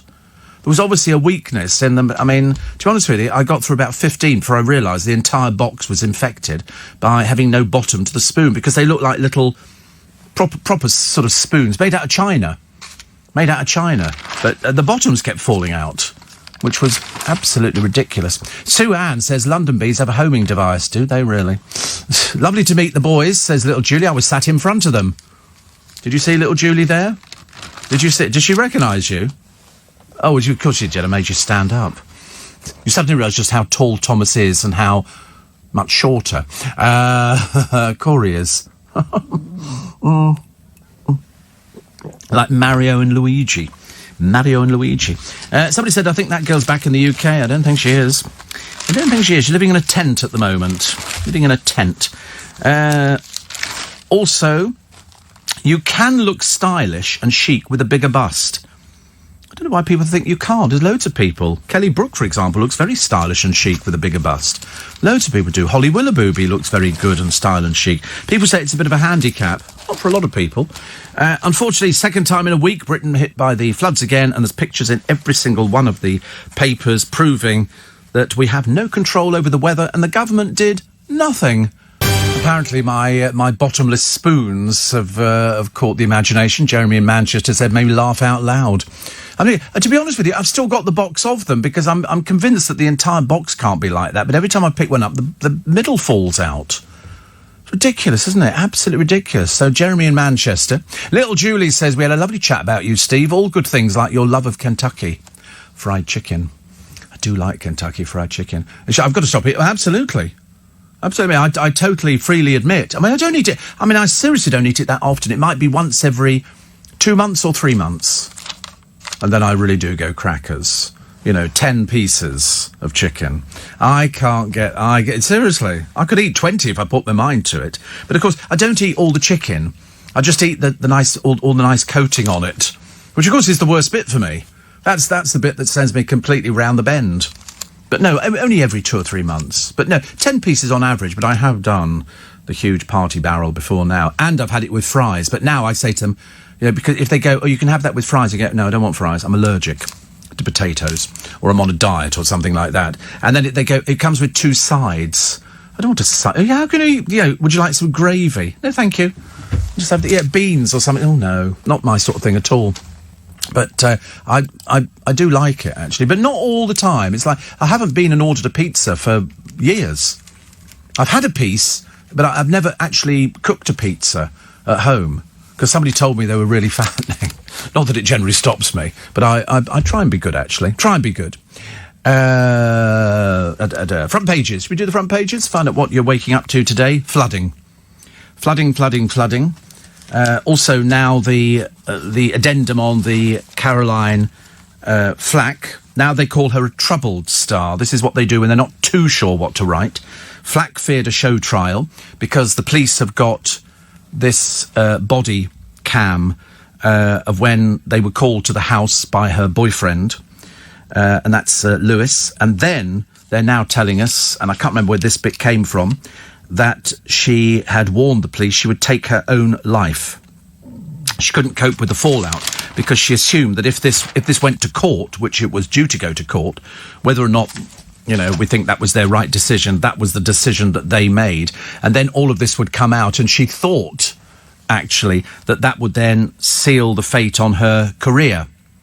Whereas I thought when she came back from America, because we didn't know about this thing, I said she should take back over Love Island, because she's an awful lot better than the one we've got doing it at the moment. But that was never to be. And it's a bit sad. EU threat to Brexit trade bloodbath, front of the Express, and flooding. Dennis wreaks mayhem. I mean, this water is halfway up people's doors. You know, if ever you thought you had good windows or they were looking slightly ropey, it must be pouring in. And they've got to get rid of it all just in case there's more that comes down. Front of the Daily Star today, Dennis ravages Britain, and a picture of some firemen trying to get back into the fire engine where they've got the water halfway up the doors. Martin Freeman has admitted smacking his children and calling them a rude word. Piers Morgan spent 5 minutes congratulating David Schwimmer on a rumoured Friends reunion, only to find out it wasn't him. It's always the way, isn't it? Always the way. Always the way. And Caroline Flack befriended many of the Love Island stars. You see, they call them Love Island stars. This is a big mistake. They're not. They're not Love Island stars at all. But the people who write this, they make them out to be something that they're not. So it gives them false hope. And that's when it all starts crashing around their ears. That's when, the papers, they then go for them. Ironically, fans are questioning whether or not ITV bosses did the same for her when she was left feeling depressed. Did they offer any help? She was on antidepressants, but they've had a 2-night break. They obviously see that as it. That's it. You don't need to worry. We have a 2-night break, and we'll do a little bit of the programme in tribute to Caroline Flack, and then we'll just carry on where we left off. It's very fickle, the world of celebrityism. It really is. So many fall by the wayside.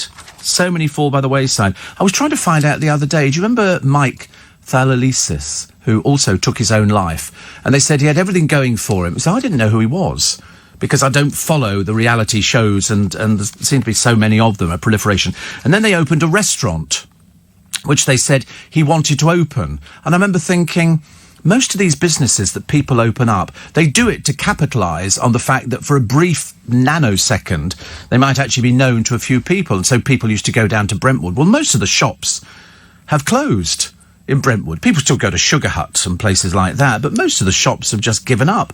So, people say, oh, we'll do it online. Much better. KFC gravy, Steve, is lovely. I dip the chicken skin in it. See, I've heard of that. I've heard of this chicken gravy stuff. Sounds horrible to me. I'm not really a big fan of dipping. I mean, Kentucky Fried Chicken is supposed to be sort of dry, isn't it? I love it. I can't get enough of it. I might have it today, actually. Lorraine says these poor people can't even get insurance for their homes. Not after the first bit of flooding, they can't. They really can't. Also, I have not been able to purchase tickets for your one-man show, says Jackie. So I think next time, anybody who's seen you before shouldn't be able to get tickets, so that people like me can actually get a ticket.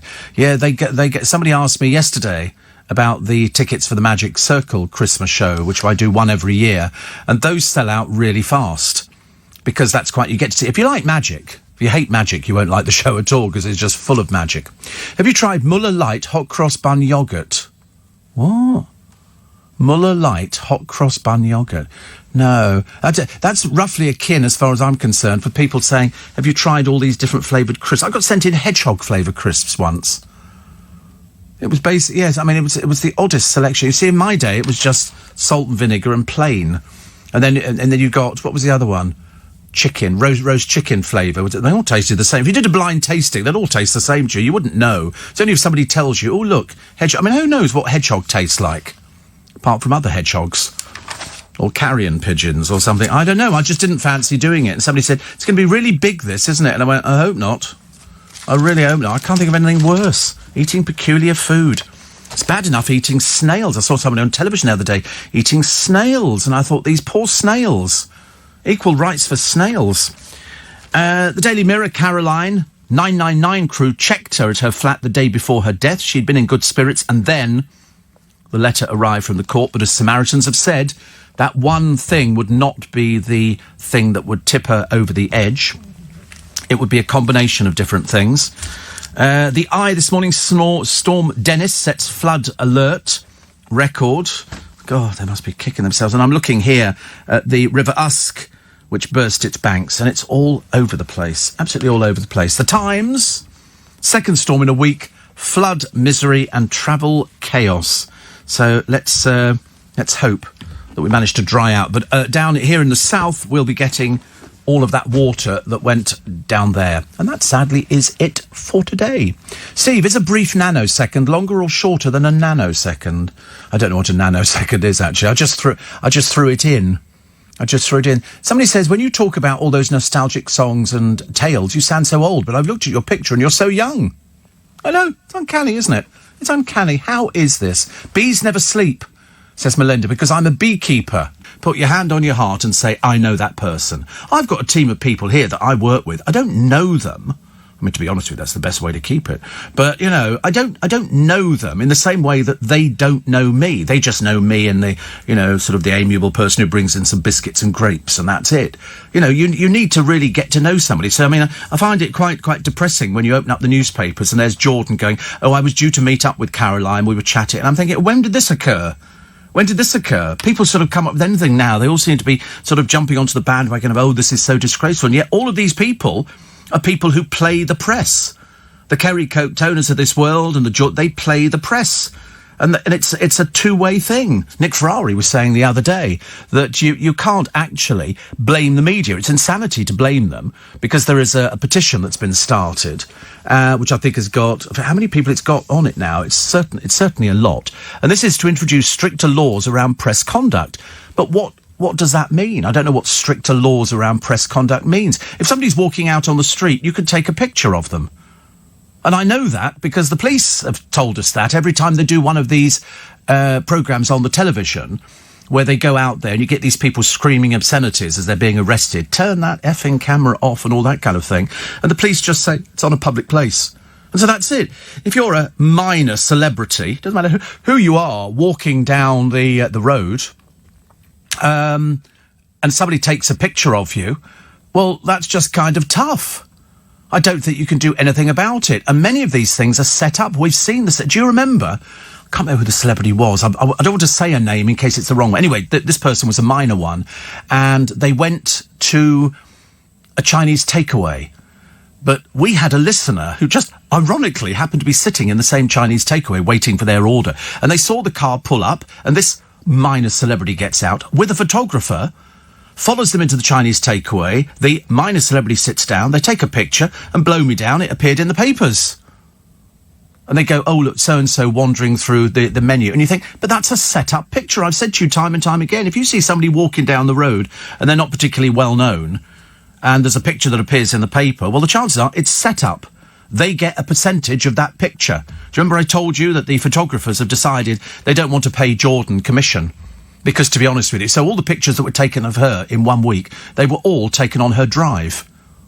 She just put a different outfit on, stood there, they took a picture, and then she was asking, I think she was asking for 75% of whatever the picture takens got from the newspaper, and they said, no, we're not going to do that.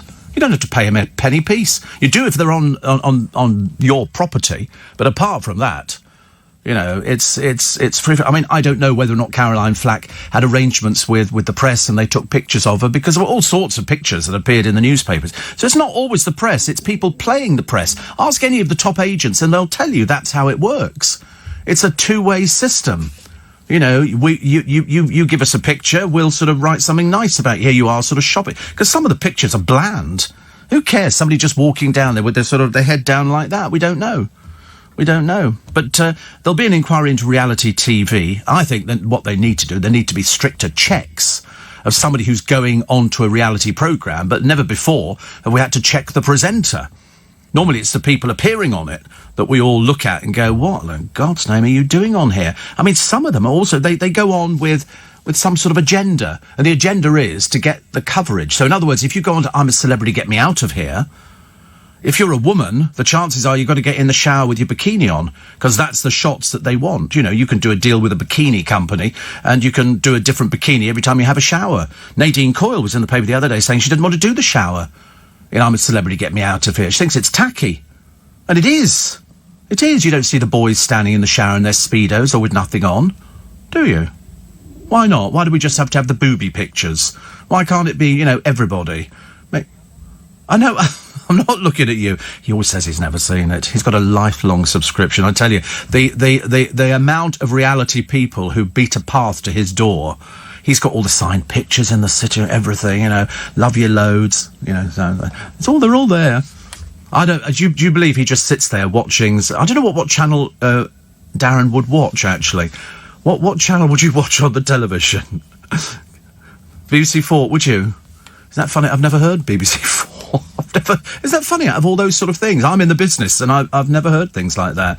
I've never heard Radio 3. I've heard classic, I've heard smooth, I've heard gold, I've heard capital. I don't understand any of the music. The music goes right over, you know, I can be in the bathroom here, the toilet, and I still don't know what the songs are. I don't even know what Capital X are paying either. I get confused when I go in to sit in on Mr. Moyles' show, because I don't know the music on that one as well on Radio X. In fact, if LBC played music, it would have to be oldies. I could only cope with gold and oldie stations, which is much nicer, I think. How old? I can go back to the 60s. I go to the 50s. I can do, but I'm a bit vague on them. But yes, we play. Yes, it was music all the time. When I went to Vienna, I played music as well. And Dale, of course, was mad about his music, so I was good on disco music. I'm quite good, actually. We used to play a game years ago called Beat the Intro, where somebody start playing it and you go, Dad, and I know what that is. And the best one I ever got was one that started off, da-da-dun-dun, da-da-da-dun, da-dun. It sounds a bit like that, doesn't it? And in fact, I knew it straight away because it was unlike any of the other hits he'd ever had. So it went, da-da-dun-dun, da-da-dun-dun-dun, I don't know many men go. The song was Trans-Canada Highway, and it was by Gene Pitney. It was one of those rare songs that didn't fit into, you know, a town. I know, Joe, sometimes I just hit it right on the head. I mean, I'm lucky I have the gift of music coursing through my veins. Unfortunately, my veins are shot through at the moment. But no, perfect pitch, perfect. I was known as a pitcher. I could always hit, I used to be able to, when I was younger and everything hadn't settled down, I could actually hit some of the really high notes. Except Minnie Riperton's Loving You, which kind of stretched me just a little bit. You'd have to squeeze the extra bit tighter just to get that loving you. No, you can't do that. I love singing along to things. I do it in the car all the time. I'm a terrible... People who go past me must think he's on the phone. So I try and pretend I'm on the phone, which I can do as well. But, you know, in music, I love music. My ideal situation would be a magazine programme with music every so often. Not that often, so it's intrusive. The main bit would have to be me, but with little bits of music. I think I'm giving it up to some sort of show band from something. No, not BBC Local Radio. At the moment, I'm enjoying the music of Celtic Thunder. They're an Irish 5-piece, good-looking boys, and they seem to change their lineup quite a lot, and they're really good. I mean, they're really, really good. Their fans are about as loyal as my fans. They're, like, really loyal. They turn up and they whoop and they holler and everything else, and they're really excellent. So I watch them on a daily basis to try and cheer myself up before the programme, knowing that the papers are full of another dreary load of stuff that we don't really want to talk about. It's difficult, though, isn't it, really? One of these... somebody said to me, why don't the newspapers have happy stories in? I said, who wants to write happy stories? Nobody wants happy news. They did try it, didn't they? Do you remember years ago? There was a newspaper that came out called, was it Good News or something? Something... BBC Newsreader. There should be... Martin... God. Oh. And they said there should be happy news. Oh. Because I don't think people want happy news. I think people want to read depressing stuff. That's why Caroline Flack has been on the front of the papers. Oh, Martin Lewis. But that's why Caroline Flack's been on the front of the papers for the past 3 days. People want to read depressing things because it makes your life seem a lot better. And it's so difficult. It really is. I mean, if I just read out happy news on the programme, people would be bored witless. You know, oh, today the sun shone in Tenerife.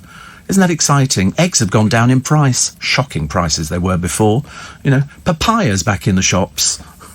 It's just crap, isn't it? It really is just ridiculous. There's nothing you could do to make a programme that just contained happy news. I know. That would be a strange bulletin. Well, I remember that because that's actually pinched from various people's things. The one about the eggs was sort of news for the elderly. Eggs have gone down in price. That means we can have an omelette this weekend. Shocking the way we're treated. And I think that might have been, I can't remember who did it. It might have been Victoria Wood or something. Powdered eggs. Oh, we used to have powdered eggs. In one of our canteens, in one of our incarnations, they did powdered... I couldn't tell the difference. Because you must remember from the war years in the trenches, it was always powdered eggs, wasn't it? Did you still have the bromide? Of course, anybody listening is going, what the hell's bromide? Unfortunately, Luke's smiling, so he might have a rough idea. Put it this way, it wouldn't help you anything, okay? It takes away thoughts. Okay, if you're in the trenches, the last thing you want to think about is, can't wait to get home tonight, eh? Because there was no going home tonight. So they gave people bromide, and it's suppressed. I think we should put it in the drinks round here, to be honest with you. This is like a hotbed, this building. I've never known so much testosterone. It's phenomenal. It really is, honestly. Testosterone, whereas in my body, it gave up years ago. I went out for breakfast the other day. I was telling you with Joe Pike. Because he's got a super job at Sky. He does parliamentary stuff, and he's based down at Westminster. Do you know they have the longest days? 11 hours. They have to do 11-hour shifts, which is really a long time. He looked really well. Really, really well. He printed a selfie of us. All of a sudden, we're walking down the road to Trafalgar Square. He was going off to Westminster, and I was going home. And he said, let's do a selfie. And so he's done a selfie of me and him outside at St Martin in the Fields Church. Quite mad, but it was lovely. So there you go. So off to go and watch a bit of serious television now, or listen to some serious radio. Me, don't listen to this programme. You'll learn nothing. You'll learn nothing at all, I promise you. Have a nice day. Darren is back with you tomorrow morning on LB. Look at that. And that's hit the clock at almost 4:minutes. It's Steve Allen's Early Breakfast. Everything you've heard about the programme, 'tis true. Greg Wallace doesn't go to dinner parties as invitations have dried up because he's on this Great British Bake Off food of the day, whatever it is. No, it's nothing to do with that. It's because he's boring. That's what it's got to do. Who on earth wants to invite... And also, come on, hands up. Who does dinner parties now? Nobody does dinner parties. They really don't. That's kind of, if you live in Belgravia, okay, we're having a dinner party, or Chelsea, or, or maybe Richmond, but that's pushing it a bit. But apart from that, nobody does dinner parties. They all go, see you down the KFC. Sit in the window, bargain bucket, feed everybody for £13.99. If they want a fizzy drink, pop it in your pocket, take it in with you. Nobody's going to notice, are they? NASA want to build a nuclear-powered spaceship to meet aliens who are 23 trillion years away. Well, that's not going to be in our lifetime, is it? Can't be bothered waiting for that one. It's okay. Where is the spaceship now? Well, it's kind of heading in the right direction. For what? Well, to meet aliens. Oh, sod off, don't be so stupid. There are no such things. I mean, it's a nice idea. Nice idea. Oh, by the way, I'm a Celebrity, Get Me Out of Here. They've just commissioned for another 3 series, so you're going to get that one forever and a day. How they're going to find the next lot of celebrities, I've got no idea. Well, there aren't any celebrities anymore. There are just some people who are desperate to be on television. But I did go yesterday to Waitrose, and I went to buy Satsumas, because it's cheaper to buy a box of Satsumas, not a huge box of them. Easy peel. I only do easy peel. We don't do anything that messes around. And it was £3.50. Whereas you buy 2 packs of things, it's £4. I mean, I'm all for saving a few pennies. And as I'm going in there, I'm looking at this bloke who's sort of just in front of me, and I thought, you look familiar. Suddenly it was Lee Ryan from Blue.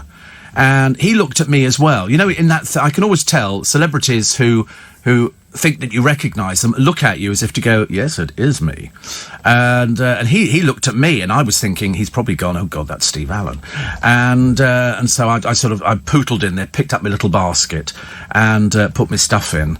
And then I told a friend of mine, I tweeted, I said, I've just seen Lee Ryan in Waitrose in Twickenham. So he must have moved.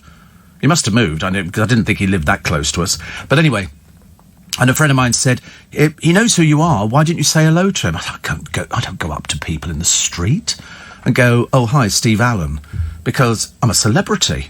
I don't have to go and meet these people. They aren't working as much as I am. I'm working 7 days a week. They're only working once in a blue moon.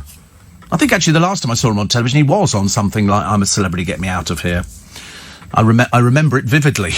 As indeed I do most things. Some things sort of stick in your head, don't they, really? Walsh says, I've just finished watching some 24 episodes. Is that 24 the show? 24. Do you know, I never got into that. I never got into that at all. I don't know. Is it Keith? Yeah, it's Kiefer Sutherland. Is it? Oh, right. So I've never seen it, but it's done in real time. That's all I can tell you. I don't know anything else about it. Noah says, I was sorry not to attend your show on Sunday. Well, it was a sellout. It would be an honour to attend a show in the future. Well, I think we'll be the judges of that. We might not want to let you in. I don't know. Haven't decided yet. Haven't decided. Yeah, there will be another one. And it'll probably, in fact, there'll be another 2 shows this year. Which will go, there'll be the Christmas show at the Magic Circle, and then there'll be another show, I mean, whether or not it's at the Leicester Square Theatre again, I do not know. Karen in Clifton. Is that the place that's got the suspension bridge, Karen? Is it? I mean, I am right, there is a Clifton suspension bridge. I didn't know there was a place that went with it. But I'm one of your spikers. Just wanted to say we really enjoyed the show on Sunday. Thank you.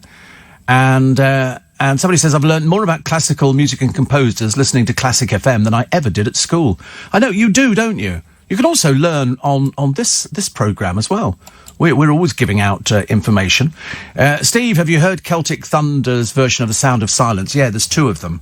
There's 2 of the boys singing. In fact, I think the boy with the long hair from Celtic Thunder has gone solo. I seem to remember he went solo and they had some... I think they're brilliant. I love it. I love listening to music. Anything I can sing along to. And I bought their DVD. I think it's Christmas DVD. It's brilliant. Shane says, what a coincidence. Classic Hits radio station here in Sydney just played Loving You by Minnie Riperton. Unbelievable. Psychic Steve strikes again. Loving you is easy 'cause you're beautiful. And then she screams at the end. She does this sort of very high pitch, which I can't do. Is it? Yeah, it's a bit like that. Well, you see, it sounds even worse when I do it. Sounds dreadful. Corey can do it, but there again, he's not quite gone through puberty. We're sort of waiting for them to, if he'd gone through puberty, but it's not. He's much higher than that. Nick Ferrari branding insanity to blame the media for Caroline Flack's death. I mean, it was certainly nothing to do with the media, because she knew, she wasn't stupid. She knew how to work the media. She'd done so for ages, as they all do. There are people who know what to do. They learn how to do their posing. They know how to do this. I mean, there are so many people that you would see in the papers. You think, how did the press get that? Because they were told about it. They've gone. It's a set-up picture. They've been doing it for ages. You've got to get publicity, and that's why they have publicists. And they have publicists who sort of tell them how to get their pictures in the papers. I mean, sometimes they get the bad pictures in the papers, don't they? They get pictures of people who've had a few sherbets, or people who've done some things wrong, or they've fallen over in the streets. I mean, I lost track of how many times Charlotte Church spent her time face down in the gutter. I mean, her parents apparently had a pub in, I think it was, I don't think they've got it anymore. I think it was the only place where the furniture was screwed to the floor. Made it a lot safer, I think, on a Friday night. But no, she was notorious for doing it. We had Gareth Gates, notorious for staggering out of pubs. Victoria Beckham, I had a little drinky poo. And then she has to be helped out by Brooklyn or Dave. I mean, because you can't imagine... although Dave did have some drinks. Didn't he go to V, one of those festivals the other year? And Victoria's going, come away. And you go, I'm watching a group, aren't I? And he was having a good time. However, when she gets tiddly... there's not a lot you can do about it. But this comment about her and the, people taking interest in my children, she finds a bit peculiar. Stop sending pictures then of them to the internet. That's what she does. She milks every bit of publicity. It's like, Peter Andrex and Jordan printing pictures of their kids. If you don't want them to be part of the media circus, well then stop taking bloomin' pictures of them. It's fairly straightforward. Steve, no, Clifton is a village in Bedfordshire. Aha. The microbes rule the whole universe. They are the aliens. Microbes don't die.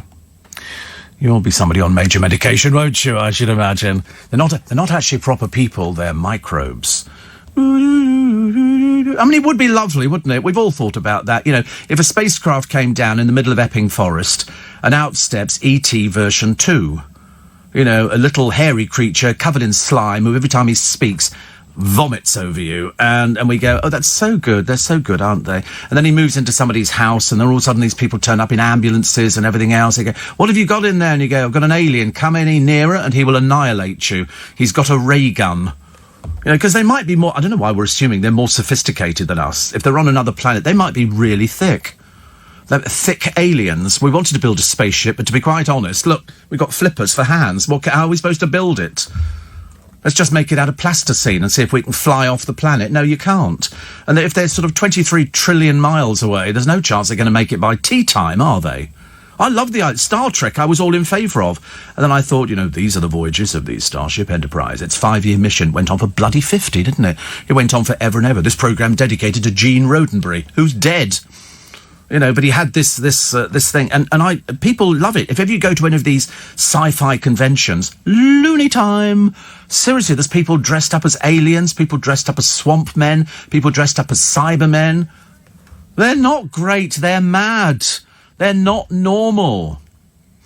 You need to come to. I should take a picture of this shop we have in Twickenham. It's on the green, and he makes stormtroopers.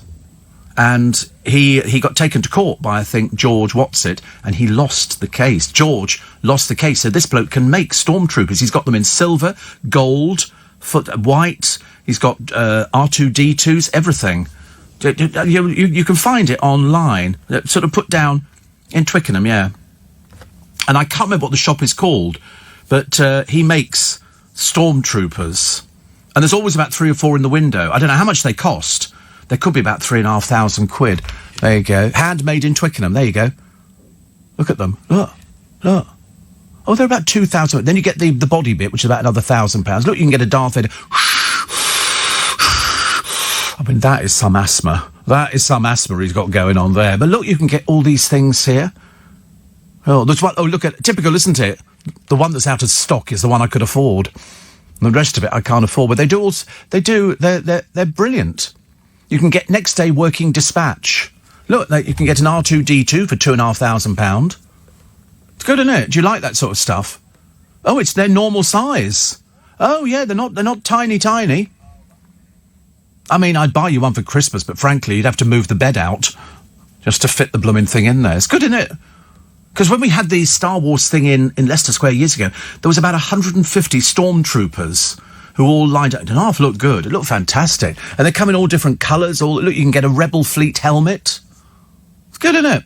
It's only a tiny shop, but I bet you could find somebody who'd make you a Dalek.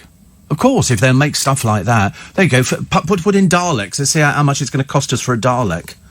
I don't want the little creepy thing inside it.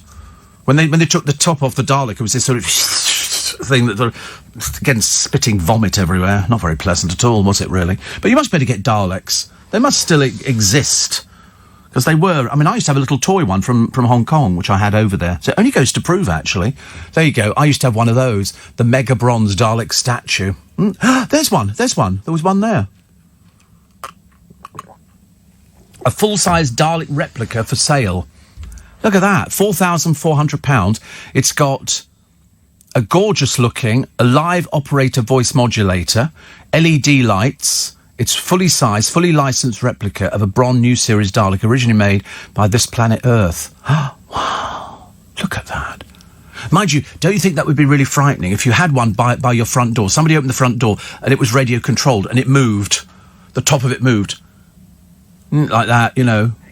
Exterminate. That'd be fantastic. £4,400. It's the only one we found, actually. But there is an online shop at the BBC where they do Daleks. Whether they're the right size, I don't know. Or whether it's... difficult to tell, actually. Look, you can get a TARDIS. I mean, that's just an old police box in blue, isn't it? Do you remember what TARDIS stands for, Corey?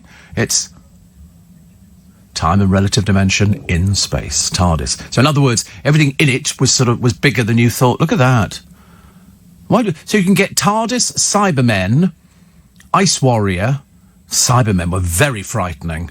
They were very frightening. Swamp creatures were fairly frightening as well. I didn't like any of those sort of things. It's not true that kids used to hide behind the settee, but they were a bit. I mean, if you were wandering down the road and that thing stepped out in front of you, I'm likely to have a heart attack. But fun. And they're good, aren't they? But when you actually see the things that were made for the BBC, they look really quite shoddy. I remember going to see an exhibition at Hampton Court Palace years ago, which was the Six Wives of Henry VIII. And they had all the costumes, which from a distance and on television looked fantastic. When you actually got up close to Henry VIII, it looked like bath plug chains and things like that they'd sprayed gold. And it looked really awful. I was very disappointed. OK, news time, ready? 4:30, LBC News with Lucinda Horsley. Maybe not. Are we a little bit too early? Are we too early? I always get panicky about things like that. Shall I... Maybe carry on for a little bit. OK. Shane Ritchie says his family loved caravanning. We had a caravan. We had a caravan as well. He likes it. He's got a family, I think there's about 5 or 4 of them, but they love their caravanning. Also, TV football pundit Alex Scott, of which we have no idea, is having therapy to cope with social media trolls. I mean, do you think this is absolutely for everybody? It seems to be that way. And scientists have created something which, to be honest with you, could be an absolute godsend, could save thousands of lives, bouncy pavements. They're like rubber pavements. And so what they've actually done is they've sort of said this could actually go into production. Whether or not it would work, I don't know. But it would certainly save a lot of people being damaged when they fall over. OK, now we can go to the... Brenda says, do you go to the cinema, Steve? And if so, what was the last film you saw? I haven't been to the cinema in ages. I really haven't been, much to my deep embarrassment. It's only because it's too expensive and I prefer to get a DVD, because as I've explained before, I spend most of my time falling asleep in cinemas. And so if I've got somebody coming in for a conversation and the publicity company say, well, you can go and see the film, we have screenings on these different days, and I always pick something early in the morning, because by the time we get to lunchtime, it's bad enough. In the morning, it's bad enough, and you sit in what they call a preview cinema, which is tiny. It'll have about 20 or 30 seats in it, and they're big, comfy armchairs, and the sound quality is second to none. I mean, Sony have got a place up in a square in London, which is just amazing, and it's got all the proper sound speakers in and everything else, and you sit there, and I'm out like a light. Seriously, by the time you've done a programme, you then sort of sit in there, and you then sort of think, oh, this is comfy, isn't it? And you think you're at home, you just go to sleep.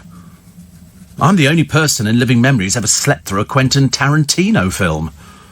You know, the seats recline as well. And they're big, they're like armchairs. They used to give you breakfast, which was croissant, pain au chocolat, orange juice, coffee, so they don't bother with that anymore now. There's no point for Steve, he'll be asleep within 5 minutes. And then you sort of wake up, and Charlie Girling, who I've been with on a few occasions, will sort of say, you were snoring.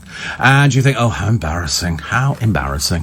The voice of the Daleks was Peter Hawkins, also the voice of the Flower Pot Men, says Philip. There you go. More useless information that we could share with you this morning. This week's episode of Doctor Who, Steve, had a Cyberman in it. He was very well put together. Oh, right. When you say very well put together, I mean, they always looked as though they were... He said you should watch it on catch-up. Now, I can live without it. I'm not really a Doctor Who fan.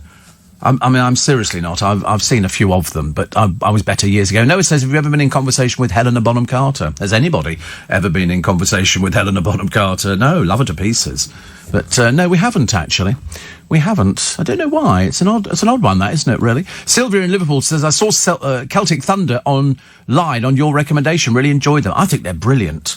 I think they're really good. You know, you can join their Appreciation Society, Platinum membership, Gold membership, Silver membership, and it gets you all sorts of benefits. But they're obviously very popular. Very popular. It's lovely. What have we got? Oh, Mark Wright, having had months of dithering around over what he's going to be doing with his career. He's going back to The Only Way is Essex as they celebrate an anniversary. That'll be nice. Perhaps they'll invite his ex-girlfriend to go back on the programme as well. You know, the one with the huge bottom, which apparently turns out not to be an enhancement of the rear. Apparently it's always been that size. Well, I didn't think it was. I thought she'd had what they call a bum lift. I mean, to be honest with you, I mean, I wouldn't really worry about it. It's not the kind of thing you need to worry about, is it? Things like that. And also, you don't emphasise it by wearing all these peculiar clothes. If you've got a big bottom, the whole idea is you want to cover it up. Don't want to walk down the street with people, you know, following behind you with bicycles, looking for somewhere to park the thing. You don't do that, do you? It's not nice at all. Steve, as you know, I collect DVDs, says Shane. Like you, I have a DVD library app on my phone. You scan the barcode over the cover with your phone. The name of the movie is stored in the app's library. Do you know what you've got? I've got so many. I mean, seriously, I must have the best part of a few thousand. The best part of it, and they're everywhere. So sometimes, if I want to see a film and I can't remember what I've done with it, I just go and buy it again. I've actually got 2 or 3 copies of certain films, which is a bit embarrassing, isn't it, really? But that's the sign of getting old. But I don't care. Steve, if you're not wrong about the cinema being expensive, you're not wrong. For me and my 2 kids, the best part of 50 quid. However, at the View Cinema on the Monday, all screenings are a £5. But the trouble is, it's going there, isn't it? It's actually getting to the cinema, going in, coming out, and I'm not really that interested in sharing my cinematic experience with a load of people. I'm really not. I'm sort of, who's that on the television? Is this another reality person who we don't recognise because they've been Botoxed within an inch of their life? It's not that bloke out of Towie, is it? Who looks peculiar, who is the only gay in the village. What's his name? Can't remember him now. He's not been on television for such a long time. But it looked like him, but with Botox. And I seem to remember somebody saying he'd had, I think it is him, he certainly has something odd. Yeah, it is him. My God, what's he done to his face? What has he done? Sorry, I'm sort of taking it all in, actually, because he almost looks unrecognisable. Very dangerous. Don't ever have Botox. I've said to James O'Brien, I said, do not have Botox. There's no point in having it. It's not going to change anything. Just means the wife will not be recognising you at all. The Bark of Lassie was done by Digby Lee. Thank you. Or was it Digby Lee? Also, another one. People talking about... who I've been in conversation with. This week, nobody. Clifton Village, Steve, is in County Galway. I love the way he then puts Ireland. Like, I don't know where County Galway is. I was thinking Lithuania, strangely enough. And somebody else, apparently Nick Abbott, has got spiders in his brain. They were talking about spiders. When you fall asleep, they always say that sometimes spiders crawl into your ears and lay eggs and all the rest, and earwigs and all that kind of stuff. It's a right load of old hooey. They don't. So Nick Abbott's definitely not got spiders inside his head. He must have loads of other things. Somebody's, I don't know what that one is, actually. Nothing to do with me. Somebody requesting a parcel being collected. My student cinema says, no, films are only £3 a ticket. Well, that's okay. They have a student cinema. Or is that just somebody holds up a white sheet and they project it onto it? It's not actually a proper cinema, is it, really? James says you should go to the Backyard Cinema in Wandsworth. Whole new experience. Last watch Grease with the wife. Oh, you didn't go to the cinema to see Grease. Tell me you didn't go to the cinema to see Grease. That would just be too tragic. I mean, go and see something a bit more modern. Even though I do like Grease. Daily Mirror, it's the flooding. The flooding hell's spreading.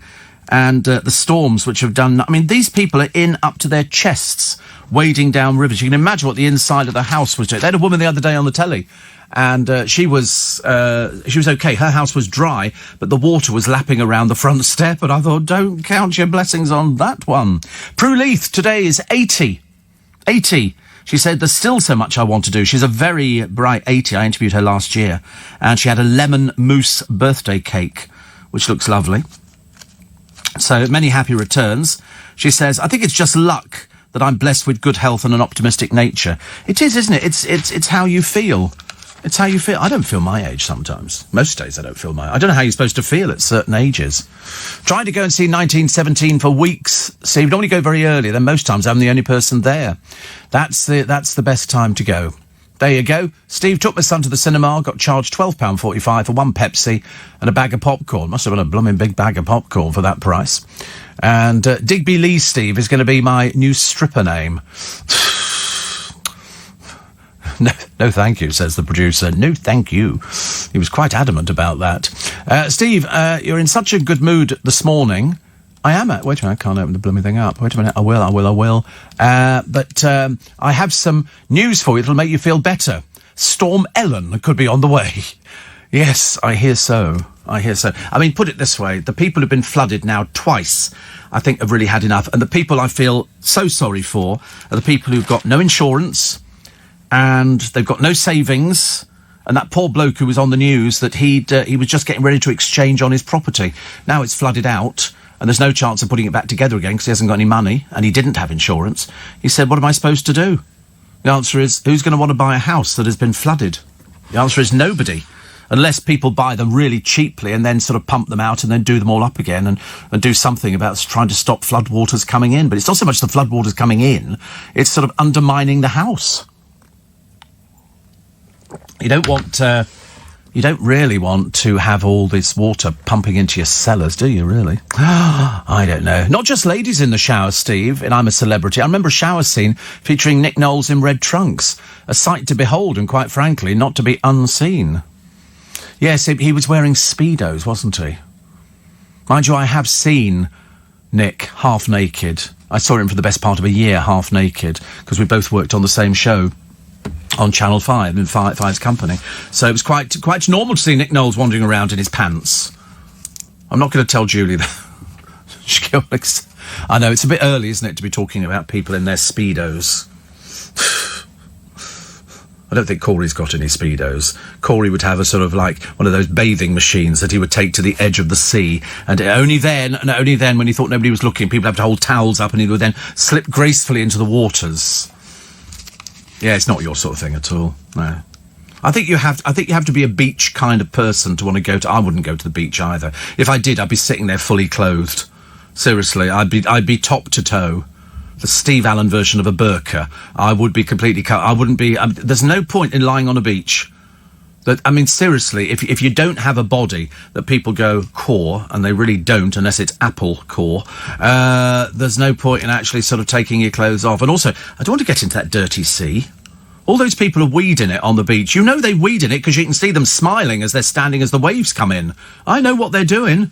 Oh, yes, thank you very much indeed. And the sand gets everywhere, and then you go... I can remember when I was little... Well, when I wasn't that little, but, you know, you'd come out of the sea and you're standing there in your little trunks, and we used to have a windbreak. Do you remember windbreaks? They were quite a good idea. My mother would put a towel round me, and then you take your swimming trunks down, and then all of a sudden she'd forget that she was holding the side of the towel and let it slip. And you go, Mum! Really embarrassed. People see you tinkle, you know, and things like that. And then they sort of dry you off, and then you've got sand between your toes. So you'd have to wait till you walked up onto the promenade. Do you remember? You walked up onto the promenade, and then and only then could you get the sand off your feet and between your toes and all your other little bits and pieces. I mean, dear Lord, I don't know why we bother. Prince Andrew's facing fresh demands to speak to the FP. He's still not done it. It's just a load of old claptrap with Prince Andrew, isn't it? We get nothing. We get nothing from him at all, and he's so arrogant that he really thinks he doesn't owe you anything at all, doesn't he? He owes no debt to these people. I mean, you know, it really is just appalling. You know, Prince Andrew, always been a disaster. Now, even worse. Oh, and somebody else in the family has decided to get a divorce. Man who makes the furniture, Linley. Do you know how old Valerie Singleton is? I think we did this a short while ago when it was her birthday. She's 82. I mean, I can't believe she's 82. She's just totally ageless. Totally ageless. It really is amazing. And if you're a stamp collector, a philatelist, there's a whole new series of stamps coming out. James Bond, Majesty's Secret Service, Golden Eye, Living Daylights. What's that one there? Can't read it. And they've got a car, Goldfinger, Casino Royale. They're printed a bit too small in the papers. They're very difficult to see. And 40 years of award mayhem, the Brit Awards. And we all remember, don't we? Mick Fleetwood and Samantha Fox doing it. It was an unmitigated disaster. But loads of people there, including Prince and the big bouncer. They had this enormous bouncer. Prince walked all the way up to the stage. And they just went, thank you. And then turned around and came on. We waited that long. The applause had died long before he got to the stage. Welcome to Tuesday. How's it going so far? If you're retired, and in fact I just got something in from somebody who's retiring after 40 years working as an occupational therapist in the NHS. It's gone in a flash. You're right when you say to enjoy the work you do. Yep, absolutely. I can't think of anything better than a job like this. I really can't. I mean, I seriously, even if I've said before, even if I ended up with loads and loads of money, I don't think I'd ever retire. I might cut down and just sort of do maybe 5 days a week. But it's, it's whatever you do. You make it what you do. Some people you work in shops. I used to work in a shop and I loved it. I absolutely loved it. People say, oh, how can you enjoy that? I went, I don't know. You make of any job what you want to make. If you want to have a miserable time in a job, have a miserable time. But I've never done that. I've always enjoyed everything that I've done, which is quite nice. Ever been to one of those sing-along experiences at the Prince Charles Cinema? It's the cinema they do it in, actually, Damien, from Sweden. Thank you. Everybody does that, don't they? Oh, you're from Sweden? I went to Sweden once. It was lovely. Have you ever been stargazing, says Noah? No, I haven't, actually. I did lie on my back once and gaze up at the stars. And people were saying, oh, that's Orion's belt and that's the plough. And then after that, to be honest with you, I lost the will to live. I thought I was going to see a proper picture up there in the heavens, but I didn't. But I did tell you the story some years ago that I was a member of a youth club. And we thought that we'd be terribly clever and we'd do the Duke of Edinburgh's award scheme. And part of it was going camping in the forest, and then you had to sort of, I don't know what it was just 2 days camping to see if we survived. And so we toddled off. There was 4 of us, I think. We had a couple of tents, and off we went to Savernake Forest, which was fantastic. I mean, it was really amazing. It was lovely. And we pitched, big mistake, in a little clearing with trees overhanging it because we thought it looked pretty, without realising that the next morning when you came to pack up the tent, it would be soaking wet with all the dew that comes off the trees. But we didn't know that anyway, so we sort of pitch our tents in the evening. And it was all very nice indeed, and we had a little thing. You put a tablet in and you lit the tablet, and we had the frying pan and we did sausages and everything else. And then we went into our beds, and then some yobbos on motorcycles turned up and started revving their bikes and shining their lights into our tents. So we saw them off. We cried. And so they then went off. And then all of a sudden you're in the forest. And it's like that scene from E.T. at the very beginning where it's pitch black. And all of a sudden you're sort of... And so we thought we'd go for a walk in the forest. Pitch black. I don't know why. We were young. We were 15, for goodness sake. We were carefree. We were scared. And we walked through the forest, and we're sort of looking up at the sky every time we could see the sort of the star. It was very pretty, actually. It was very lovely. And we're sort of standing there, and then all of a sudden the ground started to shake.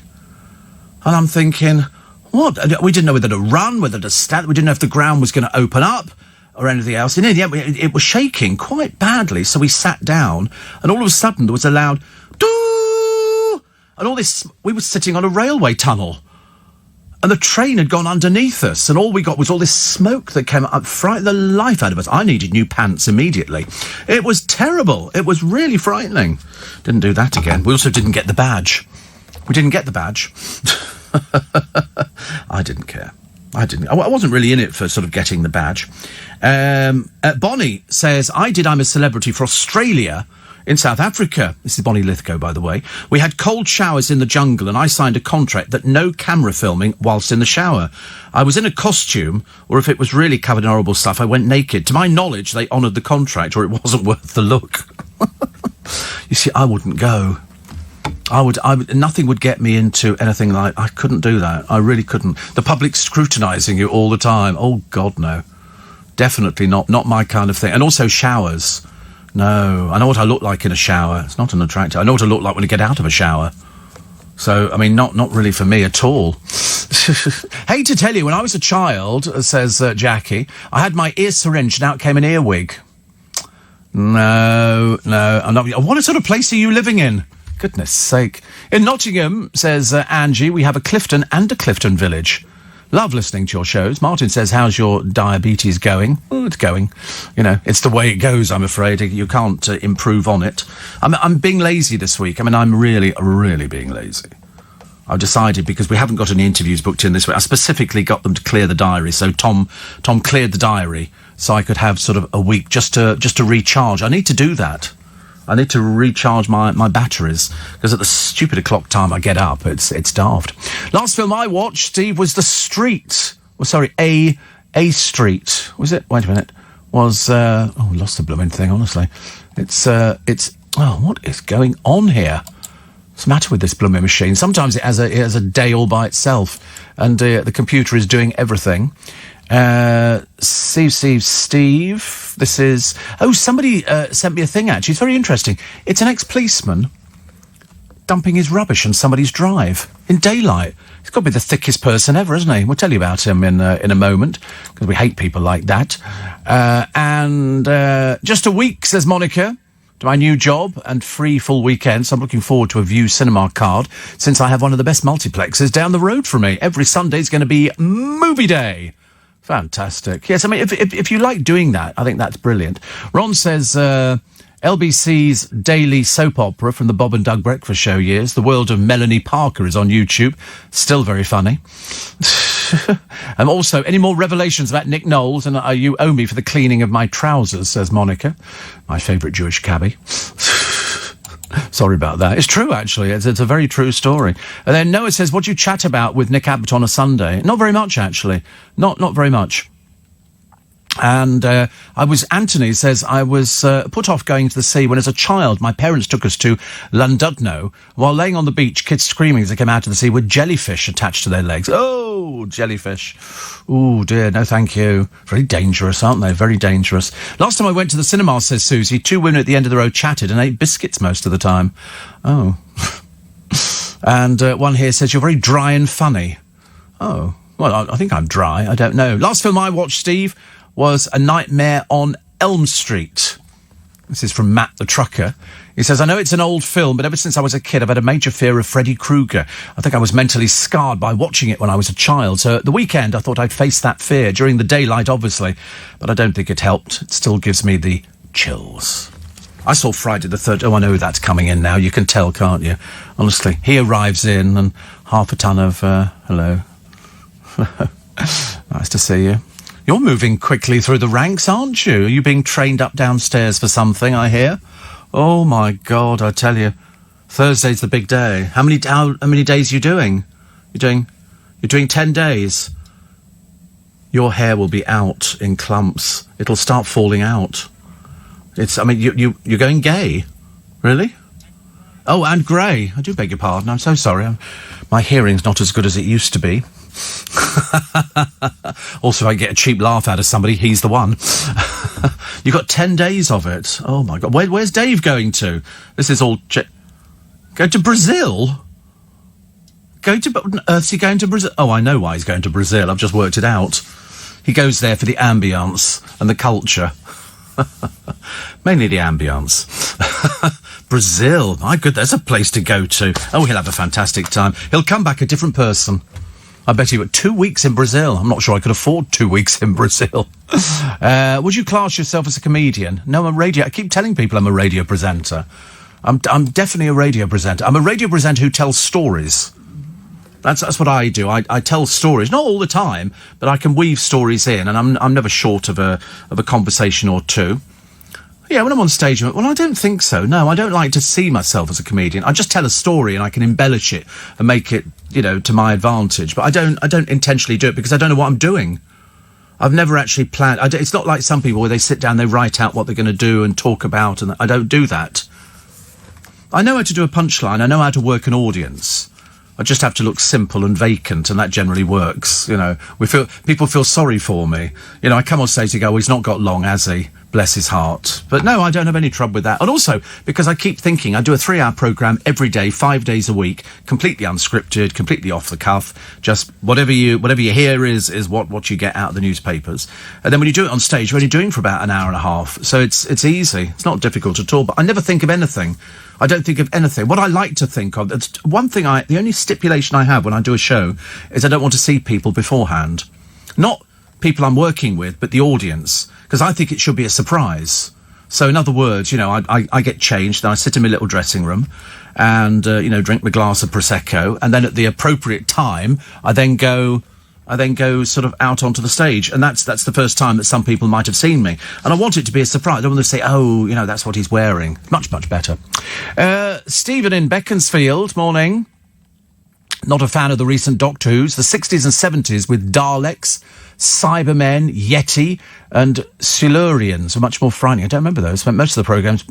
Oh, Silurians. Oh, all right. Oh, God. Are you a fan of this stuff, then? Have you been to conventions? Oh, my God, the producer's been. He said one series had Yeti in the London Underground. Didn't go on the tube for years. He says, say hello to my wife, Jackie, who's retiring after almost 20 years working with preschool nursery children, now looking to spend more time with her grandchildren. There you go, Stephen and Jackie, over there in Beaconsfield, which is very lovely. Breakfast on LBC. Hope you're feeling sort of, bright-eyed and bushy-tailed. I don't know where that came from. My father used to use that. Bright-eyed and bushy-tailed. I've never been bright-eyed or bushy-tailed, but apparently it means something. Melanie Parker was created by Tony Bilbo, also narrated it. It was sponsored by an Office licence. Is Douglas Cameron still around, says Philip? He certainly is. He certainly is. Somebody says, do you sign autographs after the show? We do. Yes, we do. And, in fact, we were signing tea towels after the last one. Because what we do is we do the show, and then there's a meet and greet option, which I think we had just under 70 people who wanted the meet and greet. All the money goes to charity. I get not one penny piece. Because somebody said to me, how much do you earn out of that? I don't earn anything at all. Nothing. It's for charity. Can't charge for charity. They do send me a car there and back, so that's part of the deal. I mean, I suppose technically I could get the bus, but I mean the weather was tipping it down. Shane says, in the 1960s when I was a kid, Mum used to take me to Bondi Beach. I think because I'm older, the beach doesn't do anything for me now. I mean, if I lived in a seaside resort, I probably wouldn't use the beach either, because if you live somewhere, it's like I live in London. I've not been to the Tower of London for a few years. I joined Historic Royal Palaces, so we did go back there, and I tried to make sure on Sunday we did something. I'd finish the programme, then we'd take the dog for a walk round the park, but then the dog died, so we didn't do that for a while, and so we should really get back into it. It's a good bit of exercise, but when it's tipping it down outside, who the heck wants to go anywhere at all? Seriously. Last time I went to the cinema, says Fred in Bromley, it was the Tricycle Cinema. Good God. And 20 years ago I saw Billy Elliot. What a fabulous show. What a fabulous show. I watched the Billy Elliot live of the Billy Elliot stage show. They filmed it and they beamed it to cinemas. There was Billy Elliot the film, and then there was Billy Elliot the stage show. Get the stage show. If you've never seen it, people are always sort of saying, oh, what recommendations? We did Steel Magnolias, The Amazing Mr. Blunden, and I've just realised that if you watch Billy Elliot, it's really good. The stage show, it was done live, and they beamed it to all the different cinemas and the rest of it, and it's fantastic. It's well worth getting. Well worth getting. You can get it from... where you get it from? I got mine from Amazon, and I absolutely loved it, and it always makes me cry because the kids are so good in it. It's lovely. Get it. There you go. That's today's mission. You could probably get it quite cheaply, actually, I think. Martin Freeman admits he's not proud of it, but he's smacked and sworn at his children. We were talking about that the other day.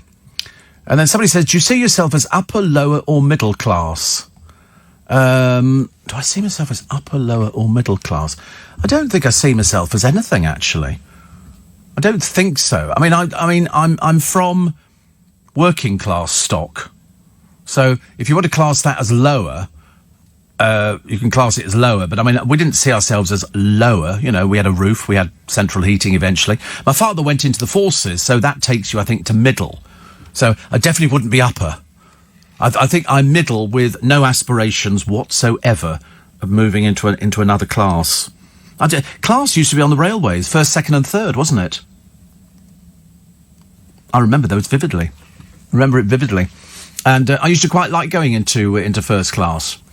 I do like that. Which charities do you raise money for? It makes some noise. You can go and find out about them online. Too many charities to actually work out at the moment, but lots and lots of them. Lots and lots. How do we do more to protect those in the public eye? Well, you have to remember, if you're going to say that the people in the public eye are victims, in many cases, they've been using the media. They've been using the media for their own purpose, for the purpose of getting themselves seen. It's no good being a minor celebrity in some tatty old show on the television unless you're going to... So the thing you have to do is you get an agent. Normally the agent would approach you. It's no good you approaching an agent because they're going to go, well, we've seen you, we're not interested, which is very depressing. So you have an agent, and there are different agents all over the place. Agents who specialise in, people who are on reality shows, and their clients work most of the time. I know a few agents, actually. I know a couple of really sort of super-duper agents, and they've got everybody. Absolutely everybody. And that's it. But what they've got to do is get you working. There's no point in just fannying around, turning up to the opening of an eyebrow pencil shop or something like that. That's of no interest to anybody. But it's part and parcel of the same thing. It's part and parcel. So in other words, I can remember there was a group once. I won't tell you which group it was, but their manager was very pushy, and he would get them up in the early hours of the morning to appear on television. And they used to complain bitterly like heck. But they did it, because if you want to be in the business, there's a price to pay. And the price sometimes can be you need to get some sleep because you're on a 3:30 flight in the morning, or the car will arrive at 4 o'clock to get you to the TV studio, and then you've got to put makeup on, get your hair done, and mime your latest single. That's the big business, but you've got to want to do it. And it's the people who don't want to do it who last about 5 seconds. Because if you're an agent, the only way you're going to make money out of your client is if they get jobs. And if they get jobs, you then earn the commission. It could be, 20%, 25%, whatever it happens to be. Some agents probably charge more if they're getting you tons and tons of work, and that's how they make their money. So it's in their best interest to get you working. For an awful lot of people, they go, oh, I just want to go out to showbiz parties. And you think, well, unfortunately, showbiz parties don't pay the bill. And that's how people get into drugs. And that's why it's rife within the business. Absolutely rife. Cocaine is rife within the business, and then some people, once they cease getting from cocaine what they think they should be getting from cocaine, they move on to other drugs. And it's a catch-22 situation. You're on a hiding... If you're just supposing, here you are, you're somebody who comes from, I don't know, a little village in Cumbria or something like that. It's not a particular place. I'm just highlighting where it comes from. And you're not street savvy. You're not aware of how much people are going to turn you over. You've got to wise up quickly. You've got to wise up quickly. We've seen it before. People who've fallen foul of the law, people who've fallen foul of drugs, people who've fallen foul of working, people who've fallen foul of drink. There's so many ways to trip you up. You think you're talking to somebody who's going to write a nice piece about you in the paper. The chances are they're not. They're looking for the scandal. You're all innocents. And also the other thing is, if you've got something in your life, if you've been arrested for something in the past, or you've got history where you come from, the press are going to find out. They're going to find out, and they're going to print stuff about you. I mean, how many times we see that on a Sunday? We see it all the time. People who you think, oh, you're nice and all the rest of it. It turns out they've beaten up their ex-girlfriend or something like that, or the wife or something. And then all of a sudden it makes the papers. And then all of a sudden they actually start complaining about their treatment at the hands of the press, whereas in fact the press are reporting news. They're called newspapers. And if somebody does drugs or they're up on an assault charge, that's news. Whether or not you turn round, as Nick said, and blame the media, you can't blame the media. They're just doing their job. They're not supposed to know the mental history of all sorts of people. But and then the Crown Prosecution Service came in for it. Everybody came in for it because it was on media. But she actively used the media the same as the media used her. It's this catch-22 situation. But you can't have it both ways. You can't have all good publicity because it doesn't exist. And if somebody's got a mental illness, then they need to get help. I mean, she was sent to hospital, Caroline. I think that she was in there for hours because she was self-harming. Did anybody know that? No? I didn't know about that. I didn't know about the fact that she told the police that she would be prepared to kill herself. I mean, that means that you've got some serious mental illness going on. You need to get some medical help. People do nowadays, but we seem to be dealing with it on an hour-by-hour basis. And do you know that every 90 minutes somebody takes their own life? Every 90 minutes. So during the course of this programme, a few people will have actually taken their lives because they can't cope, because they can't deal with it. And in Caroline's case, with the court case coming back again, which she wasn't expecting because she thought that they were going to drop it, but somebody decided that if it's domestic abuse, then you have to take it to court. If it had been the other way round, if it had been a man assaulting a woman, they'd have been into court straight away. Nobody would have thought anything about it. Because it's the other way round, people are more shocked by it. Far more shocked. So, to blame the media when they're just doing their jobs. And bear in mind, she would also be she was very street savvy. Very street savvy. Like, some people are, but unfortunately a lot of people aren't. She'd been in the media long enough to know exactly how it works. You go out to an event, you've got to, look good or whatever. We've had people start fights at events. And you're never sure if they're doing it to get the publicity, because if you look through the newspapers, there's all sorts of people in here. And they're people who crave the media attention. It's very addictive. You go out somewhere and people will sort of shout your name. You turn around, you have pictures taken. When I went to Dale's funeral, I'm thinking, no, I shouldn't imagine anybody knows who I am. But no, they knew exactly who I was. And they're going, Steve, you look this way. And of course you stand there trying to look a bit like, I don't know what. And you think, there are some people who just play up to it. And they love that kind of thing. I don't like that kind of thing. I'm not interested in that. I'm not interested in the publicity. I'm interested in doing the job, and I get paid for it. And as long as my boss is very happy, which he is, then that's the way it goes. And if you have a nice time at the time that you're doing it, that's even better. I could never understand. I was talking about this to a friend of mine who's been in radio for ages, and he said he felt the same as me. People who come into radio and they expect to be sort of, elevated to top of the pile within a very short space of time, and you go, it doesn't work like that. Somebody said to me, would you ever want to do daytimes on LBC? And I said, what for? Have you seen the traffic in London? Good Lord, at least I could be home this morning. In fact, I will be home this morning by about 8:05. Which will be nice. I just get to the bus.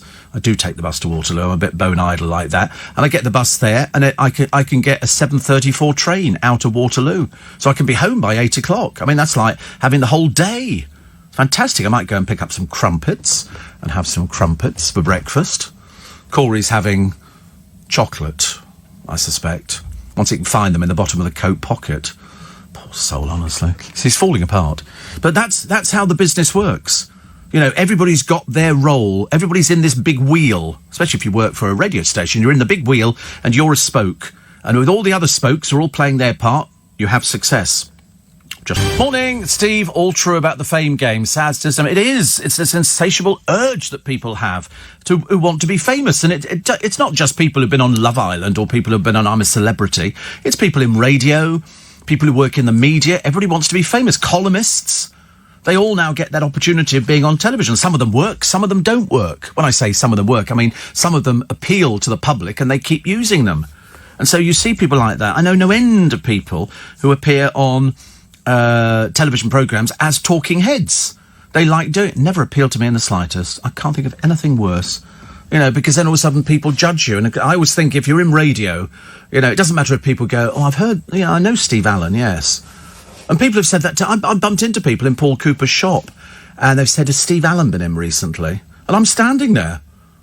But obviously, perhaps people don't know. Although occasionally somebody goes, I recognise your voice. And I always go, yes, you probably are. 84850 Steve at LBC. You're not a spoke, Steve, you're a bespoke. Bespoke. That's like asking somebody, as somebody did a minute ago, on what class you think you are. Because I came from working class family. Well, I'm assuming that because we had to work.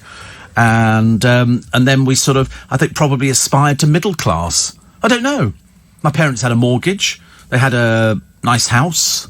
And then my father came out the forces, and then he ran the Special Forces Club in Knightsbridge. And that came with a lovely Mews cottage at the back. Couldn't be better, right at the back of Harrods. Queen Mother was the president, I believe. And it was a club for Britain's agents in the wars. Some famous names used to go there, and people who'd invented things, secret agents, people like sort of the James Bond type thing. You'd never believe it. Seriously, and we used to go there all the time because Dad worked there. He was the one running it. But the Fame game is very sad. Anybody now can be famous. I've watched it. Have you ever seen that? What's that programme where they have a bloke going 33, 44, 45, 55, 55, 60, and he's bidding on a door that they've opened into it looks like a lock-up garage, and these people bid on it. And they bid on the contents, but they can't see what the contents are. And they go, oh, it's something challenge, isn't it? Somebody will know the name of it. I can't remember. I remember the programme. And they did it in America. They've got a really irritating couple there. She's ghastly and he's no better. And they do this thing, and this bloke then came over here to do it, and it's called something. I'm sure it's something challenge. Somebody will know. Come on, 84850 Steve at lbc.co.uk. You must watch this programme because he can sort of add the numbers up. They are storage hunters. There you go. They've got the one in this country. What a bunch of degenerates on it. One of them's called Heavy D. A more bigger plank you'd be hard pushed to find. I mean, seriously, these people are ghastly. And that's what they're looking for. They're looking for... Nobody wants to put attractive people on television because they're a bit thick. So you put the ghastly people on who are going to have arguments with everyone. And the language... what was it called? Storage hunters. Yeah. There's the American version and the British version's got... I don't know where they get them from. There must be an agency for people like that. I don't want to go there. It sounds dreadful. Susie said, is there an actor or singer now dead who you'd like to have interviewed? I'd like to have met Judy Garland. That's a bit of a camp thing to say. I'd like to met Judy Garland. But, because she'd be interesting. I'd like to see her, because at the height of her fame, of course, she was popping tablets like there was no tomorrow. I mean, it was a bit like Elvis Presley. Elvis had, tablets to wake up, tablets to go to sleep, tablets to do just about everything. All they had to do was get him on stage. And then because he was so high, he'd then come off stage and they'd stay up till about 6, 7 in the morning. So he'd have been an interesting thing. When I spoke to Tom Jones, he told me he used to go and jam with Elvis after the show. Depending on whose show finished first, he'd then go off to see the end of their show, and then they'd just do a jam session. And I thought, that must be something. That must be something. To have those sort of memories of the people that you've worked with. I'm at that age now where, I've met loads of people, and you do meet them, and some people are very famous, and some people aren't very famous, and some people desperately want to be famous, but I've never been that kind of person. I just wanted to work. I like going on stage. And I like sort of doing my little stories, which is good. Storage Hunters, thank you. Storage Wars, thank you. I knew you'd know. I used to work as an unofficial PR agent for the world-renowned, I've lost my mouse, spoonbender Uri Geller. Probably the only celeb who, by his own admission, never actually needed a publicist due to his successful self-publicising. Yes. But of course, it was just... Uri Geller was always that one, bend. Of course, he never did, and only when he bent it on his belt. And it was a bit of a swizz, really. But if you convince people of it, I did it. We did it as an experiment on LBC using a very well-known magician. And I said, and I didn't say he was a magician. I just said, listen, he bends spoons. So if you've got a spoon or a watch or something like that, bring it to the radio and he will transmit his thoughts. Biggest pile of rubbish you've ever heard. And it will bend. And we got inundated with people who would happily phone up and perjure themselves by going, yes, I brought my watch. It hasn't worked for 45 years. And now it started ticking again. And you think, so at the end I had to come clean. I couldn't sort of leave it like that and say, well, actually, he's a magician. And it was just fake. The whole thing was fake. But people want that, don't they? People want to be fooled, but they want this fame. Whenever I see people, they go, the front of OK magazine, X person, shows you round her lovely new apartment, and you look at this pokey little box that they're living in, and you think, you're going to be out of it very shortly, because you're going to need to find work. That magical word work, where you have to actually go out there and do something. When many of you grew up, and I should imagine it was most of the audience on Sunday at the Leicester Square Theatre, you worked for a living. You didn't sit at home, put your feet up and go, I'll just take the benefits. Nowadays, people just take the benefits.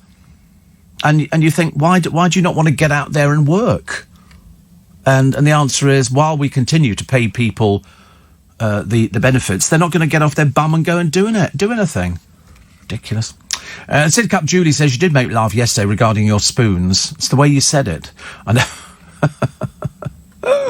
I can't help it. The hypocrisy, Steve, of some of these celebs. They're all currently slagging off the press, TV, media and social media about how awful and intrusive it is. And yet next week they'll be using the same press, TV and social media to flog their book, TV show or film to the public. Yeah. Or they turn up with hardly anything on, with their boobs shoved up underneath their chins, and the blokes looking like they've wandered out of some sort of cupboard which sort of dry cleans everybody. They pop them in there, they come out, the trousers don't fit, they've got rips all over the jeans. They look stupid. They must have giant moths in their wardrobes. And then they go out there and they go, so what do you do? Oh, on Geordie Shore. Oh, were you? How rivetingly dull. Have you ever thought about getting a proper job?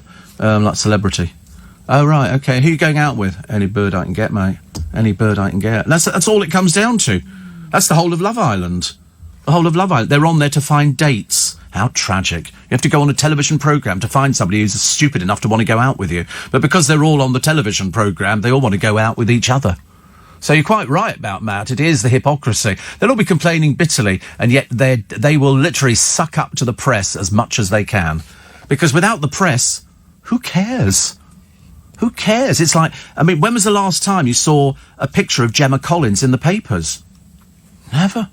Not for ages and ages. She'll try to spin some line that she's really, really busy, but it doesn't make the papers. Nobody's interested. Joey Essex goes on a cooking programme because obviously, the money's running a bit tight. And he apparently, according to, was it John Turode or one of the other ones, he turned up there. He thought somebody was going to do the cooking for him. So he stood there waiting and they went, you have to cook. And he thought somebody was going to cook for him and he'd just then go, da-da. You can't believe he's in double figures. You can't believe somebody who can't tell the time actually appears on the television and is hailed as some celebrity. It's terribly tragic. We use it for everybody now, don't we? Celebrity radio presenters. Dear God, no, of course not. Radio presenters. It's a job. You don't say celebrity carpet fitters.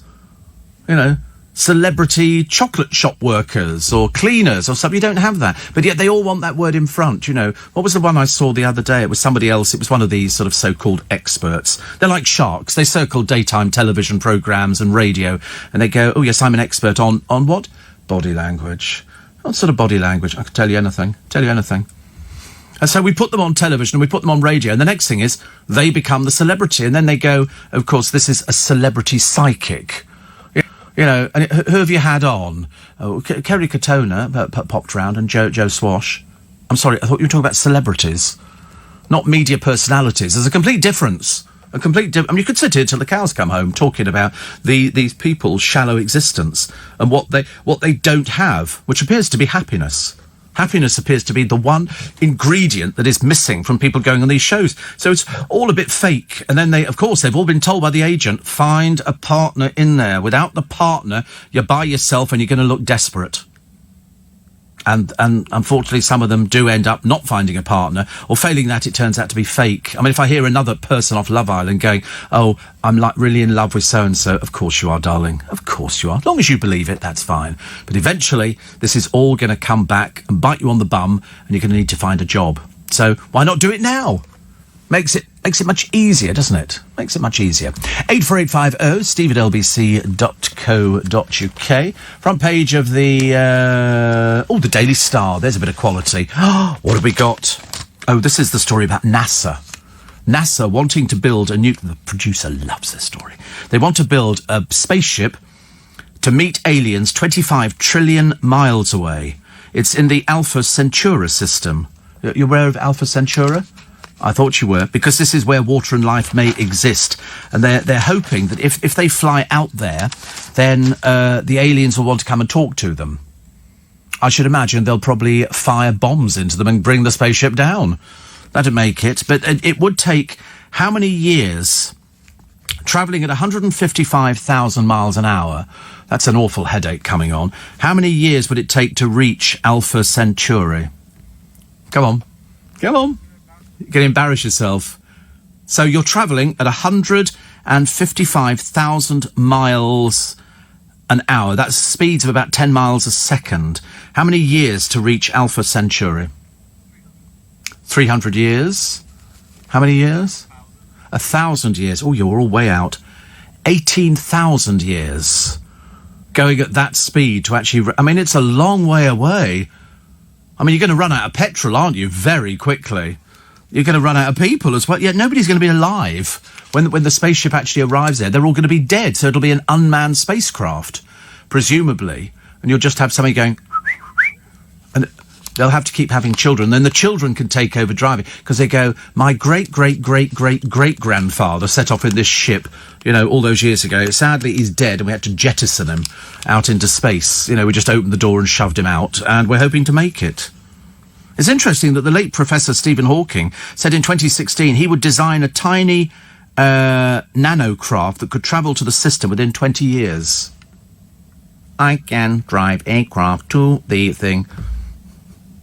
Do you know that wasn't his voice? I was very disappointed. I always thought that was his voice. That was the one he wanted to hear. He liked that voice better. I wonder what his real voice was like. I thought it sounded quite realistic. Don't you think it sounded realistic? It was, yeah. He popped up in Friends. There was obviously a sense of humour there, wasn't there? I mean, which sort of... Yeah, and The Simpsons as well. So he was a celebrity. He was a celebrity. Oh, of course, he'd be your hero, wouldn't he? Absolutely be your hero. I wish I'd never mentioned that, because now I've realised... Oh, God, you never met him. You didn't can have a selfie taken with you. Tell me you didn't have a selfie. You've done it to loads of other people who come in. He's upset. He says, oh, can I have a picture taken? What? You're not allowed to... Heavy company. Steve, I'd forgotten my watch and needed to know the time, so I stopped a random person and asked them if they could tell me the time. Oh, right. Well, do you not have a phone?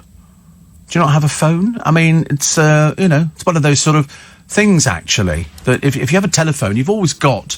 I can't imagine, actually, why you'd ever worry about knowing the time. Because if you don't wear a watch, and I have a watch on, and I could always, but I tend to use the phone a lot. So I can tell you now it's 5:33. Thought you'd be thrilled to know that. Steve, celebrity is a true word, easily thrown around, means nothing anymore. No, you're absolutely right. It doesn't mean anything at all. The photographer added, because I didn't hear this thing, but LBC did, that at these organised parties, snappers were not hounding Caroline Flack as they were invited by her publicist. Caroline Flack played the game. I think they all do, don't they?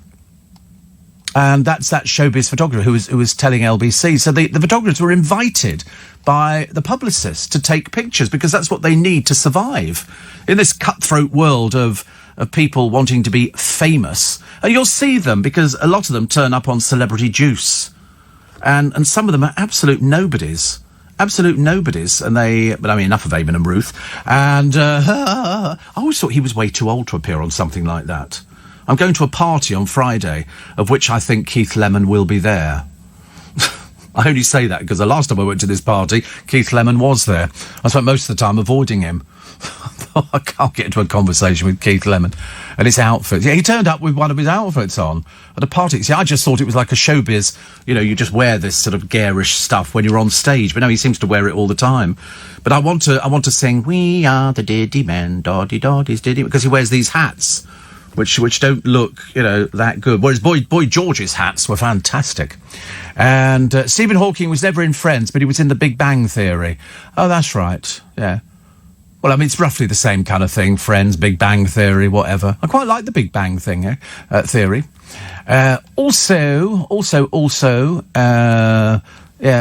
Apparently, says Steve, apparently from being stupid, Joey Essex is now worth about $6 million.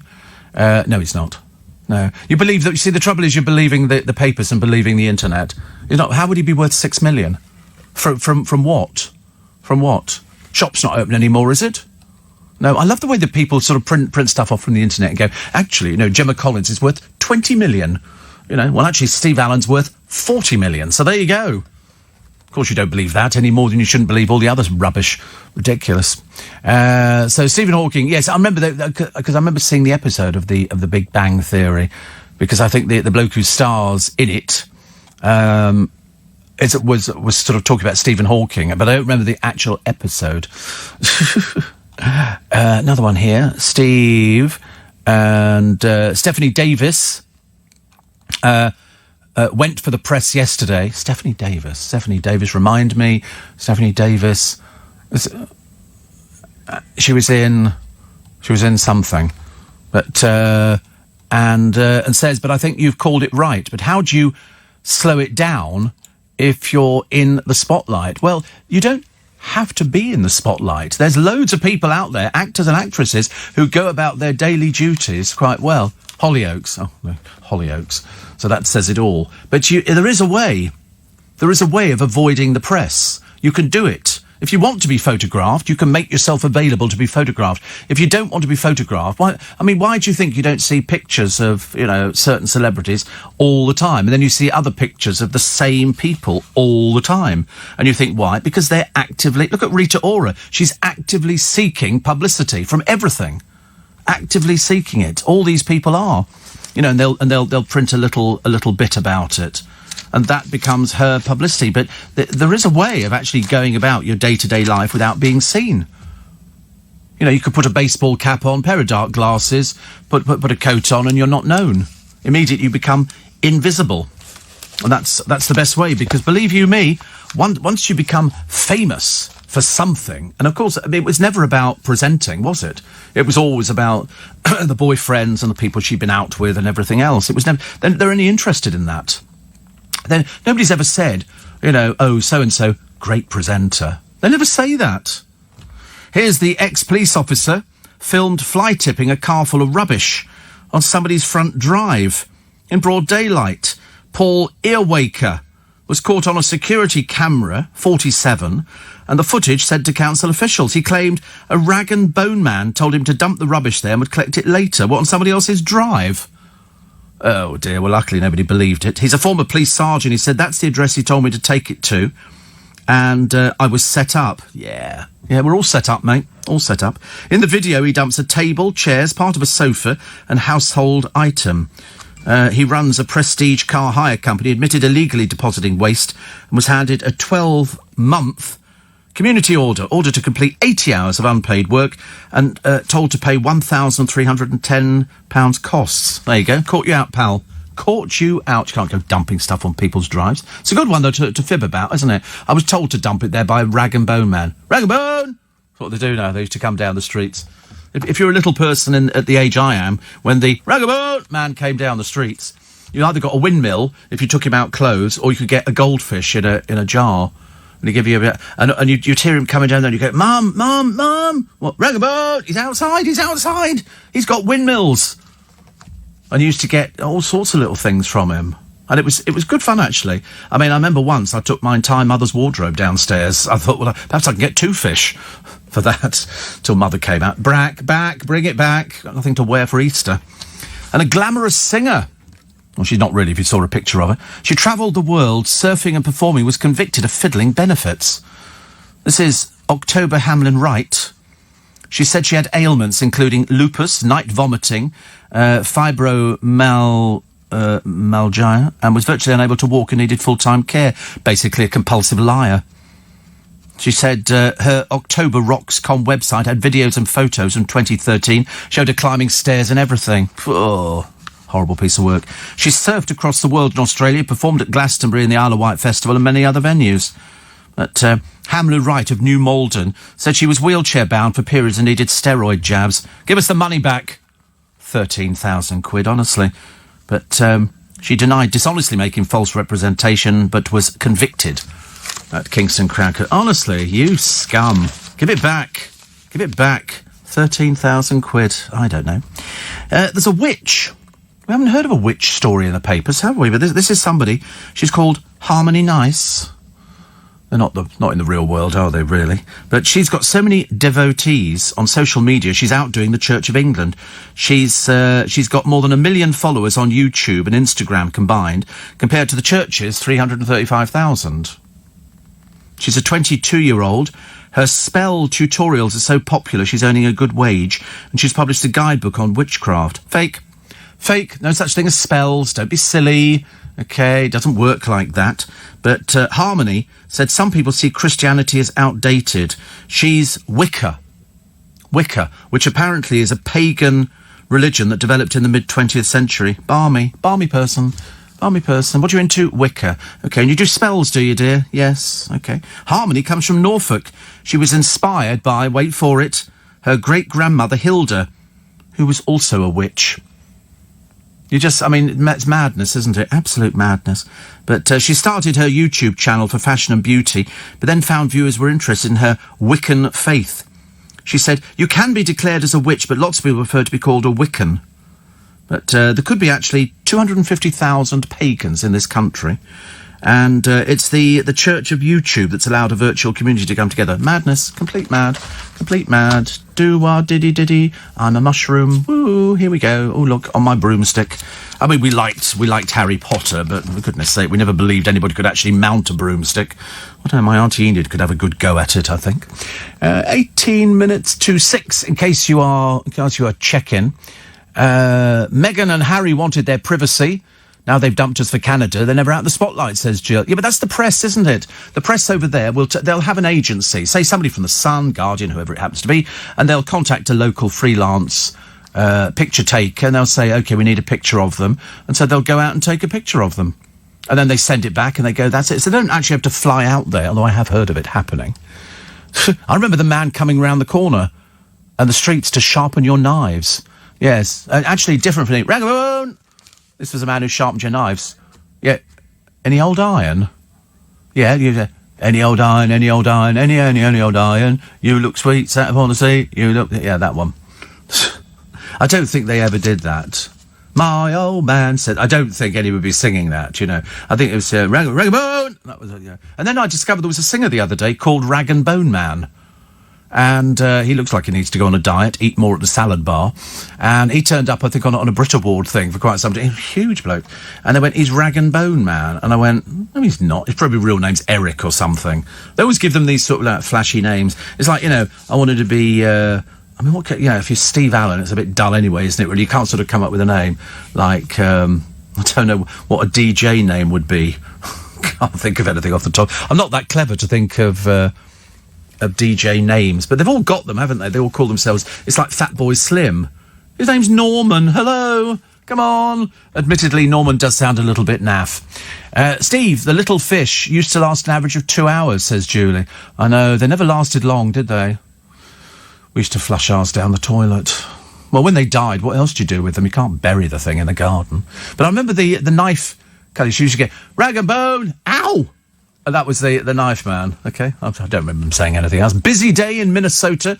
We have, we are nearer thy God, with Jake, my favourite Methodist preacher. He said, I taught Bible study and did prep work for the parish annual meeting. Lent is coming. Not looking forward to having to preach twice a week. Luckily for Wednesday services, all churches are together for one service. Thank goodness for that. Thank goodness. Actually, do you know what I've noticed? And I corrected myself then. Normally I'd say thank God. But I've noticed on a lot of TV programmes, people go, they don't want to do that because it makes them sound anti-religion or something. And so they go, thank goodness. Thank goodness is a fairly popular one. I've decided I'm not changing. Any thoughts on Paul Burrell, Steve? I have thoughts on Paul Burrell, yes. I have thoughts on Paul Burrell. He's managed to milk a story of nearly 22 years ago for a long time. And if I've always said, if you can find where Princess Diana called him her rock, I'll take it all back. But so far, we've never managed to come up with anything at all. 6:45 is the time. Morning. Welcome to Tuesday.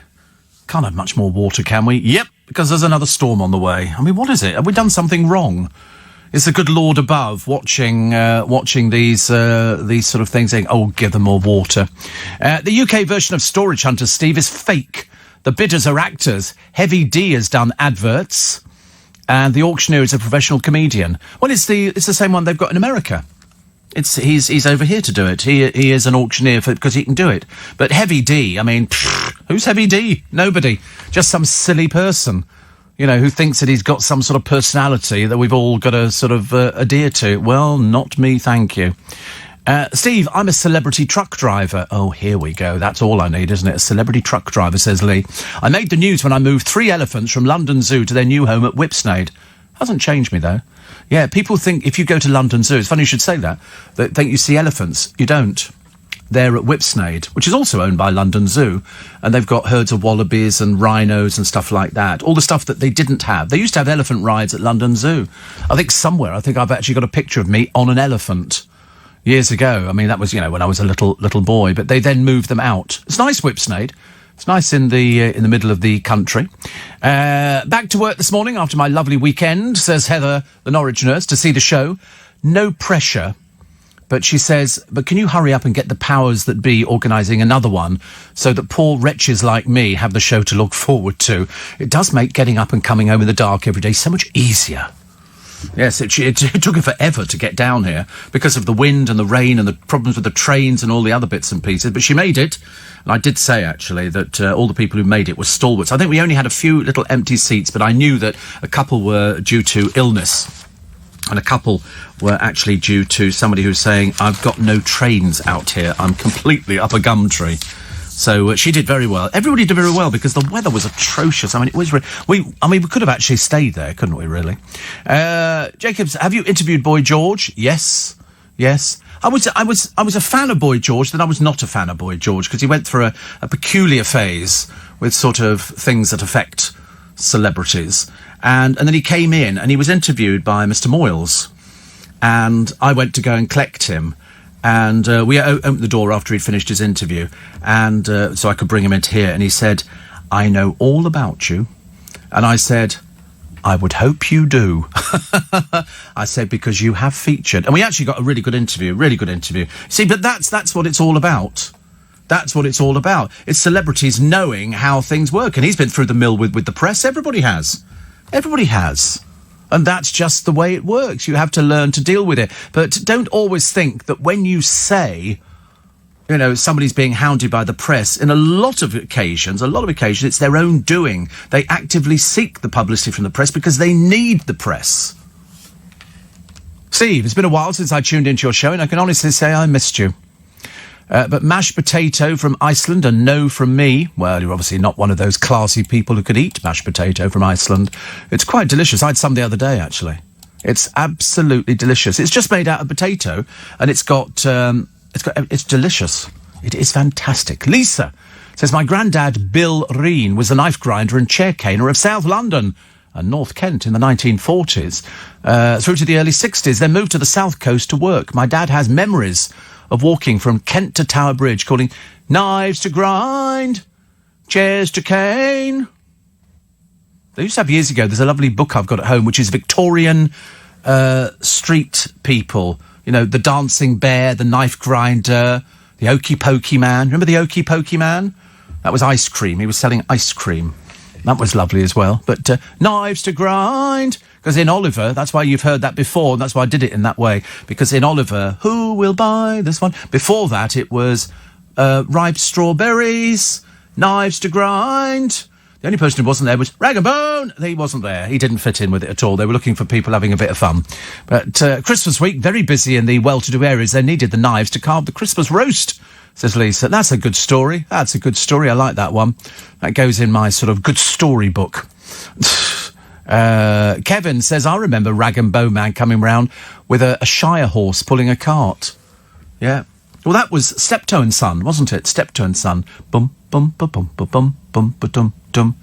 Dun, dun, dun, dun, dun. Based in Shepherd's Bush, Oil Drum Lane. They made 2 films about Steptoe and Son, and one of them had one half of Hinge and Bracket in there, being a drag act, but Harold Steptoe, the younger one, not knowing it was a man.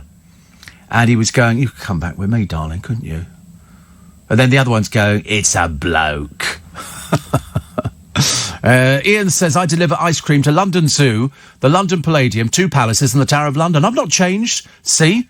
You're a celebrity as well. We're all celebrities, aren't we? We just don't want to actively seek, you know, publicity in the newspapers. Thank you very much indeed. Because once they start following you about, whether it's your instigation or you know, or somebody else's, I don't sort of fancy it. And I don't want any more disasters, really. Robin Broadway says you could be MC Stevie, a.k.a. the Talk Titan. The Talk Titan. My God, my ego's going to be so inflated. That's it. I'm going to be MC Stevie coming at you in the morning. LBC, a little bit extra. Here I am, all right? Get down with it. And the kids, down with the kids. I'm here till 7 every day of the week. Can't think of anything else after that. That's about as good as it gets. Have you written your biography? I'd love to read it, says Lorraine. Yeah, I do it every day on the programme. If you put it all together, you'll end up with a book. Because that's it. Have you ever done Nile Rodgers in conversation? I didn't actually. We were going to do him a couple of years ago, and then something happened. Mind you, there was a few I was supposed to do Columbo, and then he became very ill. Jackie Collins, who I missed desperately, she was so lovely. She was so lovely. And we adore Brian Cox. We love Brian Cox, because it turned out we've actually done it before. What was I doing with this one here? Every so often I get a little thing in. We don't know where Stuart Manning is today. He must be around somewhere. And Phil Vickery was doing something. I think he did. Did he do chips the other day? I said, whatever it was, I remember I started dreaming about chips. And I'm not really a chip person. Occasionally, if I've been out, I've had triple cooked chips. That's quite nice. Steve, I had a wee bit too much sauce last night. What do you suggest as a pick-me-up for breakfast? More sauce. More sauce. Hair of the dog, isn't it? That's what it's called, the hair of the dog. Does it not work? Have you tried that? Yeah. What do you like when you're drunk? Are you you're just silly? Are you aggressive? Do you start picking fights with people? No. You got teary. Dear, that's all we need, honestly. A teary producer, ladies and gentlemen. I just fall over things. That's the highlight of my day. I fall over things. Oh, here I am, says Stuart. Funny, isn't it? You mentioned something on the radio, and it's such an instant media. I mean, it really is. I'm trying to think which radio people would be celebrities, as in sort of the sense of celebrities. The old people, years ago, who were on, I suppose, Radio 1 and things like that, and, you know, the Chris Tarrants of this world, and Douglas Cameron, people like that, would be sort of celebrity royalty for radio. They would be it. And long may it continue. What do I suggest for a pick-me-up breakfast? Fried bread. Fried bread would be a very good pick-me-up. You know why? Because A, it's fried, and B, it's bread. So that would be a good thing for you. Stuart says, I'm always listening. I think so too. Stuart went in the jungle. He was in the jungle, Stuart Manning. He was in there, under the shower. Can't remember what he was wearing, though. He'll no doubt tell me now. So, Mike, yes, I tell you what you want. You want fried bread and beans. Beans on top, okay? That's all you need. Fried bread and baked beans. And and also you need a cup of tea. Cup of tea to help pick you up a little bit. And then take my advice. Try not to have too much sauce the other evening. This is MC Stevie coming at you. Steve, rappers' real names are interesting. Steve, Snoop Dogg is Calvin, 50 Cent is Curtis, and Jay-Z is Sean. It's not as exciting, is it, really? Why don't they just call themselves Sean and all these other names? Finding out your teacher's name. It's because you just knew them as Sir or Miss. I was never aware that. And they never aged. And they always were covered in chalk dust. Always chalk dust. And we used to have a man called Mr. Caperns. Mr. Caperns had a serious illness, but he used to do religious education for us. And he used to get very angry with children who misbehaved in the class, and he would be writing something on the board, and he'd hear tittering from the back of a class because one of the boys was doing something unmentionable. And he would turn round and he would throw the chalk thing at you. He would throw the chalk thing. But what we used to do is we used to get into the class earlier with a box of safety matches. We would, was it safety? Non-safety matches. You'd insert it into the rubber. So when he went to rub the board, it would ignite the safety match. The non-safety match. Yeah, we did that. Yeah, that was quite normal. Oh, yes. And I can't tell you other things that went on in our class. They were terrible. Do any of the producers, Steve, share characteristics with zoo animals? I can't answer that question because the answer is probably no. Very short shorts is what Stuart was wearing in the shower. Very short shorts. I shall have to Google now, very short shorts. Am I going to get a shock, Stuart? Probably. We had a shock with Nick Knowles. Lord above, this water flooding everywhere. And there's more on the way. I mean, as if there could be any more. There was one lady interviewed on the news who said she'd moved everything in the kitchen that was at the lower level up onto cabinets. They'd moved the furniture upstairs and things like that. And you look at it and you think, this is going to take forever to dry out. Because you've got to get the water out of the house. It came in, but you've got... I mean, now they've got... I mean, it's a mud bath. You just feel immensely sorry for people. I mean, so far down here, we're all right. I say we're all right. I don't think it's going to be all right. I think by the time all this water starts filtering down, it'll come down from up north and it'll hit us. And you're going to get flooding along the banks of the Thames. And you're going to see places that are saying, oh, it's lovely, isn't it? We live right by the river. Yep, the river's in your sitting room. That's what's going to happen. And I'm looking at places, villages, which are totally underwater. They're literally up to the windows. And so you're looking at 3 or 4 feet, aren't you? It's just terrible. If you're an elderly person, the producer raised a good point. He said, what about animals, cats and dogs and stuff like that? I said, well, they'll be all right because, you know, dogs will sort of just swim their way through it and cats will just go and sit on the top of a cupboard. Cats will say, well, listen, I'll come down when the water's gone, okay? I'm not coming down before that, but you will put food out for me. And that's what people... I mean, if you've got a hamster, just move the cage up a bit. But there was one lady, she's literally... I mean, the road signs are underwater. Cars completely and utterly annihilated because the water... I mean, it's just awful. If you're high up, it's probably great. Unfortunately, not everybody's high up and not everybody's got the insurance to pay for the water. You can imagine premiums going through the roof. They're more than happy to give you insurance, but by God, the moment you make a claim is the moment you suffer for it. Did you ever interview Fred Housego? I didn't need to. I worked with him. And he was very good. He was very good. Yeah, I told you we did I was sitting next to him at a dinner which LBC threw for who was it for? It was for advertisers. Michael Parkinson gave his after-dinner speech, and I got sat next to Fred Housego, which was fine, because he just chatted to people sitting around us because he knew everything about London. So I used to work at LBC Crown Communications in Hammersmith, and he worked for LBC. We went to a tour he used to run about Old East London, which was very interesting. Yeah, but that's what he was. He was a cab driver. I think he's still working as a cab driver.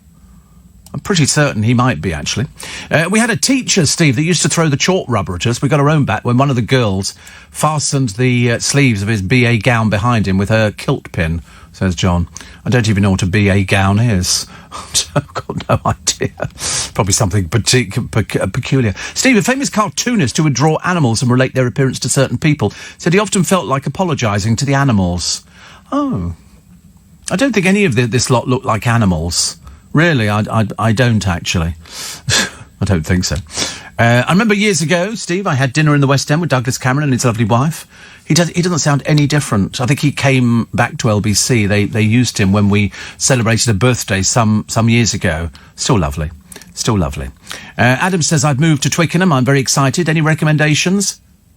Sandbags? You know, just thinking, if the river rises, and it has risen in the past, not as bad as it might do. I never drink vodka or gin, it's fatal. Very shortly afterwards, I start blubbering and saying things like, nobody loves me. So embarrassing. My girlfriend gets the same problem. She's saying it to you.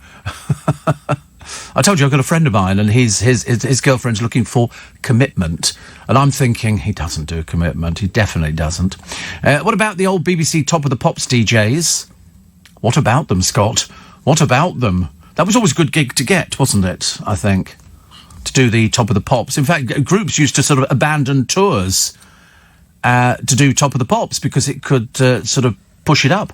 Monica says... Oh, lost it. Where's it gone to? Stop it, because in a moment I'll start believing I'm a celebrity because I've featured for a few seconds every day on your show. You can call me a celebrity cabbie then, says Monica. Celebrity cabbie, honestly, I ask you. Oh, here we go. Chris, hello. It's the father of my godchildren. There's always a reason, isn't there? There's always a reason. Will you be coming down this weekend? I shouldn't think so. I've got so many things coming up at the moment. I mean, they are definitely on my agenda because they've moved into this new house. And it's all lovely. It's all wonderful. It's very old, about 1500s. And it's great. It's great. But I saw it when they put most of the furniture in, but I should imagine they must have done loads of other things now, which I'm looking forward to seeing. So I'm trying to think when I can go down, because I've got all these things happening over this weekend. Saturday front. I'll have to think about that one. Got to get the car in as well, which is good. So we sort that out. So morning, Chris. Morning, Chris. Must be heading out of town. So recommendations for Twickenham. I can't think of any recommendations for Twickenham. I seriously can't think of anybody. I remember some French man on a bike selling onions, says Simon. Yes. We used to get the French onion man. He would come round, he'd have a bicycle, and he would have all, whatever they called it, onions, big onions, all twisted together, and he would sell you a string of onions for... Yeah. You've never heard of the French onion man? Yes. A beret and a striped top. And he was French. There used to be loads of them in the country. The French onion sellers, they would come round on bike. They'd all arrive at Calais, and they'd cycle round the country selling onions. You've never heard of them before? Yeah. You heard of... Get a fish... Well, no, the fishman didn't come round on a bicycle with a rod, did he? Goodness sake, you can't... No good trying to eclipse my story about the French onion man. Did you ever remember the Hokey Pokey man? No? That was an Italian man. Oh, loads of them. And they sold ice cream. And he'd arrive at the end of the street, Hokey Pokey! It was like that. In between the rag and bone, knives to grind. Must have been a right bloody noise out on the streets of London. Can you imagine? You're going, for goodness sake, stop it now. You're giving me a headache. Knives to grind, Hokey Pokey. Many's the time I stood there wasting my time. And then if you're very lucky, you got a goldfish, which died. So you walk back to the front door with a dead goldfish in a jar. Oh, dear. The things that we did years ago, ladies and gentlemen, the things we did. See, back with the facts. MC Stevie, back with the facts. Gemma Collins once ate 100 Big Macs. Katie Price is back in the news. She's so broke she can't afford shoes. See, all of a sudden, I'm now a rap artist. I don't think it's... going to work. I really don't. Steve, BA gown, Bachelor of Arts. Duh. Why didn't I know that? Because I left school very early. Steve, can you suggest that an appeal for money be collected so homemade hot stew and thick soup can be made available for those people who are suffering? I don't think they want hot soup and stew, Lucy. It's a nice idea. I think they want pumping out, and they want somebody to dry it out. We had a flood at home, as you know, and it took 3 weeks with humidifiers that were taking the water out. I mean, it was a nightmare. So you can imagine, with houses like that, it was really, really bad. That's Stephanie Davis. That's the one who started this thing. I don't think that's going to do any good at all. I really don't think it is. It's very laudable, but to be honest with you, I just don't. This is this Caroline's law.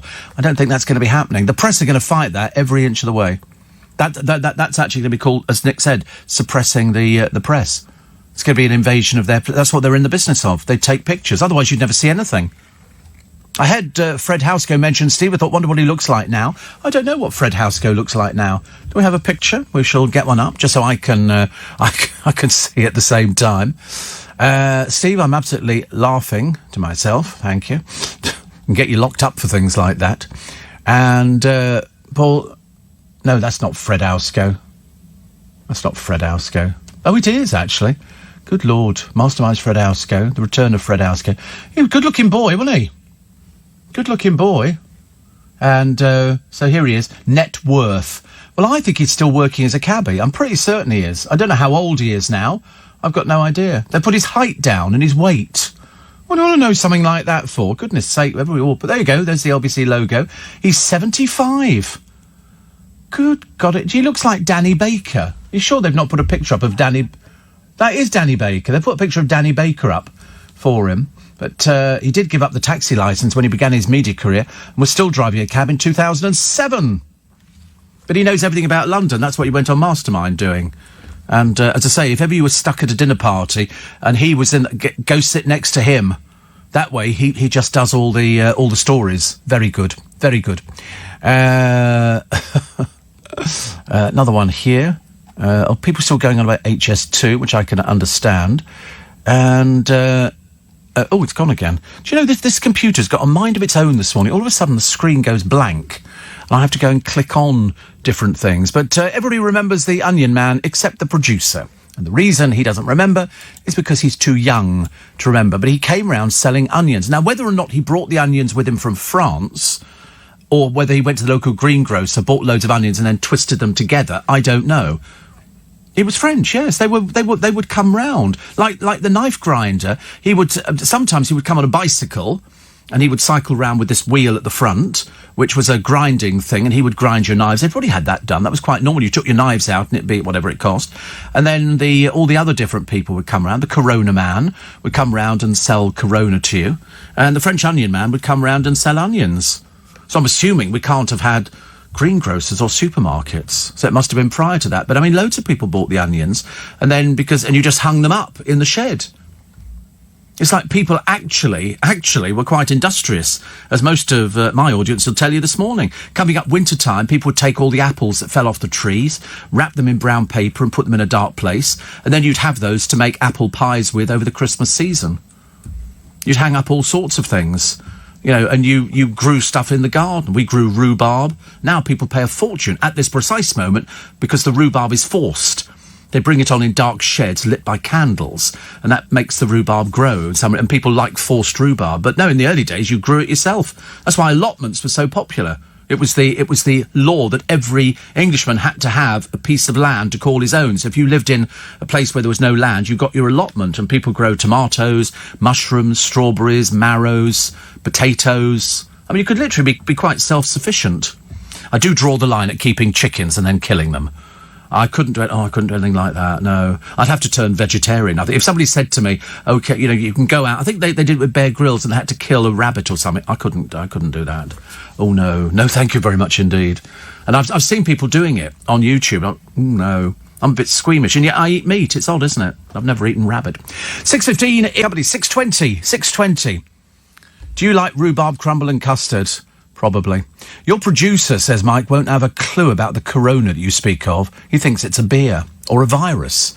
No, you don't know what corona is, do you? No. I mean, I'm always amazed that you mentioned something which was quite common parlance for us, and you mentioned it to somebody and they're so young, they've got no idea. Like when he looked at me with disbelief about the Onion Man, and I thought, no, you must have heard of the Onion Man. But obviously not. Steve, I remember the peanut and toffee apple man came round on his bike. Had a tin of coconut attached to the bike. You'd lick your toffee apple and dip it in the coconut. Ooh, dear, how disgusting. I've never heard of that one. Also, my great-granddad kept a pig. And everybody in the road fed it all year. Then at Christmas, everybody got a cut from it when it finally ended its life. Oh, dear. Oh, I don't like to think about that. That's not the best, is it? What have we got here? I sincerely hope the awful Love Island with all the non-entities will be taken off air. Well, do you know, I might as well chuck my hat in the ring. I've said that because now it's not one person, but it's three people. They got rid of the Jeremy Kyle show. They've got rid of a few other things because they thought it was detrimental to people's health. And, of course, if you don't know about somebody's state of mind, well, then you don't know. But with three people, then they really have to look at it. But I thought, how many? 73 seconds was the tribute to Caroline Flack. That's what her life was worth. 73 seconds from the bloke who does the voiceover on it, which is fine, it's nice, but then they just go back into the programme. And I couldn't work out if it was live or if it was Memorex. I don't know. But as far as I know, yesterday they hadn't been told that she died because they knew that she was obviously off the programme because they've got the other girl doing it at the moment. But they've issued a statement saying that she could have come back.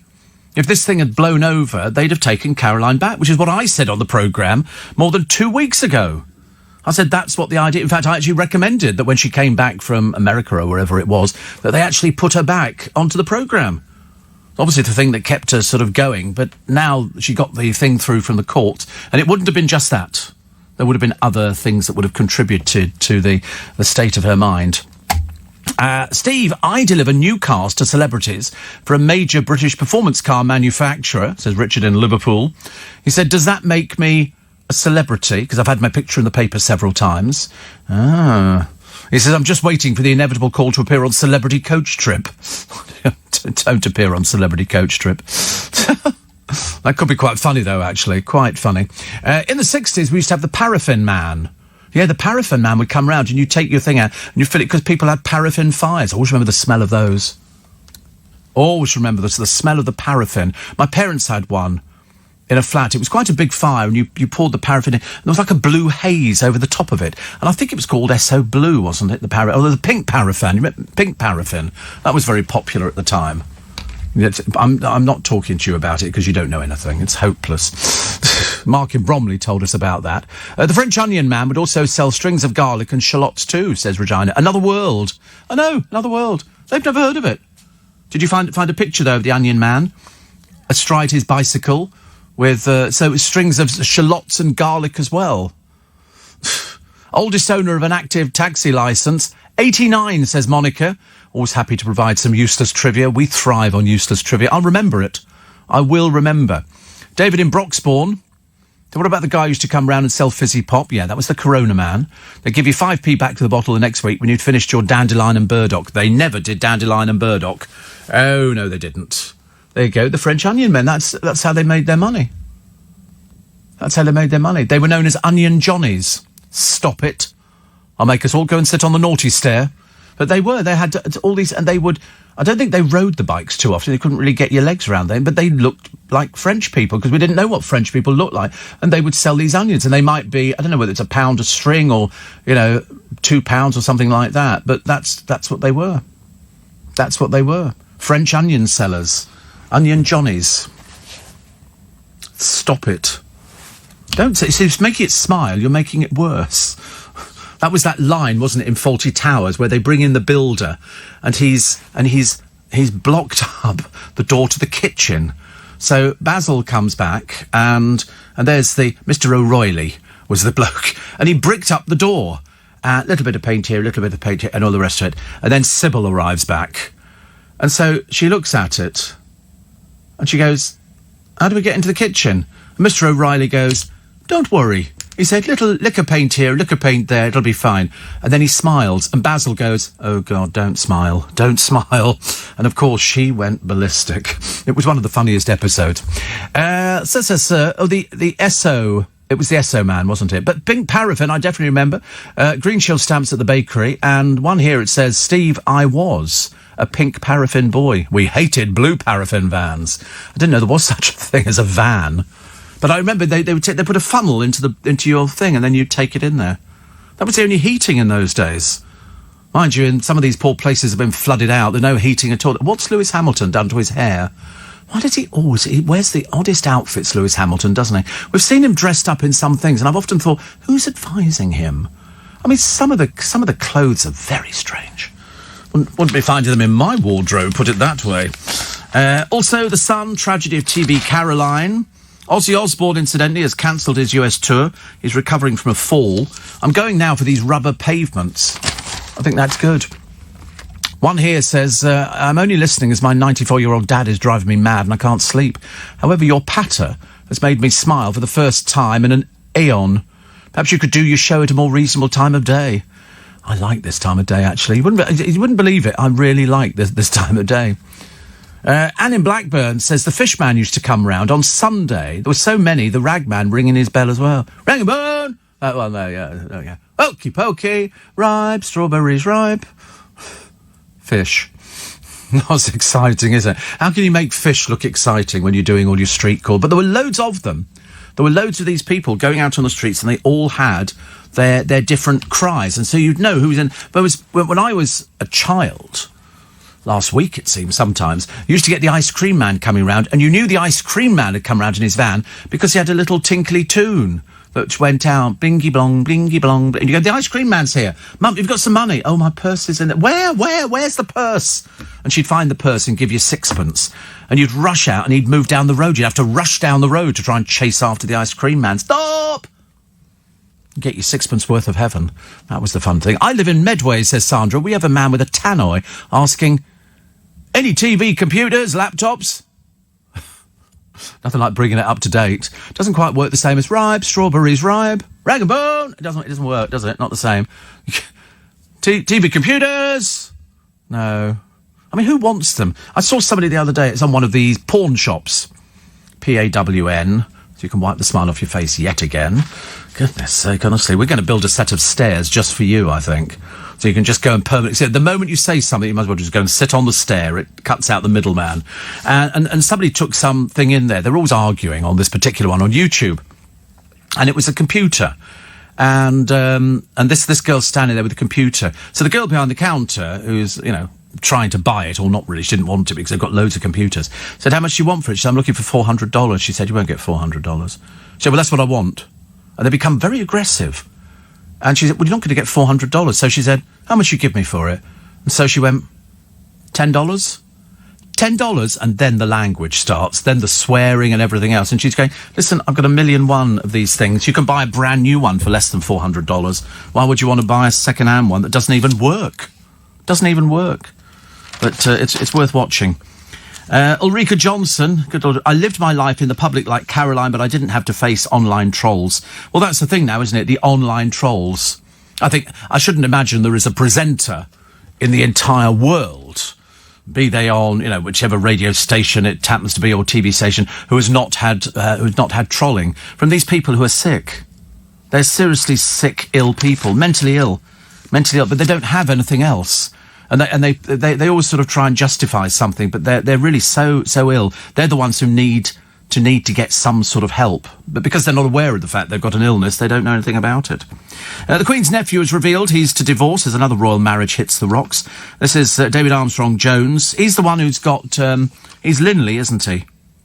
He's got a furniture shop. A little bit more than a furniture shop. It's quite expensive. In fact, it's very expensive. Caprice Barrett, obviously capitalising on the fact that she can't really do very much, was back on the catwalk. And she went to a pop art show, but she's not been on a catwalk for 10 years. There's a reason for it. She was never a model on the catwalk. She was just sort of one of those glamour-type models. Not very good at all. Plus, what was this one? Oh, Ali, I'll have to say what Ali Ross said after the news, because it's quite appropriate talking about the singer, which needs a tweak. It needs quite a bit of a tweak. And Jackie says, I'm surprised you didn't sing the SO Blue song. Blue, blue, blue, blue, SO Blue. I like the little face on the thing. And Elaine used to have the Shrimp and Winkle man come round. I won't even bother explaining that to the producer. Stop smiling. Shrimps and Winkles, OK? They're all right. You're smiling. I could tell you're smiling. You're very grown up. Why'd you smile at Shrimps and Winkles then? See, now you're laughing. It's terrible. LBC News. Nick Ferrari with you at 7 this morning for breakfast here. Love Island returned to our TV screens last night, opening with a tribute to its late former presenter Caroline Flack. But is it enough? Or should the ITV show be axed altogether? Well, they can't axe it until they finish the series, can they? But, I mean, as I've said before, I didn't think 73 seconds was very much. All they want to do, they wanted to get back into the programme because it fits into a slot. There's advertising sold. They would have sold the advertising based on Love Island. They're not going to axe it. They have to give all the money back. Nicola also asked whether the controversial now former Downing Street advisor Andrew Sabisky should have ever had the chance to resign from his role after comments about race and, is it eugenics, were exposed. Plus, he'll bring you up to date with the latest action taken by Extinction Rebellion in Cambridge and the efforts to bring down the floodwaters brought by Storm Dennis. And there's more on the way. All of that and more with Nick Ferrari this morning at 7 here on LBC. It's nice to have your company. I'm Steve Allen. So this is Ali Ross. Saturday night's triumphant karaoke finale began with host Joel Dommett asking what's been the best bit about The Masked Singer. He said, so I trust we're all agreed. It's Jonathan Ross suggesting the Daisy outfit was filled by Natalie Cole, who'd been dead almost 4 years by that point. A suggestion which then sat in an ITV editing suite for another 4 months before it was broadcast to a gleeful nation in week 5. On other shows, it might have been a franchise-ending mistake. Not here, though, because it's impossible to underline the dignity of a series where 6 backing dancers in jellyfish costumes were the norm, and the most perceptive judge turned out to be Rita Ora, who nailed all 3 of the finalists, Catherine Jenkins, Jason Manford and Nicola Roberts. That's not to say, of course, there aren't structural changes ITV should make before TMS's well-deserved second series, an hour and a half, is, after all, an eternity to wait for Teddy Sheringham to emerge from his tree. I might also tinkle with the clues, some of which, like the Scarborough postcard, led far too obviously to Jason Manford, while others would have had Alan Turing and the Enigma Code gang scratching their heads. So the big hedgehog reveal was accompanied by the Captain Jason's reference to a different stage was a nod to his album of the same name, which reached the dizzy heights of number 9 in the Scottish album charts. 9! I feel so stupid, says Ali Ross. Oh, dear, I do like it. Great TV, Lies and Delusions, always my favourite. He says here, Alex Jones, on the 1974 film The Man with the Golden Gun, Britt Eklund, you still look barely any different. I'm going to ask you now later what moisturiser you use. Ali Ross writes, Blue Circle Cement. Kind of sums it up, doesn't it? Kind of sums it up. And what does he talk about? He talks about, the Tyson Fury, who's quite clearly not the full ticket, with a hint of Russ Abbott about him. And the Masked Singer winner unveils it all to the sun. Yes, believe it or not, the uninteresting one, Nicola, who's about to star in the West End. But in what? I've got no idea. I went through this article and I couldn't find the show that she's going into. Apparently they had to sort of hide her away or something, like anybody cares. But what she's doing, I don't know. I really don't know. But they're also 2 years away, she said, from Girls Aloud's 20th anniversary. Oh, that's right. I know what she's doing. I couldn't work out what musical was coming in. At the back of this building is the Garrick Theatre. It's City of Angels. Now, it's been in before. It was in some years ago, and then they pulled the show, and then all of a sudden, people complained about it, so everybody went off to see the show again. So City of Angels had a bit of a rebirth, and she's planning a solo record. Please don't. That would be a dreadful waste. And she's not ruled out a Girls Aloud reunion. Would that include Sarah Harding, or are we not bothering with Sarah Harding? There's a high society seductress here who turned up to something. I mean, really, talking about looking ghastly. This is it here. And she turned up to a race meeting wearing some cheap trash outfit. I mean, really looks quite ghastly. She's way too old to be wearing something like this. But wear it she did. She's 49 apparently, but she looks so much older. And she's... There's various claims against her, but you look at the picture and be going, how tragically sad. Very tragically sad. Simon Cowell is set to put a mask on son Eric to guard against the coronavirus. Victoria Beckham has blamed the coronavirus for dwindling sales at her fashion empire. She reckons it's affected business. Not for you, love. Not for you. The 45-year-old said, I think everybody's worried by it, and I think it's affected business. What do you mean you think it's affected business? I mean, do you not know? Do you not know, dear? It's obviously a big market for us, but I think it's the same for everybody. I think, it's horrific. And then, of course, she's lost 42 million already so far. Whether it's going to recover, I've got no idea. I have no idea. I don't know who her market is. If it's China, she's screwed. Because if you're relying on all these people, nobody's moving out of the house, are they? But I love she's blamed coronavirus for the dwindling sales. No, I think the dwindling sales are there because it's obviously not what people want, and it's way too expensive. If you can have your opportunity... I mean, even the boys at the fashion show, because their family have to trot themselves out, don't they? They were wearing Gucci. Given the choice, Gucci, Fiorucci, Valentino, Versace, Victoria Beckham. I mean, come on. Father's an electrician... And you think to yourself, that's not fashion. That's not fashion. It's just sort of, it's fashion with Dave, who was a footballer. But I mean, he's not played football for ages and ages. And judging by the appearance of one of his sons there, I don't think he plays football either. Lady on the news, Chihuahua drowned. Her Labrador managed to swim to the stairs to safety, says Bev. And Judy in Great Bentley says, you made me splutter my mug of tea laughing at you doing the street cries. What would we do without you? I don't know, actually. And Dan says, I see on Instagram the Conservative Party is selling tea towels with a picture of Boris. Where did they get that idea from? I couldn't possibly comment. Catherine. No, it's not Catherine. I do beg your pardon, actually. It's not. I've lost the thing anyway now. It's disappeared. It was the saucepan man. He mended saucepans, had a hole in with a round disc and a rivet. Yes, he did. God blame you, going back a few days. They were the days, Steve, plus Sunday tea time with the fish man coming round. And that was quite good. And do you remember the men that used to come around and sell kitchen tea towels? Mum said, don't answer the door. Yeah, they used to pretend they were doing it for charity. The charity was themselves. They used to pretend, we're doing this for homeless people. No, they weren't. They used to turn up in a van. I used to see them turning up, come and knock on the door. Do you want to buy some overpriced sponges? No. City of Angels. City of Angels. See, Charlie Girling knew that. But Charlie Girling, who actually has been very busy over the past few days, nothing new there, used to know a girl who worked for the Environment Agency, and she said, never buy a house if you can see water from any of the windows. So that's the trouble. People want water, don't they? They want to see water. That's the big selling point on a house. Look, we can see the river. Yes, because it's at the bottom of your stairs. So you don't want that. Down in Walton, they had the same problem a few years ago, which is on the river. It's lovely. It's very nice, bits of it. Not all of it.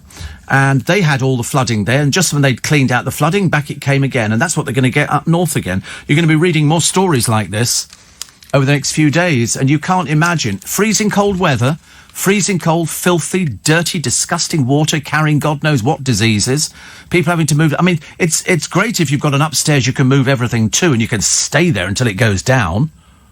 And then all of a sudden, it's a case of the water is in there, and they're literally about 3 or 4 feet deep in water, and they've got more on the way. Oh dear. Steve, says Anne, I was listening to Catch Up, and the toffee you were talking about that you could stretch out was called Everlasting Strip. They were 2D each. 2D. Wow. Steve, we used to have the beer at home man. Davenport, says Stephen Formby. Oh, right. Your calls are reminding me of the scenes in Oliver, says Charlotte. They are the scenes from Oliver. And the fish man used to shout out, Wiggles and mussels! In between the, who will buy my wonderful strawberries? And then the milkman used to come round, and you'd take your jug out, and he'd fill you up with milk. This is pre-Victorian times. You're listening to a very ancient presenter. Both Corona and Alpine used to come round with pop. I regularly bought ice cream soda, dandelion and burdock and pineapple. Well, it definitely wasn't from Corona. They never did dandelion and burdock. I'm telling you that for a fact, Ian. Also, the Rag and Bone managed to shout, any old iron. Not sick. No, he didn't. Rag and Bone! That's what he used to do, Rag and Bone. So people knew. He didn't shout any old iron. That was a song. God, honestly, there's not where you get your information from. You're listening to the programme that knows everything. We had a lovely French onion man come to our house in Sevenoaks, Steve, when I was little. Then I saw him one Saturday evening on Bruce's Generation Game as one of the challenges. Lovely man. We also used to, you used to come back year after year after year. And you'd buy your onions. I mean, honestly, we used to get onions once a year. Another one here, which says, just to correct, Sarah Harding is 39, not 49. We never mentioned her age, unfortunately. We never mentioned her age at all. We just mentioned whether she was coming back or not, so I don't know where you get that one from. Do you remember Catweasel? Has just finished, to be repeated. Yes, I remember Catweasel. What was the programme? Catweasel. Perhaps it was called Catweasel. It might be called Catweasel, actually. 4.5 hours to get to Leicester Square on Sunday. 4.5 hours. Trees on the line. Landslide, says little Judy. A drive across Ashdown Forest, dodging puddles and fallen branches to get to the closest station without issues. But the good news is, you made it. 6:45, it is the time. I remember, Steve, my mum waiting for the Winkle man on a Sunday afternoon. Cockles, winkles, shrimps and whelks. She'd buy a pint of that's how you bought them by the pint, didn't you? And we'd sit on a Sunday tea time with a pin, picking the winkles out of the shells. Yuck. I've never had winkles. Georgie says, I'm so glad you're back in my life in the mornings. I used to work in Lewisham, and I'd listen to you on the way to work, left there, and 3 years later I'm back listening to you as I feed my 5-week-old son. See, that's how it works. We get the whole family. We had, I think, 3 generations of people who turned up to the show on Sunday. My nan used to have the mobile co-op van, used to love it arriving. Used to be driven and served by Johnny Cockle. Happy days. Sounds like a singer, doesn't it, really? Yeah, it is. Amazing how many of you used to get the things. The refund value of a Corona bottle was 3D and not 5. Well, it didn't stay 3D for the whole of its life, did it? It was 3D when I remember it, so you get it for 10p. Old money. Steve, you are a joy. These days of floods, coronavirus, suicides and general misery. And then you setting me up each day with your wit and humour, says Regina. I think your observation that people grew mushrooms was very ambitious. I never mentioned mushrooms. Are you going deaf, Frank, or something this morning? Get some new batteries. I never mentioned mushrooms growing on an allotment. God, blimey, honestly. Dear me. No, mushrooms you grow at home. I never mentioned mushrooms. Ridiculous, isn't it? Ice cream sold from a trike, says Carol. Prices delivered bread by horse and cart, as did the coal man. Remember the coal man? That was a fairly popular one. The greengrocer had a small van, milk by horse and cart, and later an electric truck. Wow. Good stuff, isn't it, really? Kev said. Somebody says the man coming to the door doing the knives and scissors and lawnmowers sharpen. Oh, he was very popular. We got him even in Yorkshire. We got him even in Yorkshire. Plus, so many memories, so many rankle. I haven't had winkles, Steve. Are they painful? Well, it could be on your body, yes, I should imagine. The pot mender. Yeah, we remember the pot mender. We've had him mentioned before. And what was the other one? Oh, there were all sorts of people who used to turn up. In fact, actually, you didn't actually need to go out the house. They just turned up. It was like the forerunner to Ocado. It's just they all arrived separately. You didn't have to wait for the whole thing to arrive at the same time. So, you know, if you were lucky one day you got your winkles, then the other day you got your French onions. And they were big onions, so you could have French onion soup, or we never had beef burgers. Never had beef, but I don't know what we had, actually. Must have been things like shepherd's pie or something like that, and put a few onions in there. My mother always used to spend most of the time crying in the kitchen because onions made you cry. Don't know why. Front page of the Sun this morning. Her team's fury at pursuit of minor case. This is Caroline Flack. I don't know how many days this story's going to run. Friend slams court ban on seeing lover. And it's amazing how many friends she appears to have now. All of a sudden, this time it's Nicola McLean, who's her friend. Jordan's her friend, and Kerry Katona's her friend, and Lizzie Cundy's her friend. It's all those sort of people, isn't it? They're all friends, and they're all willing to come out and be interviewed and talk about it. And yet, where were they for her? Where were they? That's what you have to ask. Even Ulrika, she was a smart cookie dealing with the media. That's what I said. She wasn't stupid. She was very sassy. She knew exactly how to play the media to her own benefit. Heather says, I share my master's degree. I completed 7 years ago with you, Steve, as you were there all the way. Every morning, writing essays, 4 till 6 before work, and even more for my final dissertation. I love that word, dissertation. I don't know what it means, but it sounds fantastic. I've never had one. The chip van was Thursday night, Steve. Oh, the chip van. There was actually a van that came. So the van drove around with all that hot oil sloshing around in the back. Blimey. Daily Star, my pal Caroline. It's amazing, isn't it? Where were all these people before? Who did she have to turn to? Nobody. Nobody. NASA building this nuclear-powered spaceship, but as we've discovered, it's going to take you to get to Alpha Centauri at 15,000 years. Well, who is going to live that long? Goodness sake. Daily Mirror. Polly Hudson's done a piece on Caroline's tragic death, poses questions for all of us. New clue in Oz hunt for missing British backpacker. And the flooding hell. I mean, you're looking at roads here. I mean, there's only certain parts of the roads which don't have the water flooding it. I mean, or you can't drive through it because it would flood the engine and then you stall and then you're stuck, aren't you? The Eye. Johnson warned he faces a backbench rebellion unless urgent measures are taken about the flood. What are they doing? I mean, I'm hoping that, people will eventually... I mean, 4 people have died. 400 homes underwater with warnings of more flooding to go.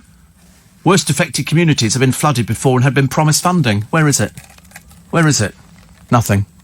Nothing at all.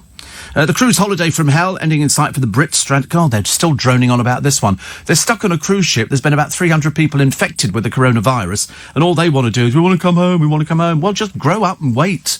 Goodness sake, honestly. You're staying on the place. Presumably they're not charging you by the day. Front page of The Guardian, return of singles nights. For people who are single, who want to go and mingle. They go out there and they sit down. I've heard of that speed dating. You sit in front of somebody and they go, ping now. And you go, well, this is my name. I don't so-and-so, so-and-so. I did rag and bone. And, who will buy my bright... And all this. And they sell, 2 blooms for a penny. Ripe, strawberries ripe. Queen's nephew to divorce. This is sort of... I mean, they really are in a bit of a crisis, but there's so much other stuff going on. Nanny wars, the politics of stealing a childminder. Apparently, Victoria Beckham has a childminder for her children. Good heavens above, honestly. Also, I said before, ITV have confirmed the door had been left open for Caroline to make a return to hosting Love Island. So it could have happened. Getting the letter from the CPS was not the best piece of news. Somebody somewhere makes a decision, and you can argue the toss with Nick Ferrari about that a little bit later on today. Mark says we used to have a mobile shop come round and we used to get sweets. Alan had a pie and pie man. Who's that? I've never heard. What do you think? It's pie and mash or something, man, coming round. Pie and peas? Who has pie and peas? Northerners. What northerner's going to be furious with me? Pie and peas. What do you do with the peas? Mushy peas on the side. You are so common. It really is awful, honestly. Mushy peas. Whatever happened to potato croquettes? And something interesting like carrots diced. Mushy peas. That's just peas that somebody sat on, isn't it? That's all it is. Oh, it's a northern trick. Oh, we always have mushy peas up north. Oh, my God, honestly. But, of course, you're not up north now, are you? Tommy says, I remember the fruit and veg van. My dad drove one in Tilbury. The coal man used to turn up head to toe covered in the stuff. I had to collect it from the bunker. Yes, I remember that. That was that with a little bit. We're trying to work out the pie and pie man. We can't get that one. Lorraine says, I still deliver winkles and prawns weekends on the Isle of Dogs. They're still popular. I've never had them. Mark's the glorified bin man. And then the guy used to come round and replace putty in the windows. He was called a criminal. OK, he was called the criminal. He'd come round, or if any of that, the window cleaner. In Spain, says Jan, we still have lots of van deliveries. And Nick in Barnstable remembers the video man in a van coming round renting films on VHS. Something for the weekend, sir. Got a little video here. And tanker driver Phil, he says, I have a month off with broken ribs. I was perusing the internet the other day and found no less than 3 spiker groups. Julie must be so proud. That's it. Mr. Modi from Twickenham, he's not very well in hospital at the moment. So we send him lots of love. And I told you my gorgeous godchild, Danielle, celebrated her birthday the other day. 16, I think, honestly. Happy days, eh? That's it